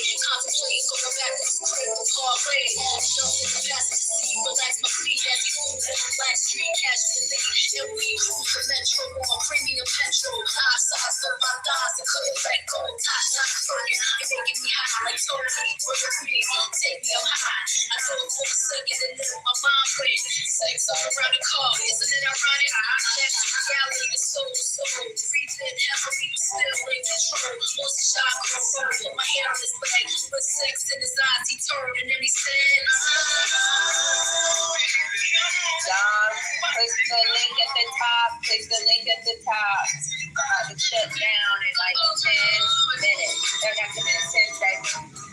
Click the link at the top. I'm clicking. I'm gonna close this room.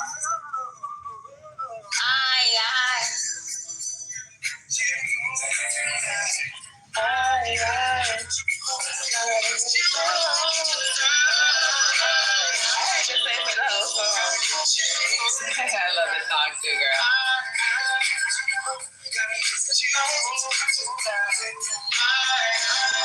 I was a little girl singing this song. I had no business. You didn't know what the fuck you was. I knew all the words too. I should be ashamed, but I see y'all in the next room.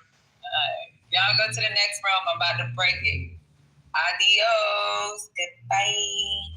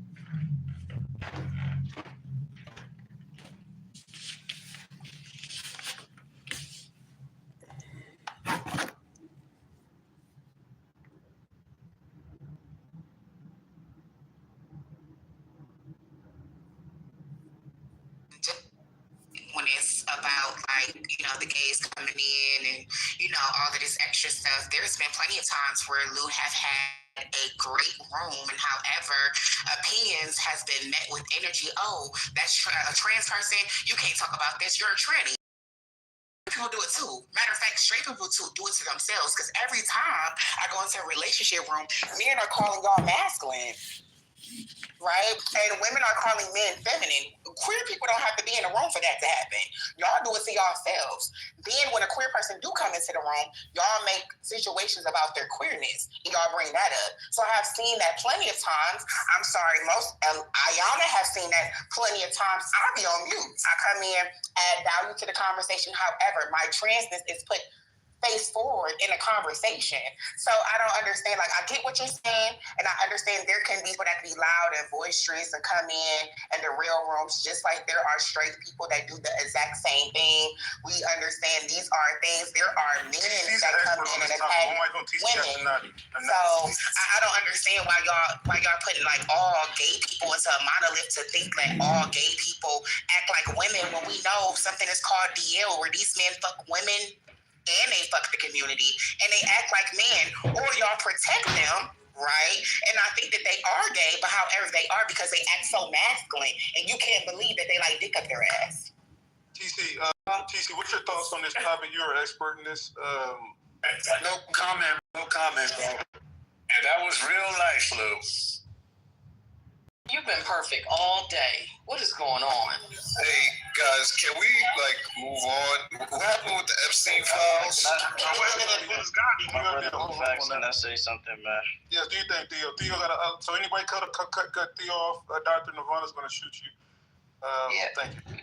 I just want to talk to the sister Lux, right? Because I remember when I first encountered Lux on this app, man, we used to just always get into it, man. We used to crash out, man. I heard a story about this guy, Peter Nygaard, who was harvesting uterus cell research. I was triggered. So after that moment, I would attack Lux consistently, man.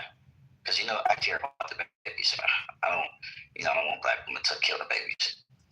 But I really, as I've been back on this side, brother, and I've been listening to the Queen Lux, man, I realized there's redemption for people. God forgives, brother. There is redemption for Lux. I believe in 5 years, Lux will be a full-blown conservative woman. Traditional woman. Can you add on about her IQ, her high IQ that you accomplished? I knew Lux was a little bit savvy. She's been in the trenches, right? So you can pick up a little bit of skills. But Lux is IQ sex worker or former sex worker. I don't know if she does that, right? She sells pussy for a living, be for real. But she You can never get in the room. But you give your pussy away for free and you're mad at me. I'm not judging. Let Theo give her flowers. Let Theo give her flowers. Everybody say it with me. Not on stage. Say it in the chat. Let Theo give her flowers. Let Theo give her flowers. Thank you, brother. I hope them bitches die. I just wanna land on this, man. I hope them bitches die. Someone said how much, Lux? Shoot everybody. Shoot everybody. Shoot them niggas, man. Shoot them. So I just want to land on this, right? We need to be a little bit less judgmental. We need to have some forgiveness in our heart. Go to God. Seek God. Let the ancestors work through you because the ancestors are working through Queen Lux. And embrace tradition. Respect the ancestors. And submit to the patriarchy. If I could say something, Lou, real quick, I think the biggest lesson of this whole conversation is about authenticity. I heard something said earlier about people's voices. Shit, I don't like a lot of fucking voices that I hear, but you don't hear me talking about it. You know, and the thing is let people be who they are. I was a tomboy when I was a little kid, but shit, my skin is more supple than most women that I've encountered. So what the fuck? This is about identity. And most of y'all don't even have your real fucking names on your PTRs because you can't back up and stand by the shit that you really say on here. But if you want to talk about somebody being authentic, I respect people that are authentic. And we got here partially because it's people on here and in the world who the loudest fucking talkers and the bullshit that they do behind closed doors is reprehensible. It's not what you do, it's how you do it. I just want to say once again, it's like... Hold on, look, let me just point this out. Now, I'm just an observer, right?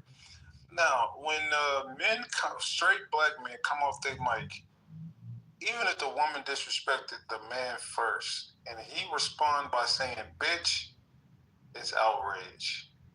When a gay man calls someone a bitch, all right, it's period pools and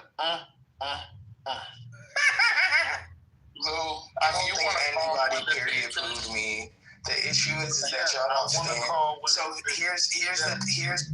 So who can I call a bitch in here? Wait, this is good news for you fighting black people. Wait, Lou, did you hear this? Angola and Botswana team up to buy a global diamond giant De Beers. We're talking about hood gay shit right now. You know, I can't stand you Negroes. I literally can't fucking stand you. Africans in the room. That's why the immigrants are smarter than y'all. Y'all arguing about pussies and they buying diamonds. Oh my God. Wait, first of all, Mickey, you actually started this. You started this whole thing and you left, and then now you're trying to change the subject because you know what you did, ma'am. All right, let's pass it to Corey. Okay, but this is gonna bring diamond power back to Africa. This is a big fucking deal, y'all. Get the business clear, and then we'll get back to the topic, ma'am. The pussy business. No, this ain't got nothing to do with transgender or pussy, and well, I don't know what the fuck that is. All right, Corey, Lou, do you want to be able to call women bitches unencumbered? Yes. Is that what this is? 1,000%. Okay, can we put a brain in the chat? If y'all are can I get a bitch pass? Please put a brain emoji in the chat if I can get a bitch pass. I'm a class right now. Because he's up here bitching now. He's up here bitching now about him not being able to call women bitches. In the chat if I can get a bitch off. Allow him. Black straight men were the ones who started calling us bitches first. Hold on. When did y'all start calling us bitches? So we're gonna go. So tradition. That's what Theo just said. Allow me to call. That's what Theo. I have moved. Say loose. Emulating women bitches. They don't mind. Can somebody properly second? Can anybody? All right. Can we got a second? Can anybody come in? Is there any objection? No. No objection heard. Lou, please feel free to call whoever you want a bitch. This Robert's Rules of Orders. The price is high. I'm sure you will. Hold on, bro. It's time. Yo, I'm tired of you dumbass bitches. No. How did it feel? If the price is right, I'm sure you wouldn't be mind caught a bitch either. It's a market. It's a nice person. Now, what's also it's like E40 is the fact that when I was actually mad content. Wait, so I was actually mad, and I think it's not fair to say that I wasn't meant with like discontent and like just upset. Everyone's just pissed off, right? When I called her a bitch, people were actually upset about it. The difference is that I didn't give a fuck about who was upset. Y'all be backpedaling on your disrespect. Y'all backpedal when people call y'all things and all of this nonsense. But however, I stood in it because it's always going to be fuck that coochie munchie eating ass bitch. Okay, Jordan. Wow. Damn, man, you really want my attention, and I can't be mad because Well, great. Look, now. All right, wait. Hold on. Before Corey, I'm gonna let Corey go real quick. Put a 1 in the chat if y'all want to continue talking about politics. Put a 2 in the chat if y'all want to do this Bullets Gotti room. He's ready to address Nadi and the allegations that she brought against him. Let's see where everybody at. Corey, do your thing while we see the votes. Yeah, Jordan's done for the night. That's all. Y'all really want me to talk to Bullets? Jordan and Corey are do it. They are hood gang. They're black first, but they can get on some gangster shit. All right, I fuck with Corey. I fuck with Corey. I fuck with Jordan. All right. Pause. They're cool brothers. All right, they're Black American brothers, and salute to them. All right. I can't believe you just agreed with that pause. Yeah. All right, real quick. Let me see. Okay. All right. Let's bring. All right. Wait. Hey Lou, I gotta say, bro, the gays in IGB though, they are cool though, bro. For real, like they are cool. Yeah, Wait, can I ask the question? They don't lead with their gayness. They get on blackness, but then if you talk about them, they're pause. All right. Yeah, Lou, what did something happen within a few hours? I was touching grass and sand. I just need to know like what I'm walking into. I don't know, but Bullets Gotti just hit me and said he needs to address the rumors. He said that's not him in the video. Oh my God! Every night at 8:30. That nigga said that's AI. Lou, is this like? Wait. How? Now all of a sudden that's AI. Y'all already had. Listen, we already ran content about bullets before with Ion, and that was years ago before all this AI shit had happened, right? He can't run away. I don't think y'all realize. Wait, because people said it's old content. This is new. Hold on, Nadia. Let me just let everybody know in the chat. So there's a new video that just came out today, 10 a.m. Not the transgender porn I've never seen. Not the mother kicking down the stairs. Specific to Nadi and Bullets talking on a conversation. I don't know what happened, and they was having all type of wild, freaked out talk. Yo, this is how I know. Cash apps involved and all type of shit. I feel like Bullets be trying to out himself because we didn't even know about this shit. Now he about to make us all know about this. No, they just went about it today. It was like Wack had a whole room. Yeah, Wack exposed. Everybody was in the room. Yeah, we was trying to defend itself. We exposed him. This happened in this been happening since a year ago. I have messages too. We're gonna make a new room in IG. He gonna talk all fucking night now. He not gonna stop. But Lou, I thought everybody was joking when they said he pushed his grandmother down the stairs, but they were putting the links in the chat like, why do we continue to platform him? He literally did that. You could hear her, and she sounds very much like a grandma, like an old time grandma, right? Not like a grandma to be in the club at 35. Like she kept saying. He was speaking to her very ugly, and they played that clip. Like, I don't really want to hear his ass. What he chooses to do. He said that we should do the content. What the fuck? Right, but I don't want to platform him. Like, if we're plus the other, let's do the content of Bullets. Oh, because I'm happy that Angola is buying the beers. Like, he really pushed his grandmother. Like, that's some. Wait, hold the fuck. That's some bullshit, bro. Hold the I don't want to hear that shit. And he was on live, and his little grandma kept saying, "Stop pushing me, man. That shit broke my heart. Fuck that nigga. That's foul. Like, what the fuck? We black. You don't do that shit. You don't put hands on your grandmother. And like, what the fuck is wrong with? I thought that shit was a joke, but he actually did that. Man, forget that shit. That's fucked up, Lou. He like to put his hands on dick too. Lou, I got stuff I have to do. I don't. If y'all want to run a content, because I didn't know this is what you want to do, I have to. No, that's not what I want to do. But people. No, I'm not saying just you. I'm just saying if he wants a platform to speak. I mean, it's audio. Now they're gonna rave and act like this didn't happen. I have messages like to add in. Matter of fact, I'll be right back. I'm about to open up the new room. Hold on. Yeah, matter of fact, it's messages with this. It's audio with this. Like it's video with this. I don't. I'm not about to go through it. This is the same man that want to sit here and bash women and trans women and gay people and all of this extra stuff, but again, want his prostate tickled. I don't have time for this. Like, I don't give a fuck. Bullis Gotti is gay. At the end of the day, it is what it is. I was thinking that at least you're pretty. You probably, you know, we should be happy for that. You know, I'm surprised. I'm just, girl, you got your money though. Okay. So Yeah, you said that earlier, Mickey, and you were doing the Lord's work, girl. No, it wasn't even about. It wasn't about no prostitution or nothing. First of all, he came from me when I came up to the 100 side, season 1, and attacked me. You can even hear me say this to him. So why did you attack me? Why did you do all like, oh yeah, because I really liked you and all of this? Like, these niggas be doing that. It's weird. Girl, just like I said I would pay $10,000 for your back channels. I didn't say prostitution. That is not what I'm talking about, sweetheart. I'm saying, you know what I'm saying? It ain't tricking if you got it. So no, I appreciate you for calling it out because he always on some black women bullshit, blah, blah, blah. So, you know, whatever. That's all. Do you have a link, Queen, or somewhere we can, the people who haven't seen it, want to, you know, get the info? Is there somewhere you can direct us so we can, you know, access that? Because is that who I think it is? Is that who I think it is? Rachel, like, hi, love. We ran the content earlier on the 100 side. If you want to hear the content, it is. Are you on the East Coast, West Coast? I'm on the West Coast. Okay, so your time it would be 10 a.m. So if you go to 10 a.m., it's a 100 ENC morning show. 10 a.m. mark, you can hear the content, and Wack is running the audio. God bless. Yeah, so that's all right.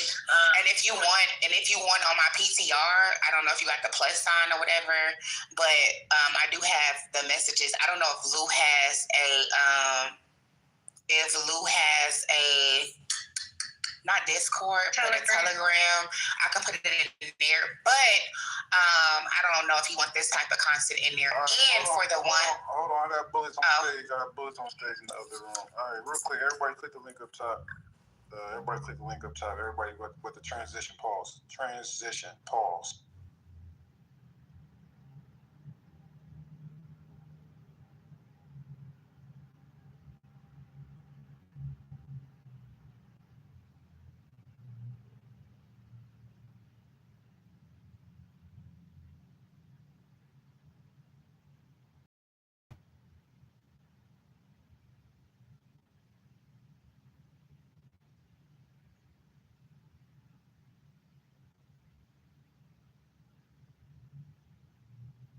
Yeah.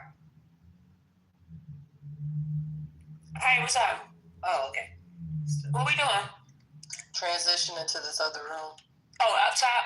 Yep. Oh, okay. Ooh, Lord. I'll be on mute for this type of shit. This ain't my lane.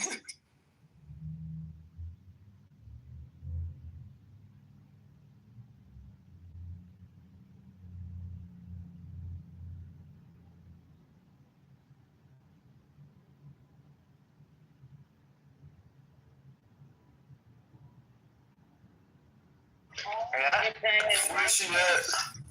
I'm not too far from her because I was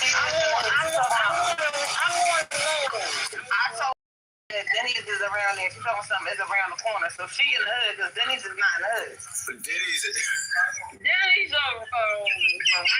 way around the corner. Yeah, that's over there with the white. He's in the hood, mama. Talking about something. Yeah, she knows. That ain't no hood for real. Yeah, that's I go to my little farms and order the same thing you just ordered right now. I'm gonna pay $17. So yours is definitely in the hood. We ain't talking about 23rd and Jefferson, but you in the hood.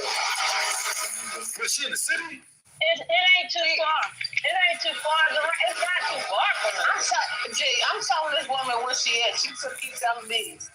I'm not doing this. I'm not doing this shit. If you know where it is, then you in the hood. Because Denny's like the about a 40. That Denny's. She jumped. I'm not drunk. Stop All saying right. drunk. I'm not drunk. I don't like people saying I'm drunk. Oh yeah, she definitely. Yeah, I can hear it now. Yeah, she want to fight, but she She over there near the Cracker Barrels, the hood. Why y'all trying to make her question her reality? That's not too far from the airport. And then over there near Grace Ferry, they done built the Chick-fil-A. Oh my God, I know exactly where she at now. You just said that. She just strip. I'm not near Grace Ferry. That's what I'm saying. You're not near Grace Ferry. I'm not too far from the casino. You a lie? You on that hood, man? What's your Whatever y'all want to call it. Oh, Auntie in the hood. We know where you at, Auntie. Yeah. I don't live here. I live here. I work here. I'm from Philly though, but I live in Rock. Oh, you live in Jersey? I live over an hour away, honey. What's an hour away? Delaware. Hour away. I'm right down from Dover, Delaware, honey. Yeah, like we telling you where you at, you sitting there acting like what the fuck? Yo, she trying to lie. We don't care. It's just funny, like. Okay. Now you just trying to, you know what, Auntie, turn up there. Turn it the fuck up there, Auntie. Go ahead, go wild. I'm listening. I'm getting ready to get off here because She talking about something Dover. That's way further than Newcastle, honey. That's but way it's still further. Delaware, man. It's way further. That's a whole different. But this is Delaware. I'm talking about the beach area. Delaware. I live South Delaware. She's talking beach area. I live over an hour away from over an hour. Near Mahova.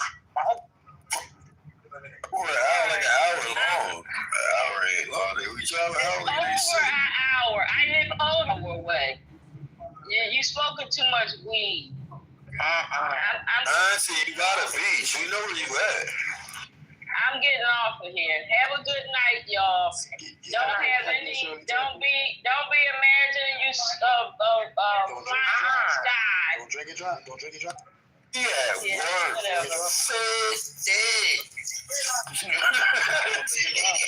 Don't be flying through the sky now. Don't be flying. Auntie don't want us to tell her she's drunk because she at work. No, so she telling herself she not, so she don't get too fucked up. You can't drink on my job, huh? You can't drink on my job. You can go out and get a sip. And I bet you get fired too. I know a lot of stuff. Yeah, why should you saying that? Listen, hon. I make too much money to be trying to do my job. Okay, I'm not gonna put my job in jeopardy over goddamn. Harry, go with too much money. Yeah. I'm gonna call it. I'm gonna call your job right now. Call that shit right now. You call my job. Yeah, I'm call my job on what's the number? They're gonna laugh at your ass. I'm gonna call it. They're gonna laugh at your ass. I'm gonna call them like people call. They're gonna say she. First of all, if you can get somebody on the phone, they're gonna say, "What? She off duty? What you talking about?" I know you fucking lying. Yeah. I'm not even working. Don't drink and drive. I'm going because I ain't got time for people calling me liars and accusing me of shit. Have a good life. Goodbye. I see you over there at that little nursing home. Education center, that day center, social day. Y'all ain't even surprised and like y'all don't believe not. Y'all full of jokes. Stop smoking weed. I do appreciate it. Auntie, stop drinking and eating chicken.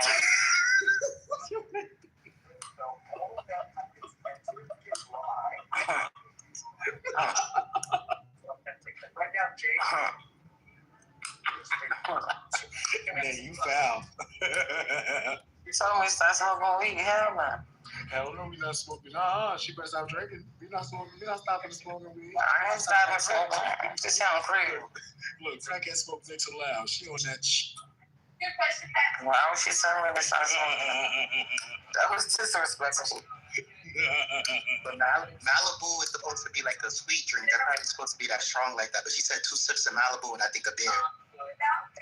And that margarita. Oh, she is such a weakling. She's a weakling. She can stay in Nah, but the margarita, she said that's just what she got at her house. But from what she said, the first thing said she only had 2 sips. Then she said 2 sips in a beer. So she's only supposed to have 2 sips in a beer. Wait, so she get lit off beer? Oh, no. I'm sorry, I gotta dismiss this. Hey, Blue, how are you? I'm doing. But she was eating though. Like what could happen though? Like say she had those 2 sips in a beer and then she just eating now. It's probably hitting her harder. Well, let Blue check in real quick. I just told her. Well, she made me want some damn chicken. Shit, some chicken. Like if she was drinking on empty stuff, those 2 sips is gonna be like 4 sips. Look, her BAC is gonna be so quick. Y'all eat the tip of the chicken wing? No. That's greedy. And then like that 1 beer is gonna be like a beer and a half. For all of that, I'm just gonna get another piece of chicken. So if you eat the tip of the chicken wing, that's greedy. Yeah, that's crazy as fuck. I eat the tips. All of them. There won't be no meat, no gristle on my chicken. Right. It's not about filling you up. It's just the taste of it and stuff. There'll be no meat, no gristle, no skin. I just don't eat baked chicken skin. I don't like no baked chicken skin. Especially if it's wet. Yeah, I was gonna say like if it's on the crispiest side, I'll eat it, but I don't like it if it's like what you said, like if it's wet or rubbery. Let me go take a shower.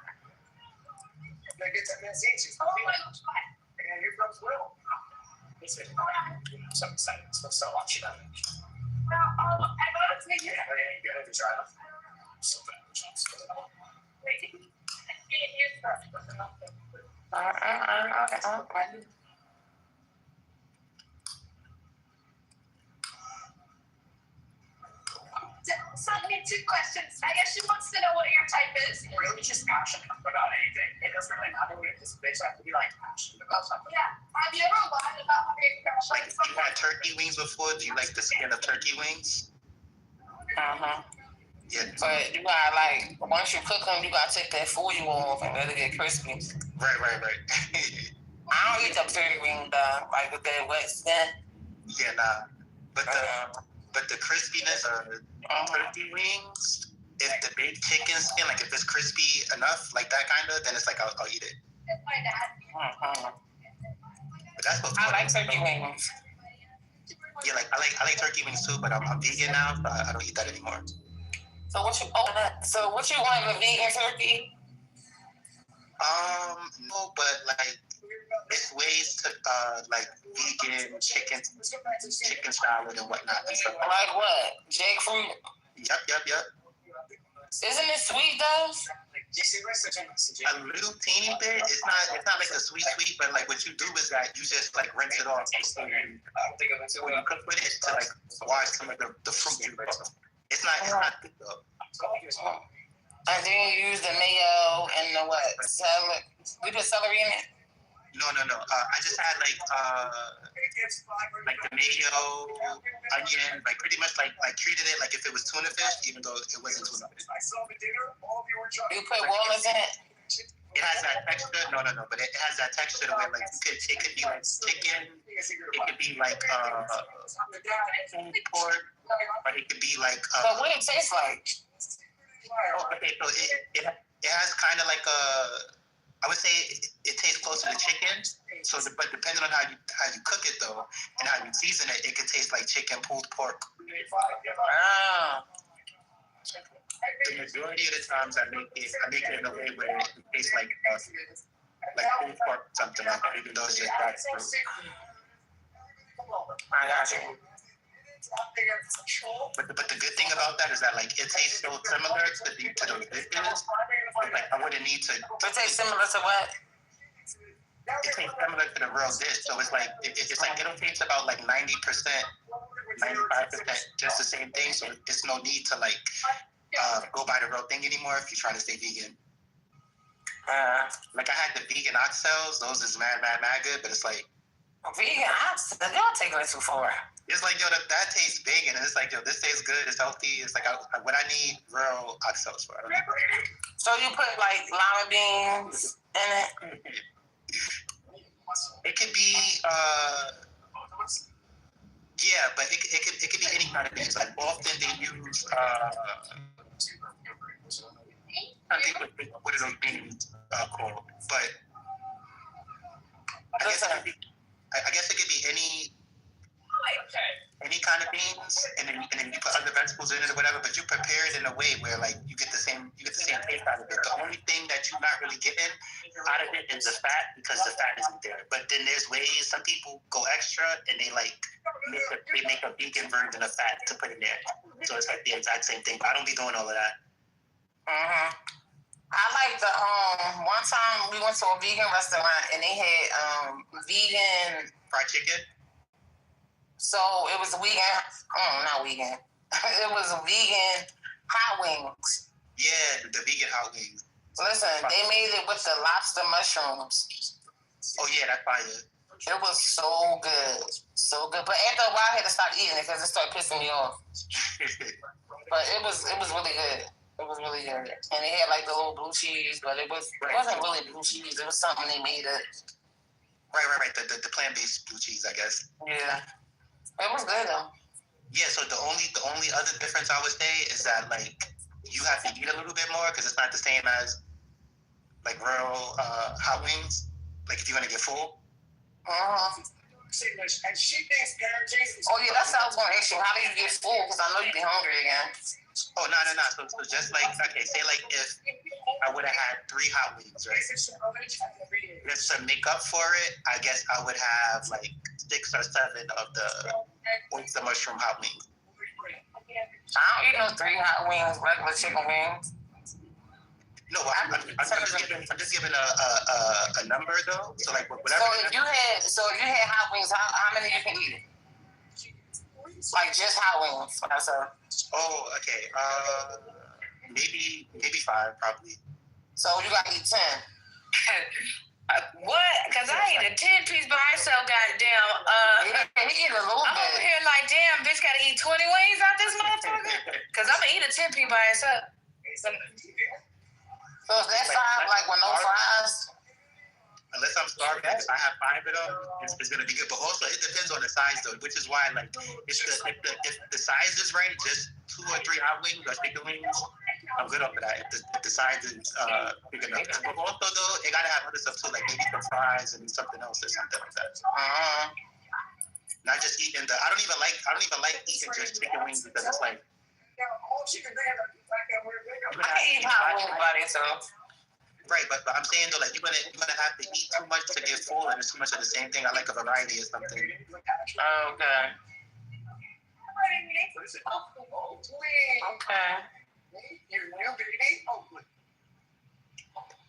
But yeah, like if you just eating the vegan hot wings, if you said you're gonna need like 15, 16, usually 10 chicken hot wings. She's feeling all day. She's super cute, but she's also about to be super tired. So you have 30 minutes to get her down for a nap. I'm gonna give you one challenge. You just ran out of date. So before you get her down for a nap. Okay. What, babe? Can I pick you up? Oh. So you're gonna realize how hard parenting is by the end of the day. It's gonna be a fun day. Sally, she's going pretty slow. You have 20 minutes. I've been seeing lately like vegan eating that turkey. They be like wetting this, I want to say paper, but I don't know what it is. Then they soak it in some kind of smoke liquid and for example, they bake it and I said, oh no. Is it like the fluff stuff? Like the seitan or whatever? It's like a flour or something. Yeah, that's seitan or something like that. It's called. It can taste like chicken or it can taste like a meat. But a lot of it though, depending on how you season it, like tofu, it can pick up the taste. So it could be like a turkey, it could be a chicken. This actually makes me super happy. I think she does. It's really sweet. I'm gonna give you an activity to keep on and give you all. Yeah, tickle. Now my cousin, she eat a lot of vegetables. Like she'll eat like. This is the easy part. I guess this is a flatbread, right?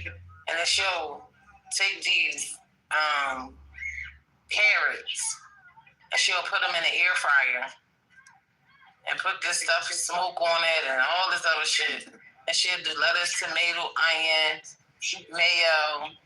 Yeah, she won't be able to sleep. If she can't sleep, avocado. Avocado's fire. She'll eat it. And I'm like, huh? You're supposed to hook it up like that. Some people be like, "Oh, I can't eat vegan. It tastes bad." It's like, no, you just need to cook it good, like you would. So this is just a bunch of vegetables and bread. ready? No. Okay. But here's what happens, right? To you, it's just a bunch of vegetables and bread, right? But like when you only eat vegan stuff, right? And besides making like cauliflower fried chicken and all that other stuff, because you're eating vegetables and that's like they don't taste as flavorful. Like broccoli start tasting like steak, stuff like that. So it's like, you know what? Yeah, to you it's like you just eat the That's crazy. It's like so sick. Yeah, to her it's like this banging. She be tearing it up. She really hurts me. It'd be a hoagie, a vegetable hoagie. I'd be like, That's like Chinese food to her or something like that. She tears it up though. She been doing it for a while. Akon is arrested. Akon got arrested, yeah. I don't know why. Every time you say that, you remind me of the Huxley. I don't need to change with that girl. Don't Let me see. worry. He locks up. I'll tell you later. I'm about to. I wonder why he got locked up. Well, it was great talking to y'all. Okay, have a good night. Thank you. Be so sweet together. This is crazy. Why did she cry, baby? What did I do? She needs her night off. Okay, whenever she goes to bed, she starts crying. She's trying to get that. I don't know why he's talking. Yeah, that's fucked up. She's being so sweet. Oh, what you say? Heard me. I said, we call it heroes. A hero? What is that? What you call in a hoagie? You remind me of Bill Cosby every time you say it. That's not good. The fuck? A hero? We call it heroes, yeah. What is that? How do you make a hero?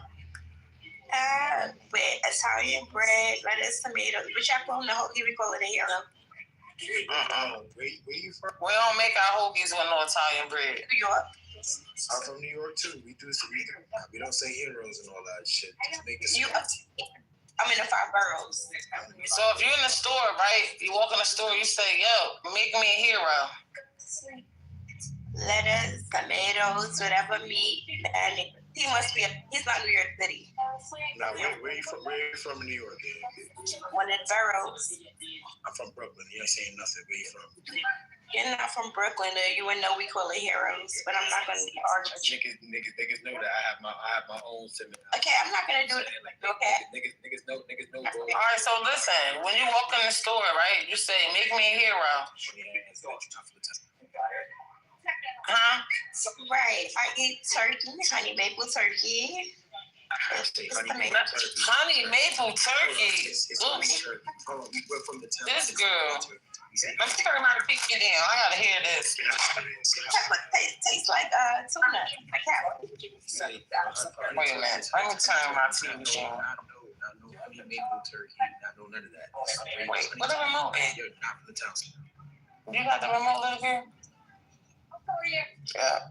Khalid. Oh, Tulip is not. Where's Rico at? Okay, listen. When you walk inside the store, right, and you tell him the man to make you a hoagie, you say, "Yo, make me a hero." I'm telling him this. Let me get a bacon, egg, and cheese on the roll. You heard?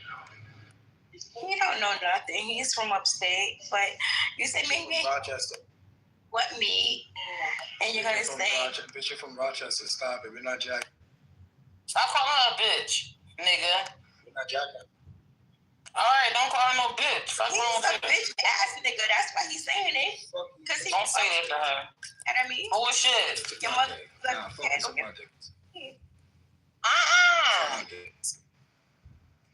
All right, don't talk to her like that. Stop that. Nah, that's the New York in me. She wanna get me, right? All right, no, she said you're not from New York because you don't say hero. That's it. The bitch is not jacking you. You have a bitch. Oh shit, why are you calling her a bitch? Cause she's a crackhead. It's one of the crack. You from upstate. That's disrespectful. Why are you saying that? She just mad because she from Buffalo.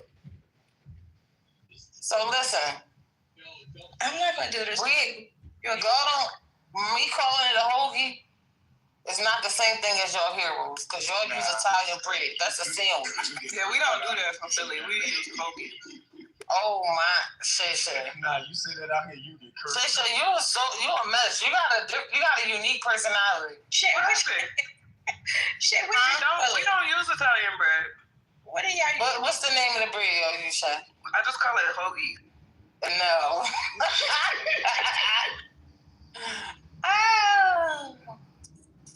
Damn, that's what that was called. But yeah, it is called a hoagie, but when you start saying Italian bread, no. I thought that was at Subway. Sandwiches in New York. Oh no. They actually roll the hero. That's not a hoagie. That's a sandwich. Like when you in the ox stores and whatever in New York and whatnot, and they ask you what type of sandwich you want, once you tell them, they're gonna say roll the hero. No, you gotta say a Philly roll. Y'all not from Philly. Y'all don't know. Oh hell no! Don't you dare say no goddamn Philly roll. Oh, you want me to say the name? Omarosa roll. Omarosa? No, you don't say that at all. You just say I want a hoagie. Say that's what I said. No. I say I want a hoagie. Ew. Say hoagie. You don't say it like that. You go inside the store. The best way to walk in. You never say ill when we talk, but you want to say ill. Yes, I do. He just keep talking. Yo, shit. Man, Oh yeah, Jay, I got. He be trying to be tough, and he starts screaming and stuff. I got a bone. Hold on, I got a bone to pick with you. I'm divorcing you because you ain't saying happy birthday to me, you punk ass. Oh, when was your birthday? You wasn't here. I was looking for you. Last Monday? No, you wasn't. I was looking for you last Monday. Last Monday, I was after day, and you did not sing to me. I did not see you. Don't worry, I'm gonna remember November 27th. You gonna sing happy birthday to me? Even though you didn't do it for me, I'll still do it for you. I sing happy birthday to you right now. Nah, too late. It was just Monday. Today is only what? Nah. You late. It was Monday, right? Today is only Wednesday. No. My birthday was last Monday. Happy birthday to bullshit. Happy birthday. Why you remind me? See what I'm saying? No, but listen. I'm tired of y'all talking about your heroes as our hoagies. It's not. Okay? Green the bean. Oh, he left. Happy birthday. Rice paper, yeah, that's what it is, I think. No, it'd be a little thicker, though, than rice paper. They be dipping it in water and... Yeah, it'd be thick, like a little blanket, like a little sheet or something. Amoroso roll. Papa, you just go in the store and be like, yo, hot, give me a hoagie. Everything going in, no hot sauce, sweet peppers, extra mayonnaise. Turkey hoagie. Yeah. Gourmet turkey. Yo, how the fuck do y'all eat mayonnaise? Extra mayonnaise. I want the mayonnaise coming out on my hands. Oh, hell no. I can't deal with a woman eating mayonnaise. If she could, she has to. Hell yeah. That should be so good. You don't deal with women at all. Yo, who's talking to you, bro? Like, nobody's paying attention to you, like, at all. Like, I'm dead ass respecting Meg and everybody else in here by not saying nothing else to you, because I can really chew you out right now. So I'm just going to go on mute. I need to buy me a new pot set. Who you beefing with? Salam alaikum, everyone. Salam alaikum. It's come, tamam?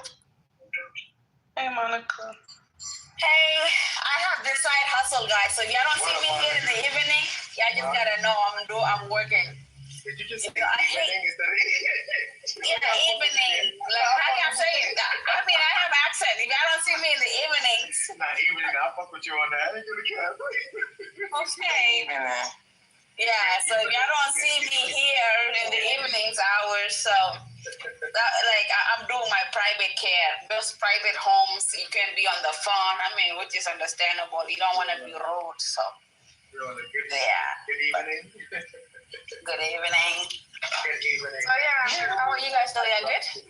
Yo, my nigga, I thought I was the only one that did that shit. Because when I say more, I say good morning, everyone. I say good morning, everyone. I say morning instead of morning. Good morning. Like, good morning, everyone. Like, nay, you speak 7 languages. So that thing got No. Oh, fuck.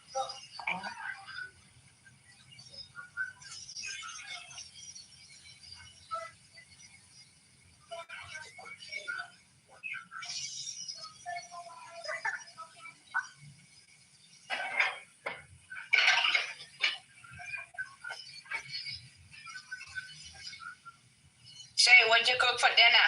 Because you always cooking. I made some yellow rice and chicken. Oh, okay. That's good. Oh, we made the same thing, she said. Because we from Philly. No, actually, I didn't make yellow rice. I made the broccoli, cheddar chicken rice that be inside that green bag. Oh, I made that.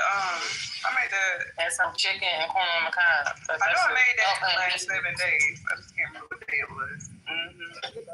Yeah. I said, let me make something quick because this little girl bothering me.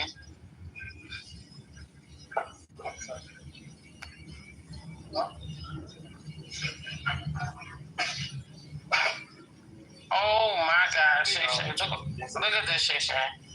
Don't you send me. Oh. Don't you do it. Shay. I did it. What the hell? We can't block. That's it. No. Okay.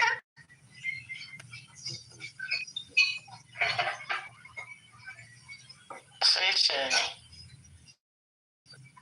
Now you gotta delete it because I can't go back and read any of your messages until that's gone.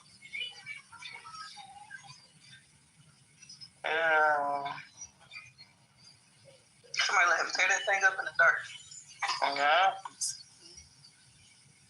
Now, you know what I made last night? Labia don't fall off.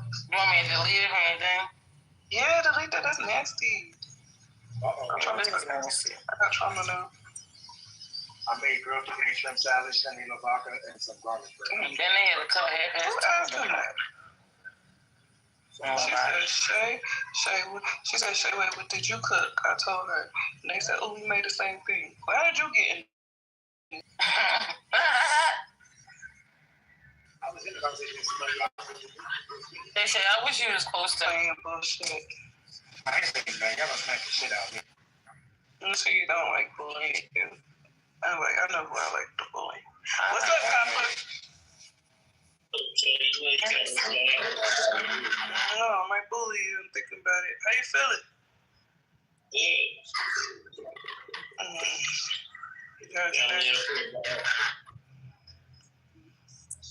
Let me go to the store real quick so I can go to sleep. Now y'all want to be quiet after y'all done let the aliens and everybody else come in here and stuff to say anything. Okay, last one. Don't trust you. Is this a BBL? Yeah. No.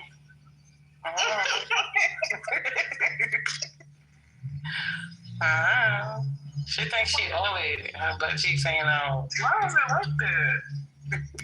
She like it. That's how she like it. That's terrible. She like it like that. What kind of shoes she on? This is a lot going on here. Why are her shoes so big? Oh, she really thinks she do. That's gotta be like the stuff. Whatever Nicki Minaj did, that's what the fuck is this? She like her butt cracked out. It look like two years ago. It don't. Yeah, it look like it hurt. Like if you touch it, it's a part.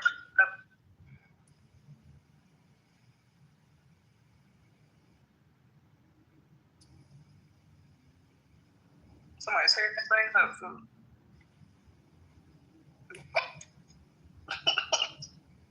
I'm surprised ain't nobody said anything about the Anunnaki. Yes, we get food stamps tonight because my sister will come to all things. You said we don't what? Is we getting food stamps tonight? Because my sister thinks she's slick. I need to know when he come back on. You should be able to check. You should be able to check the date because they made a ruling on Friday that they have to put whatever monies and shit there because people in New York got them. Because my sister thinks she's slick. I don't need no food. If New York got them, y'all should definitely have them already. Yo, y'all gonna think I'm lying. Wait, they had the full amount? Shit, cause everybody got their shit already. My mama called me Monday. She got her full amount? Yeah, my mom got her full amount. Hell yeah. What? Yo, my sister, I ain't gonna say it again, she get over 1,000. My cousin gets 1,700. She got 6 kids on her fucking budget. Yeah, that's how my sister is. But they said she get a job, they're not gonna give her all of them. Well, she got it under the table joint, but she don't write no checks stuff. So, but she get a lot of food stamps, a lot. Nah, that's good. That's good right there. Shit, I'm like. Listen, you ever heard of this? She get food stamps, right? But she used to get food stamps the 1st and the 13th. Y'all get a twice out there? I don't know how she did it. Listen, I don't know. She did it. She used to, but she don't get that. They don't do it no more for her. I need that baby's number. I need that. I'm telling you the truth. Yeah. She get a lot of stamps. She said she did it like Mama, I made it. Nothing.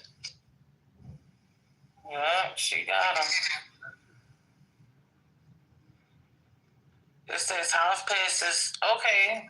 Who that funding shit? bill? What you said? And government shutdown after 43 days. Also, the government shutdown over with. I don't know. Temporarily until January. They have somebody. They have to still.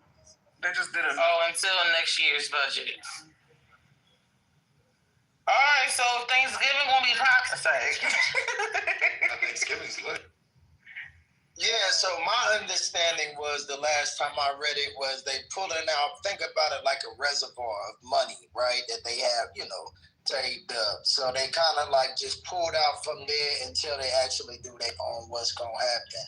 At least the last time I checked. It could have been updated since then, though. My baby daddy sent $1 for my son's birthday. Oh. I thought that was crazy. Wait, what? $1? $1? Crazy. $1. I was like, what? I was like, man, I wonder why he thought to want to bother me today. I was like that. Yeah, I thought that was disrespectful. Yeah, I thought that was What's wrong with that? $1? Don't be ignorant. I would have sent that right back. How old the child? You should have sent it back and told them that it don't matter. That's his child. Maybe got more money than that. Don't be fucking ignorant. He's laughing. That's crazy. Isn't that crazy? Why are you laughing at it? That's not even right. I want to kick that nigga ass because that's crazy. $1? I said maybe he just wanted to test it real quick to see if the other money went through. Man, that man said $1. Yeah, but he could have did it on the ass job. What? Shut down or what? And he didn't call. He didn't call or nothing. He just sent $1. Nah, that's bizarre, man. That's deep. Yeah, I was like, let me know the number so I can kick that nigga ass, man. But I just pay me here because I just had to say that. Like, damn, $1? That's great. Nah, Blue, just let me know the word. I'm gonna hang that nigga by his feet and make all the money fall out. You take all that shit. And I ain't even gonna tell my man that, I swear, because if I tell him, he be like, why you over there sad that he only said, because he's just like, I told you I got the kid. I know you got the kids, but then it still hurt my feelings. He got, your feelings is hurt. Like, he just can't say anything. I remember. You just send it back and put it in that y'all. It seemed like he needed more than the baby. That's a fact. Their bank account. Send it back. Put a little. Pay your tithes. Look, it's either that, or you just have somebody run down. No. $1? No, I'm sorry. I'm sorry. Let me run down. You got people next. Nah, I'm running down for you, gang. $1? That's an epitome. That's an embarrassment. That's disrespectful. Oh, but he doesn't try to get his ass beat. Let me, Blue, just call the bullshit hotline when you need somebody's ass whipped, man. I got you in the heartbeat because that shit is unacceptable. Yeah, but he might have sent $1 this month, bullshit, and then next month he might send a stack. You know what I'm saying? Nah, nigga. That nigga got sent $1. That nigga got sent $1. We had her feeling that whole year. It's crazy. All right, so I'm continuing what I'm saying. Let me kick that nigga ass. Fuck out of here. It's okay, but when y'all go back to what y'all was saying, I just thought that was crazy. Nah, that's crazy. Yeah, that is crazy. I'm being funny, but that's wild. You kick that nigga ass, man. I don't even want the title. I just want to do it just because. I just want to fight. Let me kick that nigga ass. Y'all had a pretty good room today. Nah, we did. Yo, I want to ask a question. Right there, Luke. A couple of y'all saved me from being a nigga today, so I feel good. Then I want some fried chicken. What the hell? What the hell, Leonte? They make you some fried chicken. The fuck? I just clean my kitchen where my camera's off. I ain't making shit. I'm about to airmail you some fried chicken. You're too far from me anyway. Airmail? Yeah. Airmail that motherfucker. Is airmail airdrop? Yeah. You ain't no Blue? That's airdrop? What's airmail? Yeah, I was trolling. Damn, you really take me serious? I know what airdrop means, but I don't know what airdrop. Why is Nate acting like she know how to cook fried chicken though? That's I know you got that air fryer. Why is Nate what? I'm not a bit. What you said? Nate did what? Nothing. So I didn't say nothing about making that. Well, I do know how to make fried chicken. Very good. And I don't eat no deep fryer. I fry my shit on the stove. Yo, what can I cook for one of y'all, man? Kick y'all out y'all kitchen. Can't cook. Your food nasty. I can cook my ass off. Y'all fucking. My pops, my mama, and my sister taught me how to cook before long. You know? I'll make you whatever you want. With a mimosa, because I know how to make drinks too. That's what I don't know how to make. That's easy. No. One of the easiest things to do is a mimosa. That's one of the first things you learn how to make when you're in March. That's champagne and orange juice, right?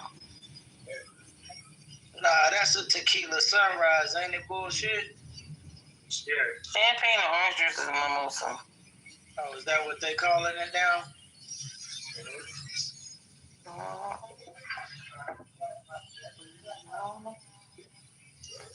Well, so what's the difference between a mimosa and a bottomless mimosa? I'm not a drinker like this. It's never tasty. The bottomless mimosas don't stop. That's why they bottomless. Oh, is that what they? Oh, okay, I got you. Yeah.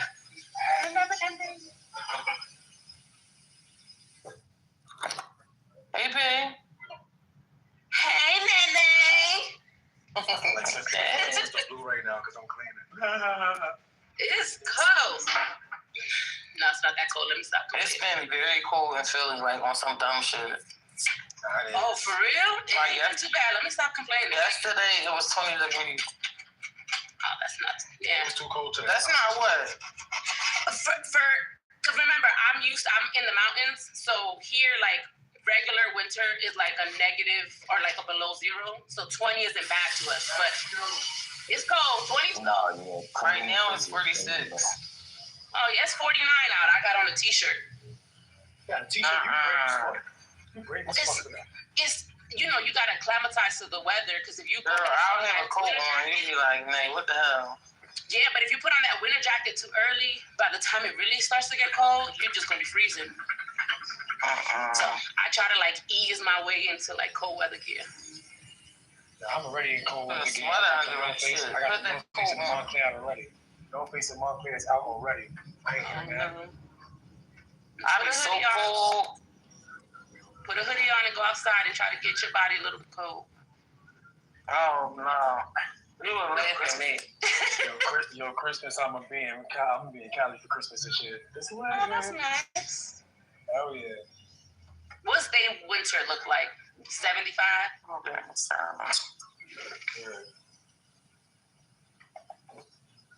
No, I'm getting dragged out there because I was supposed to go out there last year and didn't. So my ass is going this year. Oh, it's that. I want to move back to Cali though. Cali is so much better than New York. I don't know about all that, but sounds good. It is. Depending on where you at. Sounds good. Where you at? These 5 barrels, it's too much, man.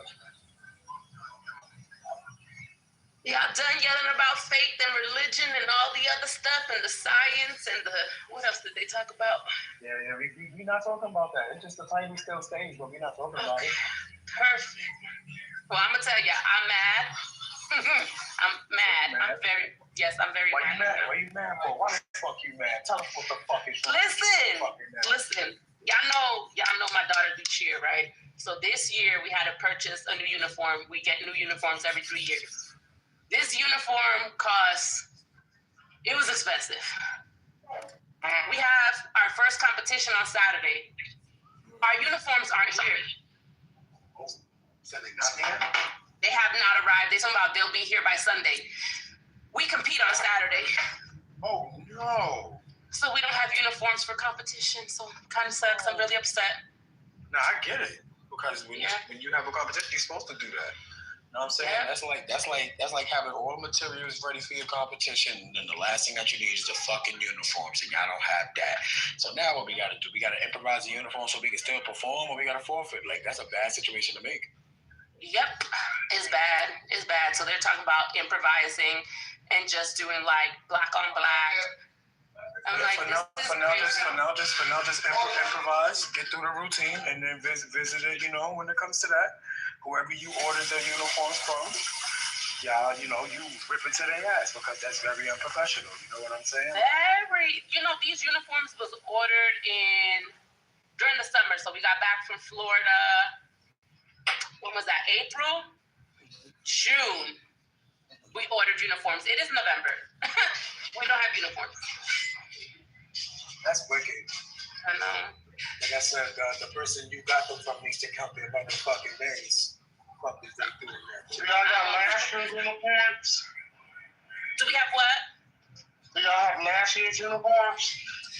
Yes, we do have last year's uniforms. Okay. The only problem is that we had a big shift of like our minis. So my daughter's in Elite 1, and our mini and our prep, a lot of those girls moved up and their uniform was different than ours. So we have a full team, like maybe 5 girls that have last year's uniform, and then all the other girls, we're 22 girls. Maybe 5 had the last year uniform of the same, and then the other girls have a different because all teams don't have the same uniform.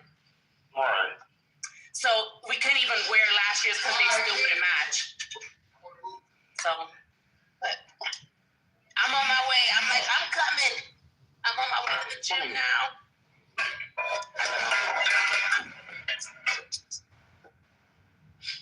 I don't know what to do about that thing. I ain't never experienced no shit like that. We always had our uniforms well in advance because we gotta do alterations. Yes. So we had a fitting. So the girls got fitted and everything, and they told us it'd be in time, but it is. We gonna make it work. The girls gonna get up there and perform, regardless of what they got on, and fingers crossed. Yeah, it'll be all right. Yeah. The only thing I can think of is But even that was still too late for that. There's like track suits, like track attire, some kind of tracks. That's something that you can do. A top and a bottom to match. Make it look real sporty and call it wonderful. Make it work. You also can do that.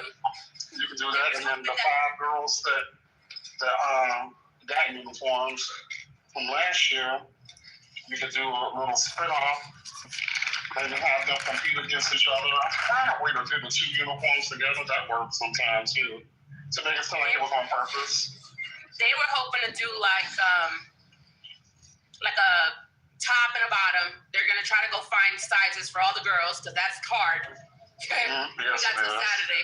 You know what I'm saying? Like you gotta find you gotta find sizes for all 22 girls. Or you can always Amazon. You can do Amazon, and I'm just thinking of something that have a lot of sizes and availability.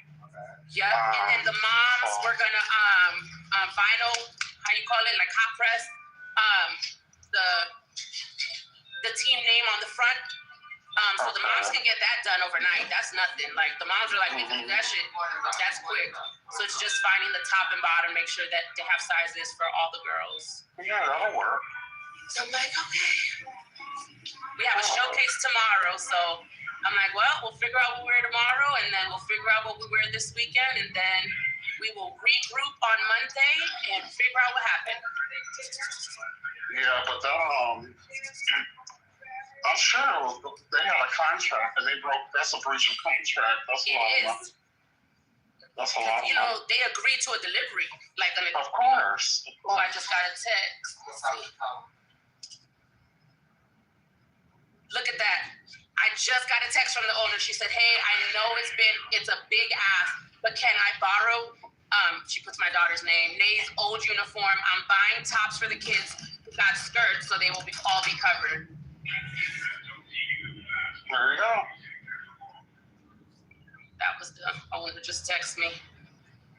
And usually I'm team mom, so I'm usually at the gym, but I had school tonight, so I couldn't be up there. So I'm hoping to get up there and get caught up on what's going on.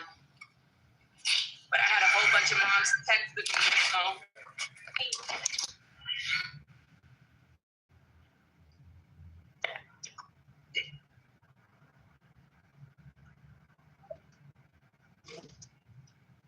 Can you throw it in your bag for tomorrow? Yes.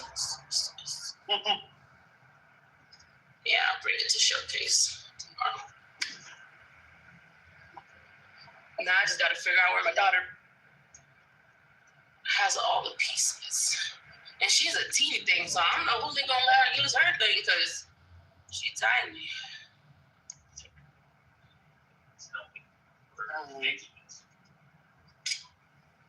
I missed you. I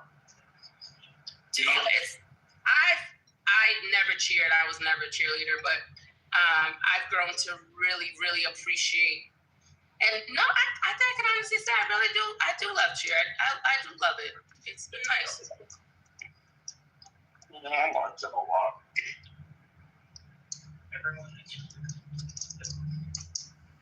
We're nice cheerleaders. We weren't mean. That's good. I don't like the mean girls. I will say that I have the dance team was mean. Them bitches were evil.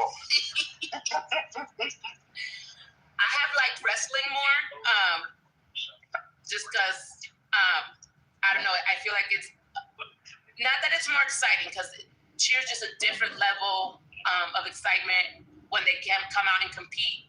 I think what I like about the wrestling is that it's more matches, right? So like, you know, they get their routine. It's like under 3 minutes. They go out, they get their 3 minutes on stage, and then it's over. That's it. But with wrestling, it's like longer. It's more. It's like, I don't know. That's what I've liked about more wrestling. Okay. Yeah. It's just more matches back to back. So like my daughter went to a tournament last weekend, and she ended up with 10 matches, and that was just in one day. Oh wow. Because she competed in 2 divisions. She competed in the co-ed and the girls only. So They're just like back-to-back round. They just cycle through the rounds, and they're eliminated as they go. So I think what I liked about cheer is that you do it and that's over. You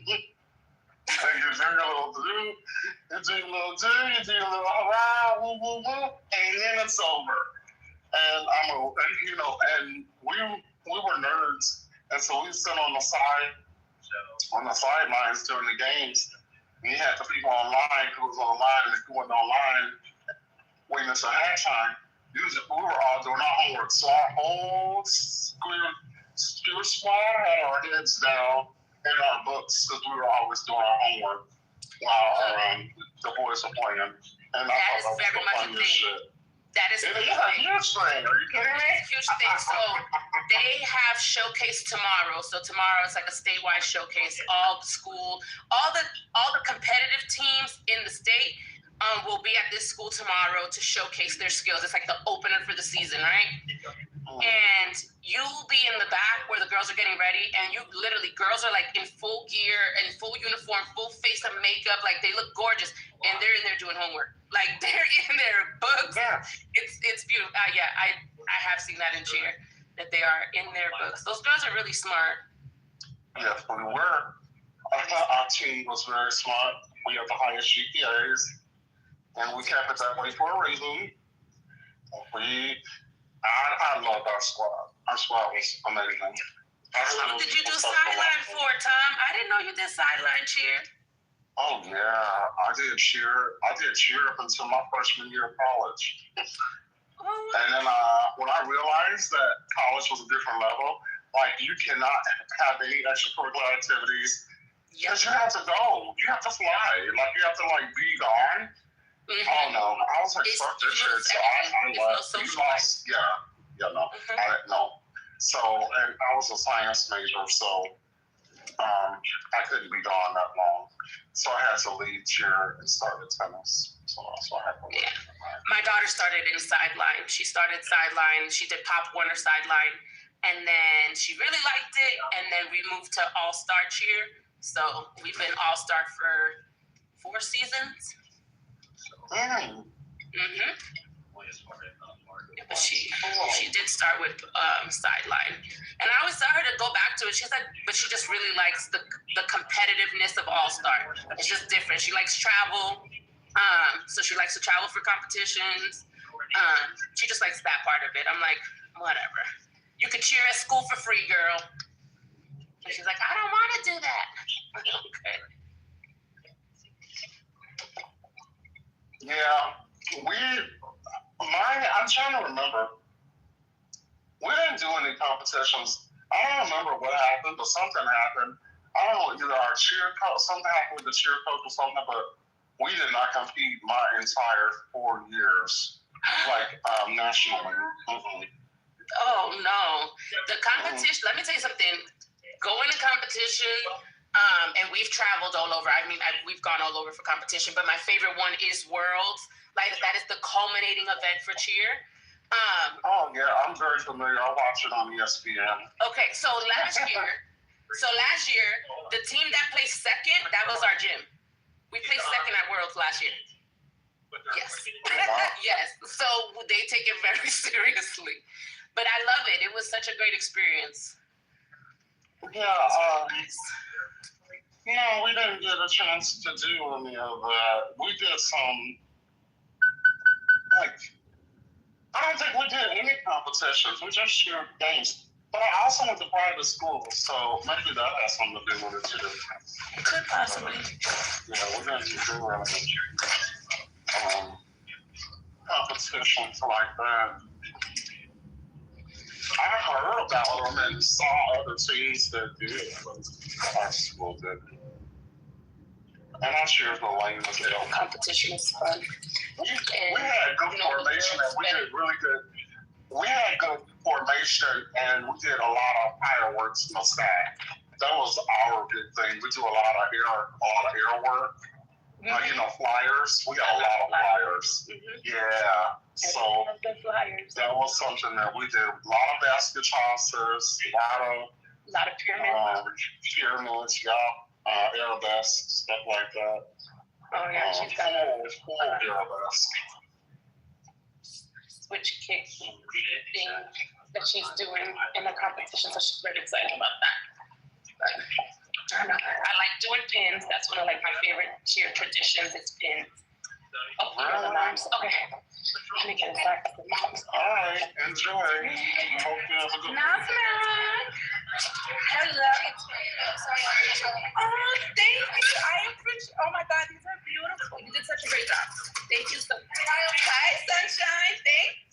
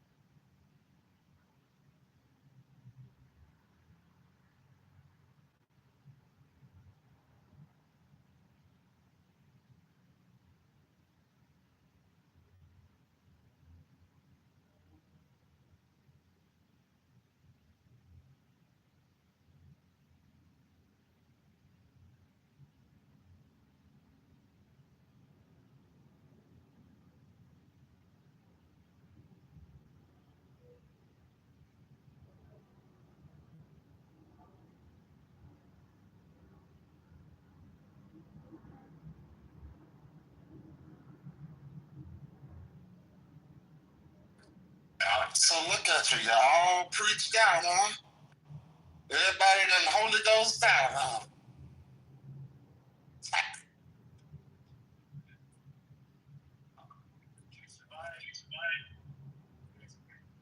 Tongues don't even work no more, huh?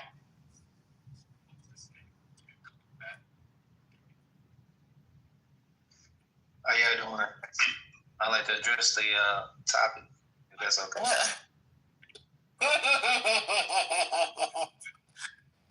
Go right ahead, sir. Knock yourself out. All right. I mean, now if y'all moved on, that's fine. But you know, I came in the room because I saw the title. For me, I think that it's really all three of them pertaining to believing in the Creator. You know what I mean? Like, what is it rooted in? I think you have to have faith, a little faith. You have to also have some form of evidence, and then you have to realize that you do have, you know, a need. And whether a person believing a particular God all throughout, you know, civilization, there were people that were worshiping all type of things because they realized that they needed help. You know what I mean? To some degree. And so, yeah, like I think that it's just it's a thing of realizing that, you know, there's more to life than what you maybe even taught. You know what I mean? And some things you have to like go beyond what is given in society, because there's a lot of things that taught in society that's not even really biblically true. You know what I mean? So you will still have to have faith that, you know, like for example, you know, like I personally believe in giants, right?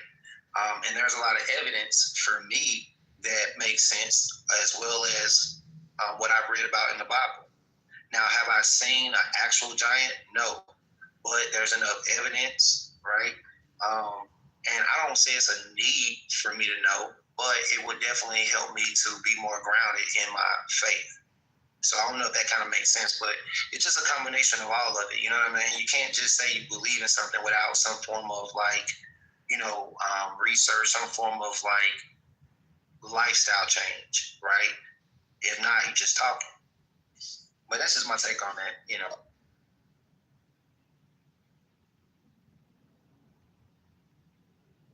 By Giants. Thank you so much for sharing. Oh, my bad, Tom. Go ahead. Go ahead, sir.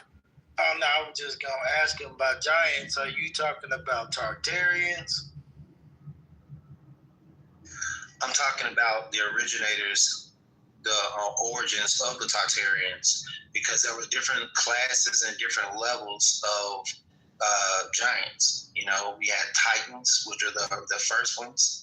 You had the same way we have different ethnic groups of humans. It's the same way they had different ethnic groups of giants. There was a race known as the Nephilims, and there was different breeds of them, and there was different sizes. The smaller ones were what we see in Tartarus. You know what I mean? You'll see the smaller ones, but they still had to take hundreds of years to actually get to the size in which you heard about or read about in ancient texts. You know, a lot of them lived to be 500 years old, so they still had to grow to get to that size. But yes, the Tartarians are the descendants of Nephilim. Got you. Yeah, I heard about them. I didn't really put too much study on them, but heard about them.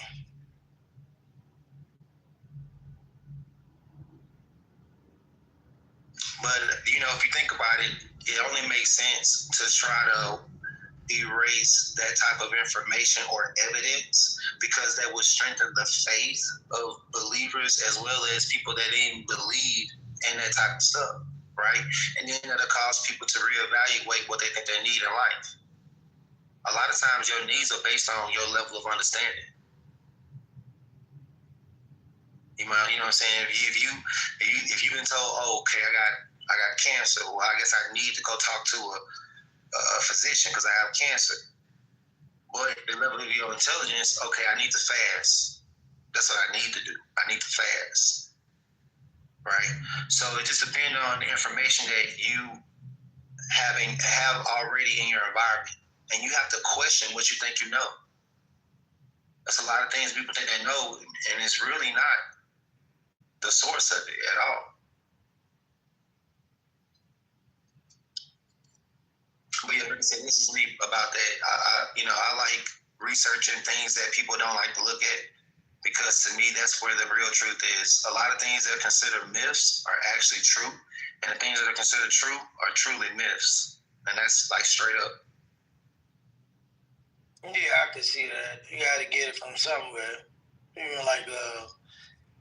Even dealing with the Marvel shit, but I'm brain fried, bro.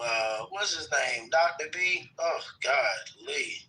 Very intelligent brother, but sheesh. So, that's where I'm at.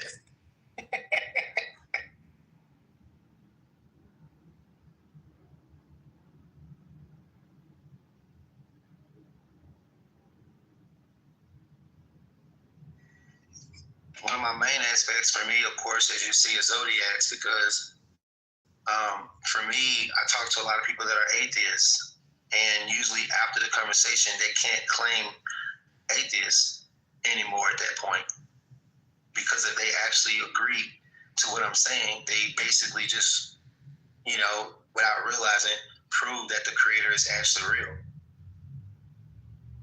Because you can't deny your zodiacal position. Whatever your zodiac signs are, that's how you're going to conduct yourself, whether you acknowledge it or not. So to me, that's evidence by itself, because you've been living your reality your whole life. So whether you knew anything about zodiacs or not, and a person like myself come along and tell you about the energies in your body and how they make you see and feel, and if you say that, yes, that's how I see and feel, right, then you can't say that you're in control of yourself. You really can't. And honestly, nobody really controls itself until you realize what's inside of you. Until then, you just operate off your emotions, your ego, and your pride.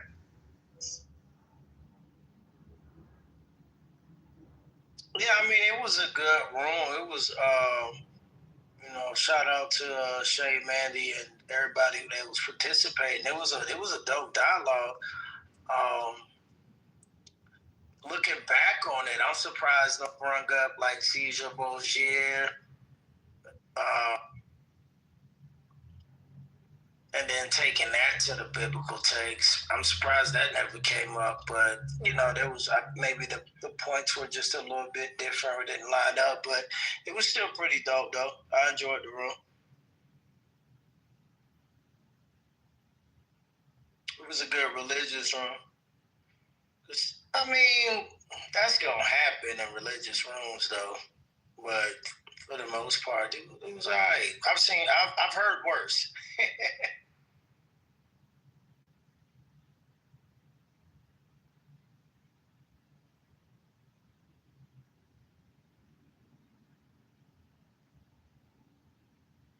Yeah, Shayway was cooking with grease. Shout out to Shay.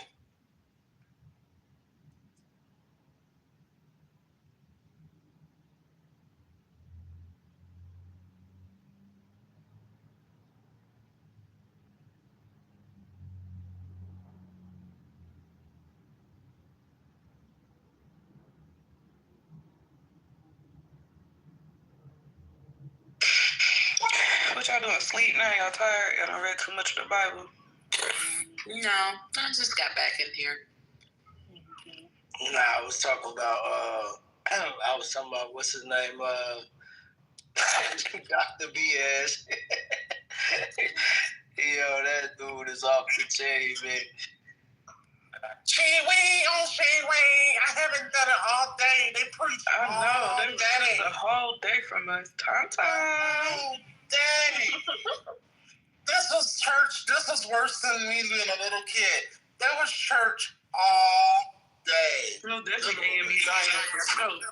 Hey, Tom. Hi.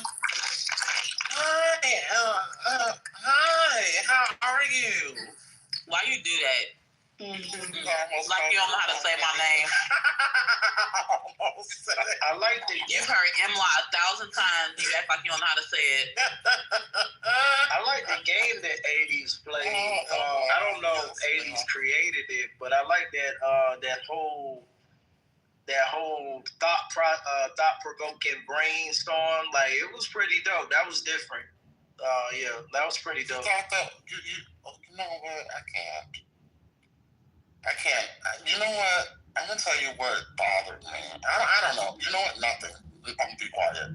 No, it was unique. What you doing over there? No, it was just different. That's all. You eat candy, drink a coffee. What you doing? I'm like just laying here right now. Me too. I'm just laying here. Like, I don't even know how to talk. Like, today was so. You got that wet mouth, that wet thick mouth, like. My mouth is wet. Like leaks. Need to swap. Oh yeah. Well, I'm trying to talk. I like the way you talk. I don't want to talk with my mouth be so fucking wet. Like his mouth be leaking. Y'all be hearing all that slobber in his mouth? I'm so. And then the tongue falls to the back. Like, I don't think he got the little line at the bottom. I think it's too old to the back. You know what? Every time he starts talking, I always look at Nate and Justina because I already know that they irritated instantly. I be irritated too. Like, why is your mouth so thick and wet? The fuck? See, it's not him for me. It's Archie. Every time he starts talking. No, Archie just talks too long, but no, I don't like it. As soon as he says something, I'm pissed. His voice annoys me so bad every time he starts talking. Him and Red, I'm like, oh God, here we go. Yeah, nothing Red say makes sense. Oh boy, Archie be preaching, don't he? Fuck. Pass the collection. Let me be quiet. Ooh, can we talk about something else? Because I don't want to cuss nobody out. I was so annoyed by today. Today really annoyed the piss out of me. Like, I went to strangers' rooms. I literally went away, and then I'll come back, and it was still going on. Yeah, I heard you. You came off mic. It was like, I've been trying to follow with the conversations forever. Listen, it started fucked up, okay? It started fucked up. And as far as I know, it ended fucked up. I don't know. one room and came to another. And I was just like, okay, but you know what? It was good for the room. And if it was good for the room, I'll take one for the team. Who am I? You know, I'm just one person. I'm just one minuscule person. So fuck my feelings and how I felt. As long as the room vibed and that was good, then that was good. You know. But for me, hell no. You know, anytime you mention God on Clubhouse or religion or I don't know why it does that. Man, the room gonna be crazy. What? Okay, I don't even want to talk about it. Never mind. I never understood. Like, I don't care if you don't believe in what I believe, but I never understood why the people who don't believe care so much about what I believe. Exactly. It never made sense. It never made sense to me. Like, y'all want me to argue and scream with y'all or something. I don't even care. If that's how you feel, that's how you feel. Like. Exactly. That's why I didn't care to go into deep detail, even though they were saying my name wrong. I'm like, I don't need to explain the existence of God to you or try to convince you anything, because God can talk to you himself. I don't have to try to like deter you or turn you any type of way. If you really want us to know God, then you'll know God. Like, that's not for me to determine or decide for you or try to convince you anything, because that's exhausting. I'm not doing that. I wasn't going to waste my energy. I'm going to say this and I'm going to leave it be. We are to have a light that leads people, that draws people in to follow Christ through your light. If your light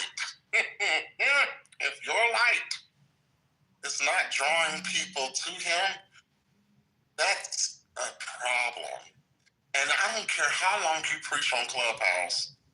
I don't care how long you preach and say scriptures and then cuss in the scripture. I don't care all the things you do. I don't agree with it. Yes, heavy on the cuss in scripture. Yeah. Affects me. And then they get mad at fights. Yeah, like they'll say something about God. I've noticed that 2 times, but they'll be trying to like say stuff about God and all these things, but then in the same breath they're cursed. And I'm like, that defeats the purpose of what you just said. Like, you're not. I'll just be like, okay, whatever. I'm not gonna and I don't judge people. Listen, I don't judge, but it's like a certain reverence I just was trained to have. And I know we are all sinners. We are all sinners, and that's the one thing that I truly understand. But it's just certain reverence that we should have when speaking on God, and you don't know who you're ministering to. And that's the thing that bothers me, is that this is a very delicate subject. And you could be turning people away, and you could be turning, you know what I'm saying? You don't know what you're doing. And to be playing in this playground so frivolously, you will be beat with many stripes. That's what the word is saying. So I don't play with that. I prefer to let my light so shine so differently. So I'd rather be a nice person, and people are like, well, what do you do, or who do you serve, and go from there, as opposed to trying to like reach different terms of the gospel and who did what and what stick turned into an AI generated.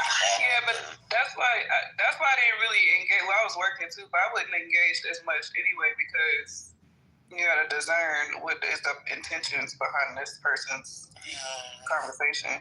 You're not supposed to argue with people over it at all. Like, I kept posting that in there. You did say that's what I had thought too. I kept posting multiple scriptures that said how to deal with these type of people, and none of them helped. They weren't here for open hearts or open minds. There wasn't any point to do that. But that's only for the arguing part. We can have conversation around it, but the arguing and the disrespect. Yeah, you ain't supposed to argue. Yeah, where you draw the line. Yeah. The first thing I thought about Shayway was not casting your pearls to swine. And I'm just like, why am I going to cheer? Yep, exactly. That was the first thing I thought about. I'm like, you guys aren't even receptive. Now, if it was just a conversation where it was unbelievers and believers, and they were both sharing, how they felt, you know what I'm saying, and not trying to argue any stances, but just listening to the others, that would have been one thing. But they were like, anything that any believer said or whatever, they were just ready to argue about it. And it was just like, okay, that could be exhausting.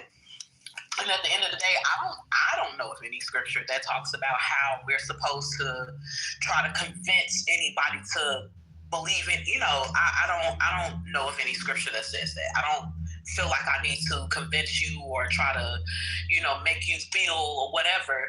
Now I understand planting the seed, but like I don't even think that was a atmosphere for planting the seed. So I'm like, I'm not doing that. I don't feel like I need to explain anything or do anything for a God who can explain and reveal himself. I don't need to do that.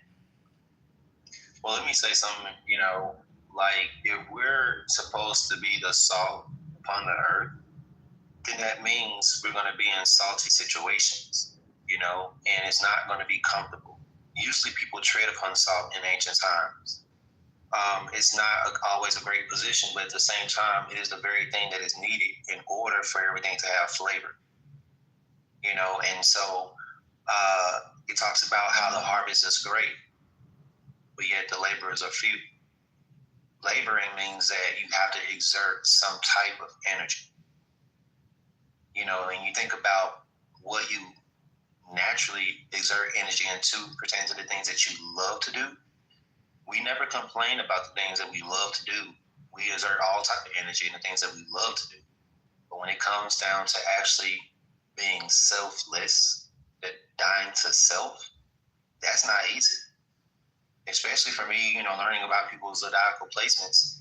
Some people have it harder than others. Fixed signs, Taurus, Leo, Scorpio, Aquarius, whether sun, moon, or rising, it can make it very challenging to put others first. And so I always challenge people's souls to challenge themselves. If not, are you really being a light? Or are you just being in a way? Like the fig tree. So the thing for me is, me being on Clubhouse is like prominently religious rooms. Seriously. This title is belief, right? And then faith. And so when I that's why typically I don't really, tap in like that anymore. But however, because I realize the common denominator, and the common denominator is a lot of people, especially when we have big rooms like that, a lot of people will try to come and convert you. They want to test your faith. They want to challenge your belief. That's what they want to do. I kid you not. And they'll do anything to get you off your square. You dig what I'm saying? Just to see, for shits and giggles.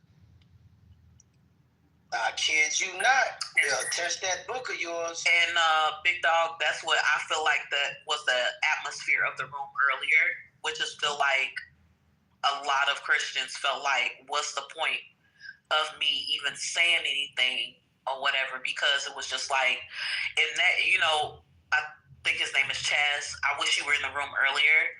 But I think that that's why a lot of Christians took the stance that they did, because it was just like, I understand allowing your light to shine before men. But in that instance, sometimes God calls you to be quiet.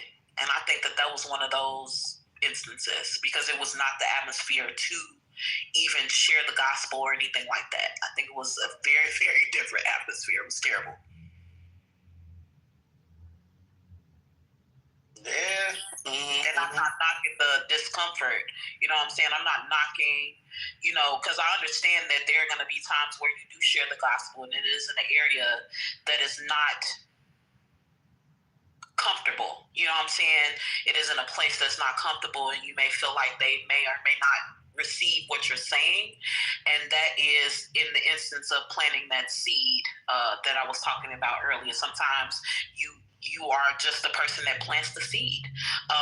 But that was not the atmosphere earlier at all. And not even in the slightest form. Yeah, because there's one thing when you just,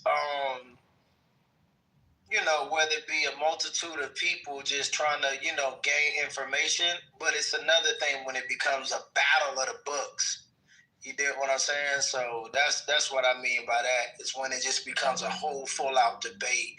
And I already know where that's going. That shit ain't going nowhere. Yeah, it brings people to the room and shit like that, but it just get messy. And it always have been like that for years, and it ain't never gonna change. But the good thing is, I guess you didn't have the Muslims, you didn't have the Jews. No, we here. They'll tear some shit up too. Yeah. I'm here.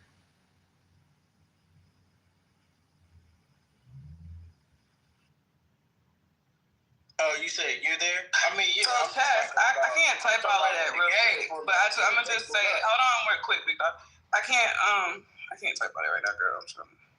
But no, so that scripture that you're talking about, that's for the person. There are other scriptures in the Bible. It tells you when and when not to go into these conversations. So today, those weren't sincere people coming to us asking out of sincerity.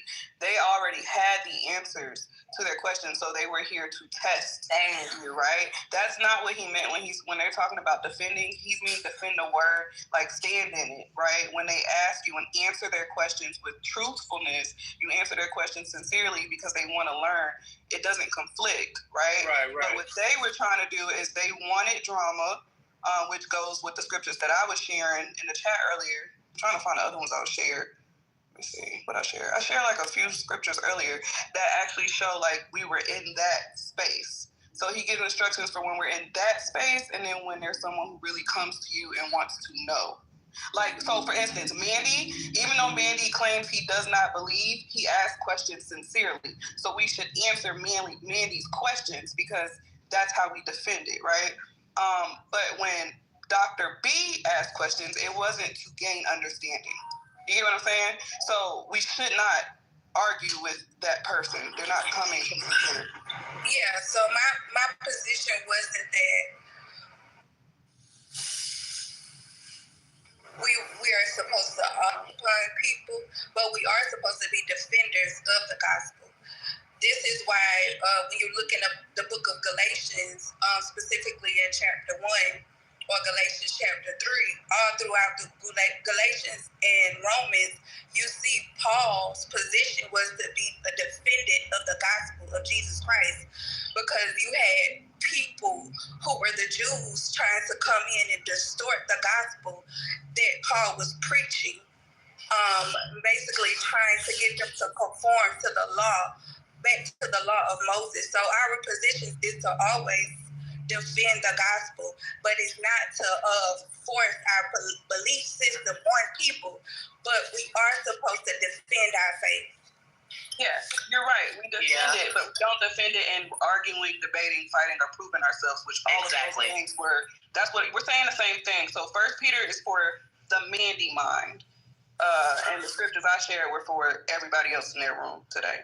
We weren't supposed to engage with those people. Yeah, because there were definitely people there, like me and Shayway and others, that were defending the gospel in a manner that I feel like God would be pleased with, instead of us trying to like argue why they should believe this or why they shouldn't. And I think that the space that it was earlier was not the space of, oh, I need to defend the gospel as it pertains to sharing the gospel like we would do with Mandy. It was very different, Chastity. It was terrible. And it was chaos, and God doesn't move in chaos, right? Like, anytime that every time a Christian believer or a believer starts to speak, it became chaos. They want to cut them off, and then they would project or become hypocritical when vice versa. You get what I'm saying? That wasn't the scenery and defend doesn't mean what we think of defend today.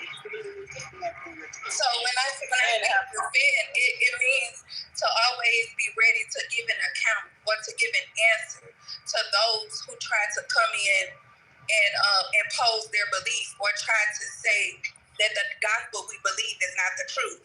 So that's what I mean when I say defend, but not necessarily argue, because then you will find yourself to be a fool if you argue with people. Exactly. That's what we're saying. The Bible tells us to keep the dust off our feet and keep it moving. When you go into these spaces and try to preach the gospel, and they don't want to hear it, you and they don't receive. And you have to keep we saying the same thing, bro. That's what we said. So that was the scripture I said. You're talking about Proverbs, because that was the answer, not a fool accordingly to his folly, lest thou also be like unto him.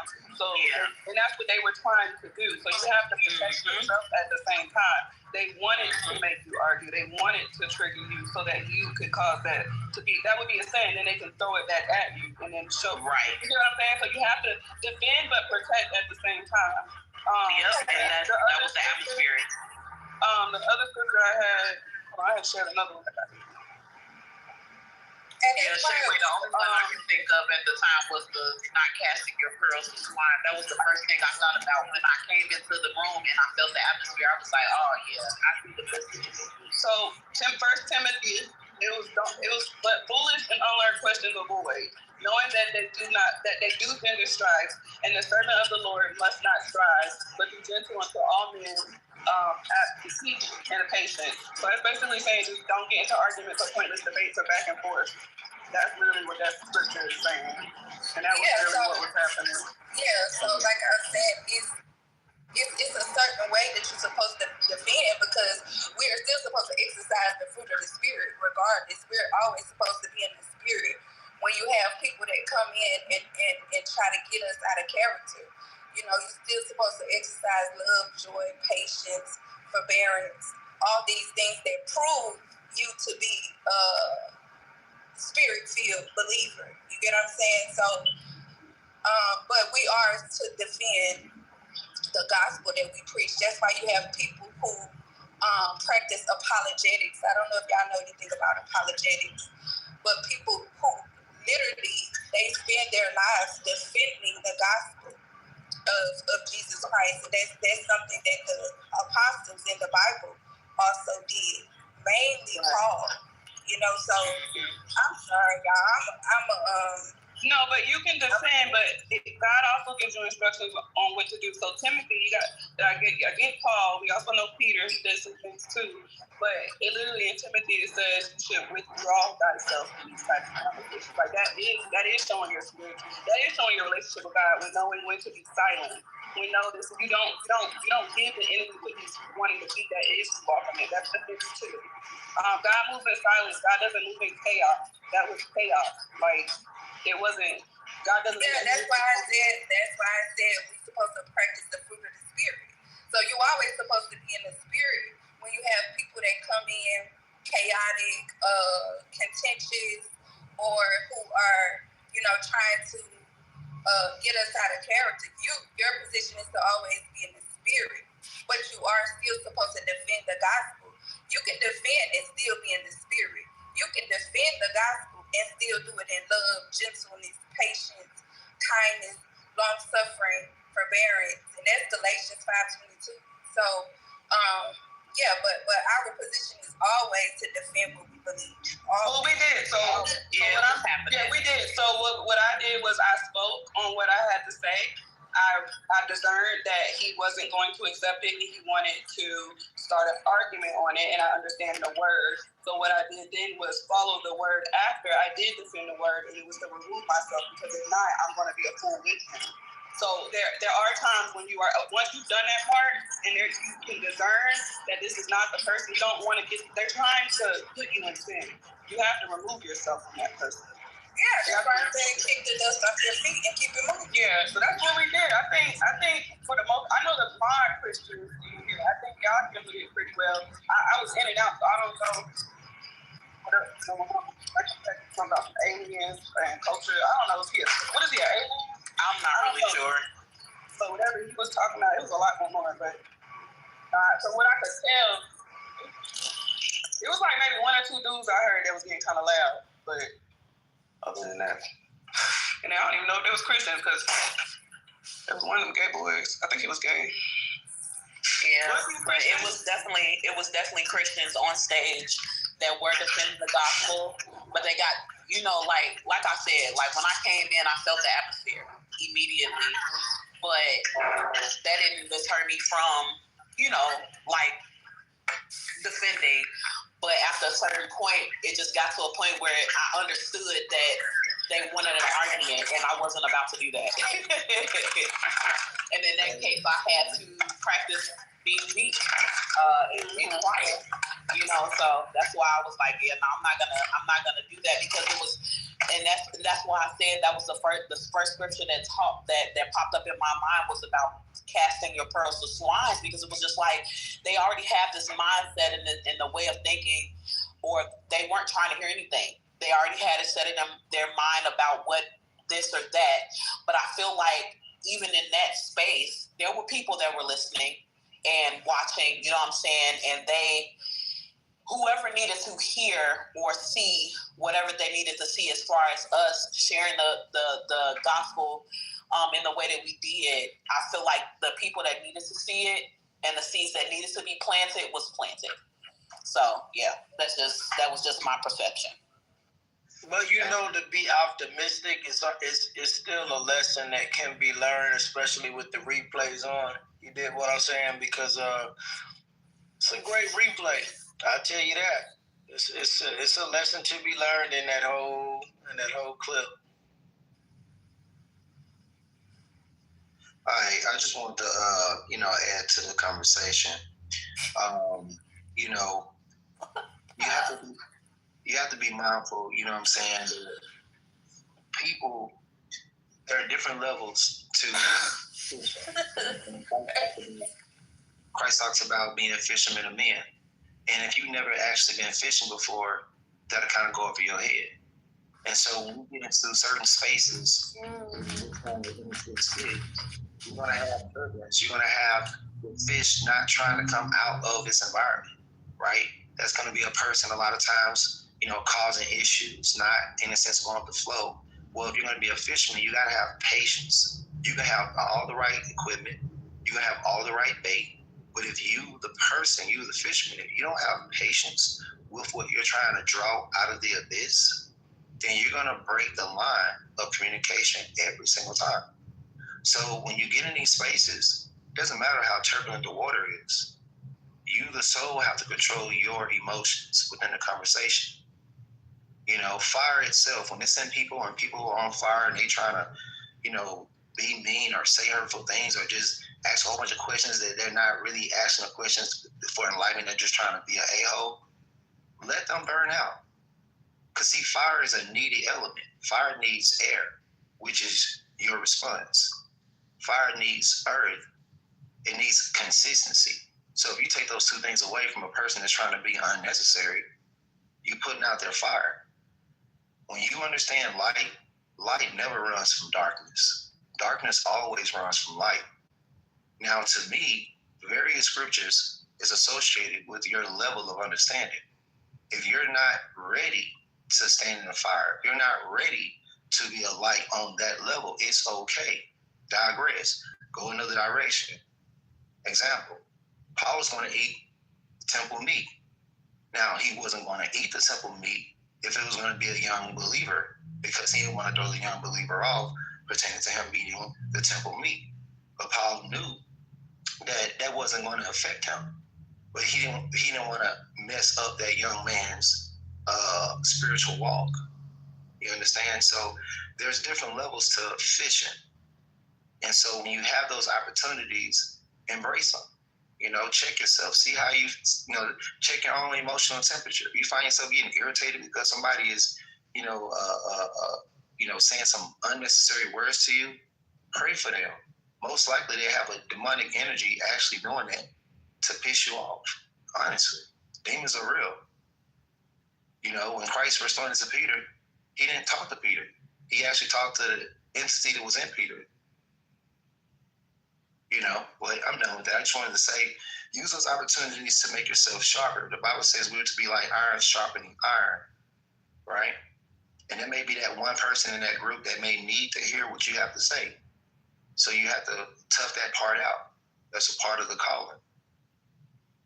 Yep, that was that was what I was talking about earlier when I was saying that the ones that needed to hear it heard it, and the seed that needed to be planted was planted. That was why I said what I said, because I know that even though it was a lot of people that was against God, there were people in the room, because it was a lot of people in the room. There were people in the room that were probably curious about God, wanting to know more. And I think that there were enough Christians that represented God well in that conversation. And I do agree with the iron sharpens iron type of thing or whatever, because, when you get into situations like that as a believer, it teaches you how to sharpen those skills and how to be able to, like Chastity was saying, defend the faith better. And I'm pretty sure there was other Christians praying, not just me, because I definitely was praying the majority of the time that I was on mute, because it was just like, it saddens me because I know God, you know what I'm saying? And to hear so many people that are against him and it's only because of their own ignorance, not knowing, you know what I'm saying? And my prayer was that God would reveal himself to them, have them have a radical experience with God. That was my prayer, because I know that after you have an encounter with God, you can't be the same. You change. And even if it's not like a overnight change or immediate change, you're going to change the minute you have an encounter with God. And that was my prayer.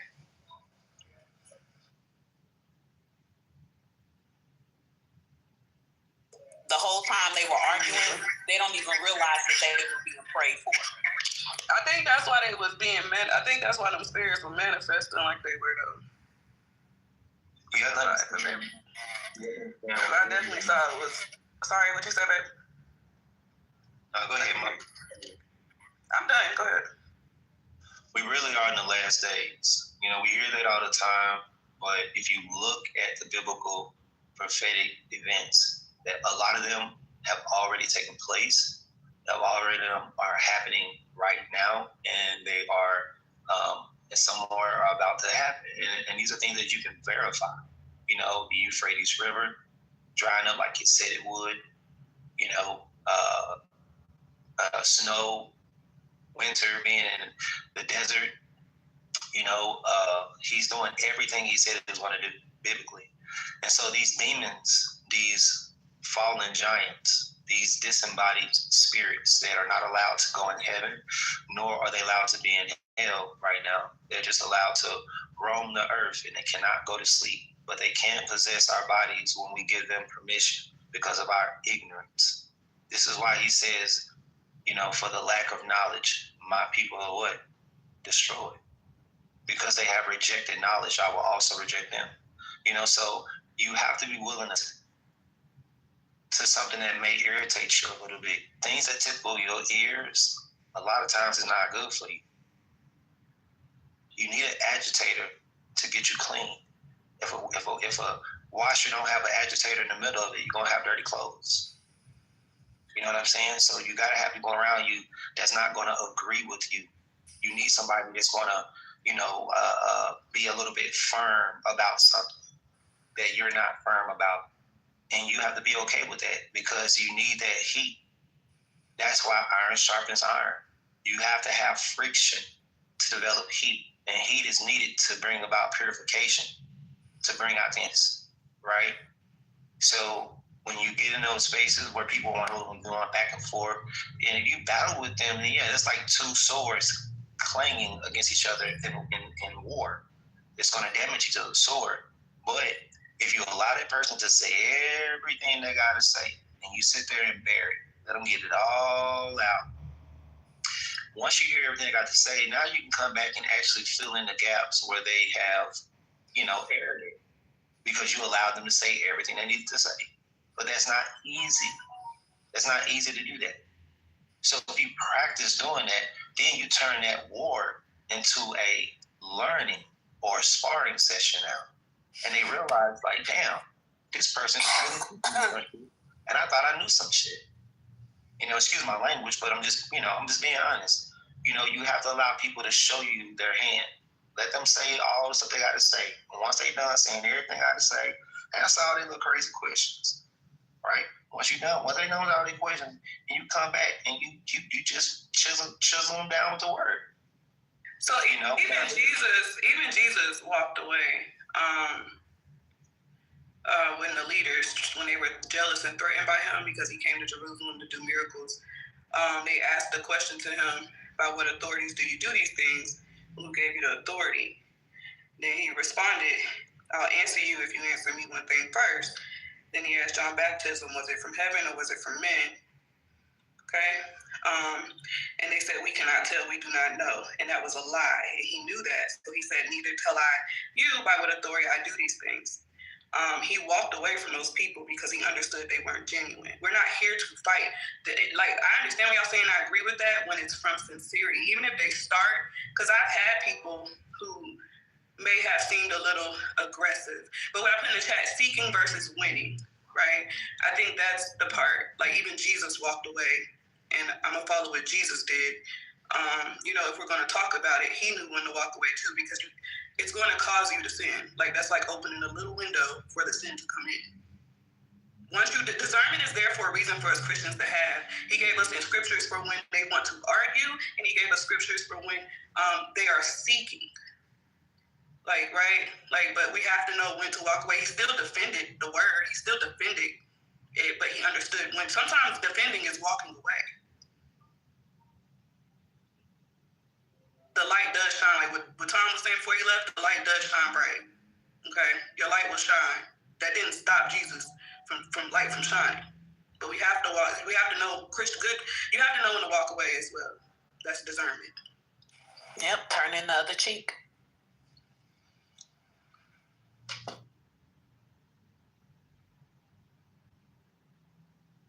I think turning the other cheek is not necessarily saying walking away. It's giving the person the other cheek so they can actually hit.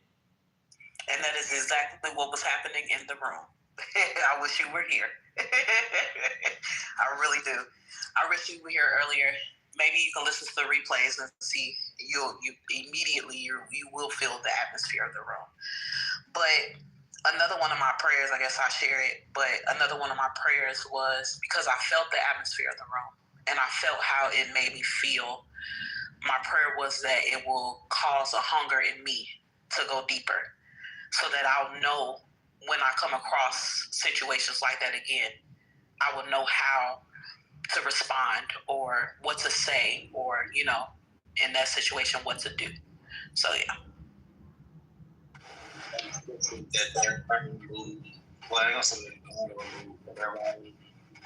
Your mic kind of messed up. But all throughout the New Testament, you see the position of the apostles were to defend the faith. That was a part of their assignment, was to be a defender of the faith. Yes, we're supposed to walk away, but when you have people coming in to distort the gospel and try to impose their belief on others and try to come in and implement false doctrines, quote unquote doctrines of devils, you are supposed to be a defender of the faith. Now, does that mean you're supposed to just argue with fools when they already have their mind made up? The Bible even tells us God will turn them over to a reprobated mind. That means God will wash his hands with them to the point where they have no sense of conviction. He will give them over to their lust and their passions. You know what I'm saying? But our position as believers is to defend the gospel of Jesus Christ. That was the position of the apostles all throughout the Bible, all throughout the New Testament. But I get what y'all saying. Like, when you have people that already got their mind made up as far as what they believe, yeah, you're supposed to walk away. But when you got people trying to come in and tell you your belief system is not true and tell you that your God is not your God and try to pervert the gospel, you also defend the gospel, and you're supposed to be ready to give a word. To give a word. That's why we're supposed to be sharp in our word. That's why Isaiah tells us when we read the word, we're supposed to read line upon line, precept upon precept. I mean, we're supposed to read a little here, read a little there, but we're supposed to be sharp because you're going to have people like them that's going to come in and try to tell us what we believe is false. So you're supposed to defend what you believe. Period. Understandable, and I believe that is what happened in the group. I also wanted to say that everybody is not called to be an apostle, but I understand the sentiments and why you said what you said. But yeah, I think everybody. But if as a believer, you're not called to be an apostle, but you're called to sonship, and your position as a son is to defend the faith. Well, as a believer, you believe in Christ. And I gave the example as that Christ actually walked what I'm saying. He literally shows you that he discerned that they were not being truthful, they were being deceitful, and the reason they asked that question, and he decided to walk away. God doesn't want us to be foolish. Jesus walked away. That was defending his Father. The destination is on your right. All right. The dudes in here today were the Pharisees. They were literally the Pharisees. They know. Dr. B said he has a Christian girlfriend, and they were saying things to let you know they know. They studied the word. They actually know the word. They read the Bible. If you couldn't tell, these people have read the Bible, but they didn't read it the same reason that we read it, right? So you have to walk away sometimes. When they have when what's his name? I literally just said that. I said. But that's what we've been saying all the time. But that's literally what we've been saying all the time. But what I'm saying is, when you have my stance is when you have people that come in and try to pervert the gospel or try to make it seem like what I believe is that's when you defend it. But when you have people whose mind is already made up, that they're just going to do what they want to do, and they believe, then you're supposed to get the dust off your feet. But when you got people that come in that try to pervert the gospel, then you walk away. But that's when you defend the word of God. You don't have to be an apostle to defend your faith. Whenever they're trying to trap you, which I'm using do you know the story I'm talking about in the Bible? Because I'm using Jesus. I'm speaking about when Jesus went to Jerusalem to perform the miracles in the town, and the religious leaders found out that he was there, and they became jealous, and they threatened, and they plotted against Jesus. They plotted and said they were going to confront him publicly, Jesus. Okay, so they walk up to Jesus and they ask him, why? By what? Hold on. Let me see. By what authority do you do these things, and who gave you this authority? Okay, but they weren't being genuine with that question, right? They were asking that question because, again, they plotted before they even asked the question, right? They plotted to try to trap him, to embarrass him, to make him say something that they could try to twist up, to start an argument like the people did today. Literally everything that we saw today is the example of what Jesus experienced with the religious leaders, right? Jesus did respond. He said, if you answer, hold on, go back to the book. I'll answer you if you answer me one thing first. John's baptism, was it from heaven or from men, right? And even though the Pharaohs knew that answer, knew it was not man that John's baptism came from, they lied and told Jesus they did not know, they could not tell. So he said, okay, well, since y'all don't know and y'all can't tell, then I don't have the authority. I can't tell you who gave me the authority to do these things. Right? And he walked away. He literally walked away because they weren't being genuine.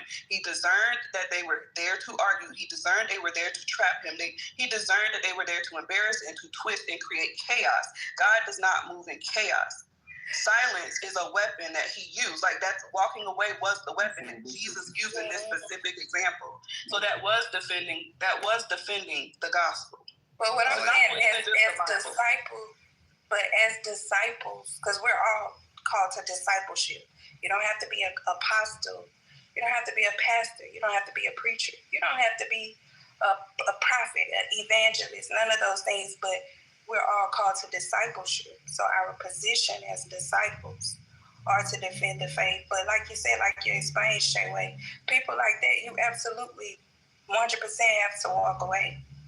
You have to walk away when they already have their mind made up. But then you have people that come in, again, like I said, to twist the word and impose false doctrines and false beliefs and twist the word of God to make it mean something that it doesn't mean. That's when you're supposed to defend the faith. Because you do have people like that that'll take a scripture fully out of context and make it mean something that doesn't mean in order to impose their belief system or for selfish gain. You see this all the time in churches. People will give a scripture and it means something totally opposite or totally different, but they'll give that scripture in order for people to sow a seed, and it means absolutely nothing about sowing. Yeah. You know what I'm saying? Yeah, I'm with you there. So if we're talking in general, yes, that specific that example. I'm sorry, that example that you just used. That's not the example that we had today in the room, but I can give you an example of when I've had to do that with Archie, right? Archie has came in here with his my wife, and sometimes his ego presents itself, right? And I've been around Archie for a minute, so I can tell. And he will pull a scripture out and he'll twist it. I'm like, no, Archie, if you're going to read that scripture, you need to start from here because you know good and well that this is what that scripture is talking about. And Archie being a believer, right? So he will kind of, humble himself, right? And be like, you know what? Okay, Shayway. My bad, Shayway. You know what I'm saying? So yes, what you're saying there, I agree with in that example, right? But today's room was the example of the religious leaders that Jesus dealt with. But see, I think he kind of misses some key points. First key point is this is Christ. This is the Creator. He has an ability that we actually don't have, in a sense. We have to pray for it. We have to fast for it. But it's something that he already had, which is he can read man's heart. Okay? This is something that his father did in heaven when they came down to Lucifer. He said, I have searched your heart, right? So that already puts him in a whole different league. And then the second part is that this is not a multitude of people in which Christ is speaking to. It was very clear of who the set of people that he was speaking to, which were the Sadducees, the ones that's supposed to know the actual scriptures, the ones that actually know the word. Now, I understand. I heard earlier. I said that the people I wasn't a part of it. I didn't hear it. I'm just going off what your guys had said. But they were coming off as if they are representative of knowing the word, as if they're like Sadducees. And I understand, Shayway, where you're coming from, saying that was their position and how they were coming back with all these questions and whatnot. But still, we as students of the word, right, we have to be able to really see it for what it is. Now, if Christ was speaking to a group of people, I don't think he would have, in a sense, walked away. I think he would have stood there and really, in a sense, went in on them. But in that case, it was just them. He didn't need to say nothing else because he already perceived their heart. But you don't see no other case. Even when the devil himself came to Christ in his weakest state, Christ did not flee from the devil. He told the devil what it was. He told him the word. He reminded him what the word states. And the devil fled. But I'm sorry, I'm going to have to stop you there, Zodiac, because that story, it was in the public. He was performing miracles. They did it in front of the public. That was in the public. When he was with the devil, it was private. Yeah, it was private. But when he was speaking to the religious leaders, that was in front of the crowds, the elders, and the religious leaders, because the whole point was to trap him and to make him look crazy in front of those people. But regardless, the key point is he perceived their hearts. So what I'm saying is... We have discernment. Do you agree on that? Like, as a Christian, do we have discernment? We have to. What you're doing right now is kind of what they did earlier, I'm assuming. Because you have to wait until the person is speaking before you come back with the next question. I also understand you said that you weren't a part of the room. I do. And I think that I would love to have this conversation with you if you can listen to the room, like, honestly, because I don't think, like, I'm sure Chastity understands where my stance is now. It wasn't really I don't think this conversation was like a topic. I think it was our moment to be genuine with each other, because this room has been big today, right? And we're talking personally, like, these are my sisters, You get what I'm saying? And I'm talking to my sister about what happened in a room that we all experienced. You're talking from what you think happened. We're talking about what we experienced, right? So I just want to make sure, we're good here. That's why I said I felt like you should definitely go back and listen to that room, because you'll immediately understand where Shay and I's stance is, as it pertains to, where we're coming from, explaining or trying to like give an account of what happened during that time, because you definitely can feel it. You know what I'm saying? As a Christian, we do have discernment, and that's a gift that God gives us. And when you listen to the room, I really hope you do, you'll be able to feel it as a fellow Christian, as a fellow believer. You'll feel it immediately. As soon as you start listening to the room, you'll hear it. So, yeah. Well, y'all make sure y'all keep the replays, because I know it's been a while. Dang, we did a new room. Dang. Where you at? Sleep. It's 10:30. Probably sleep. Yeah. Is this the same room? Yeah, it's the same one. It's the part 2. Change the title. No, we gotta close it, or the replay's gonna be going. Oh yeah. Lib, you up? One of y'all up? Say what, you don't got the ability? I got the thing about the what I'm making the title. Give me an idea. Hey, Shayway. It's whatever you say. Are you air or fire? What'd you say? Are you air or fire? I'm flesh. What the hell? Hey, just in case y'all, real quick, Zodiac, just in case y'all don't know, right? If you hit the 3 buttons at the top right, scroll all the way to the bottom, you can actually save it on your profile, just in case. I don't know if you can share it, because I've never done it before, but however, just in case, because I know I was here not too late, but not too early, and it's been a while. That motherfucker can kick out anytime. But see, Big Dog, you was in here earlier too during that room, wasn't you? Yeah, I was here. Yeah, so that's what I'm saying. I'm like, that it was crazy. You can literally feel it. What up, y'all?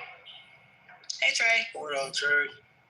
Yeah, can we stop allowing the non-believers in the room when we talking about God? You know they're not gonna stop coming in here, Trey. They're not gonna stop. My thing though is like, I get it, yo. No matter what we say, what experiences we had, y'all not gonna believe it. But why do you want to come in the room if you don't believe in God? Because they want to be anti. That's what they want. That was the spirit that was in the room earlier. Like, that's what they want. That was yeah. It was terrible. Damn, but that was over here. I forgot to grab the y'all. The other room open. Go over there. But I forgot to grab the link, so just run fast. I want to say, look at it.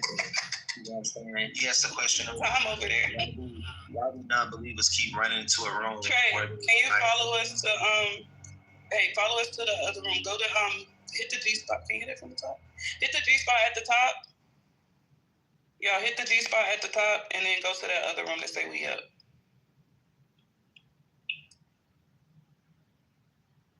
Yeah. Go to the other room at the top, y'all. The G spot at the top, and hit the room we up.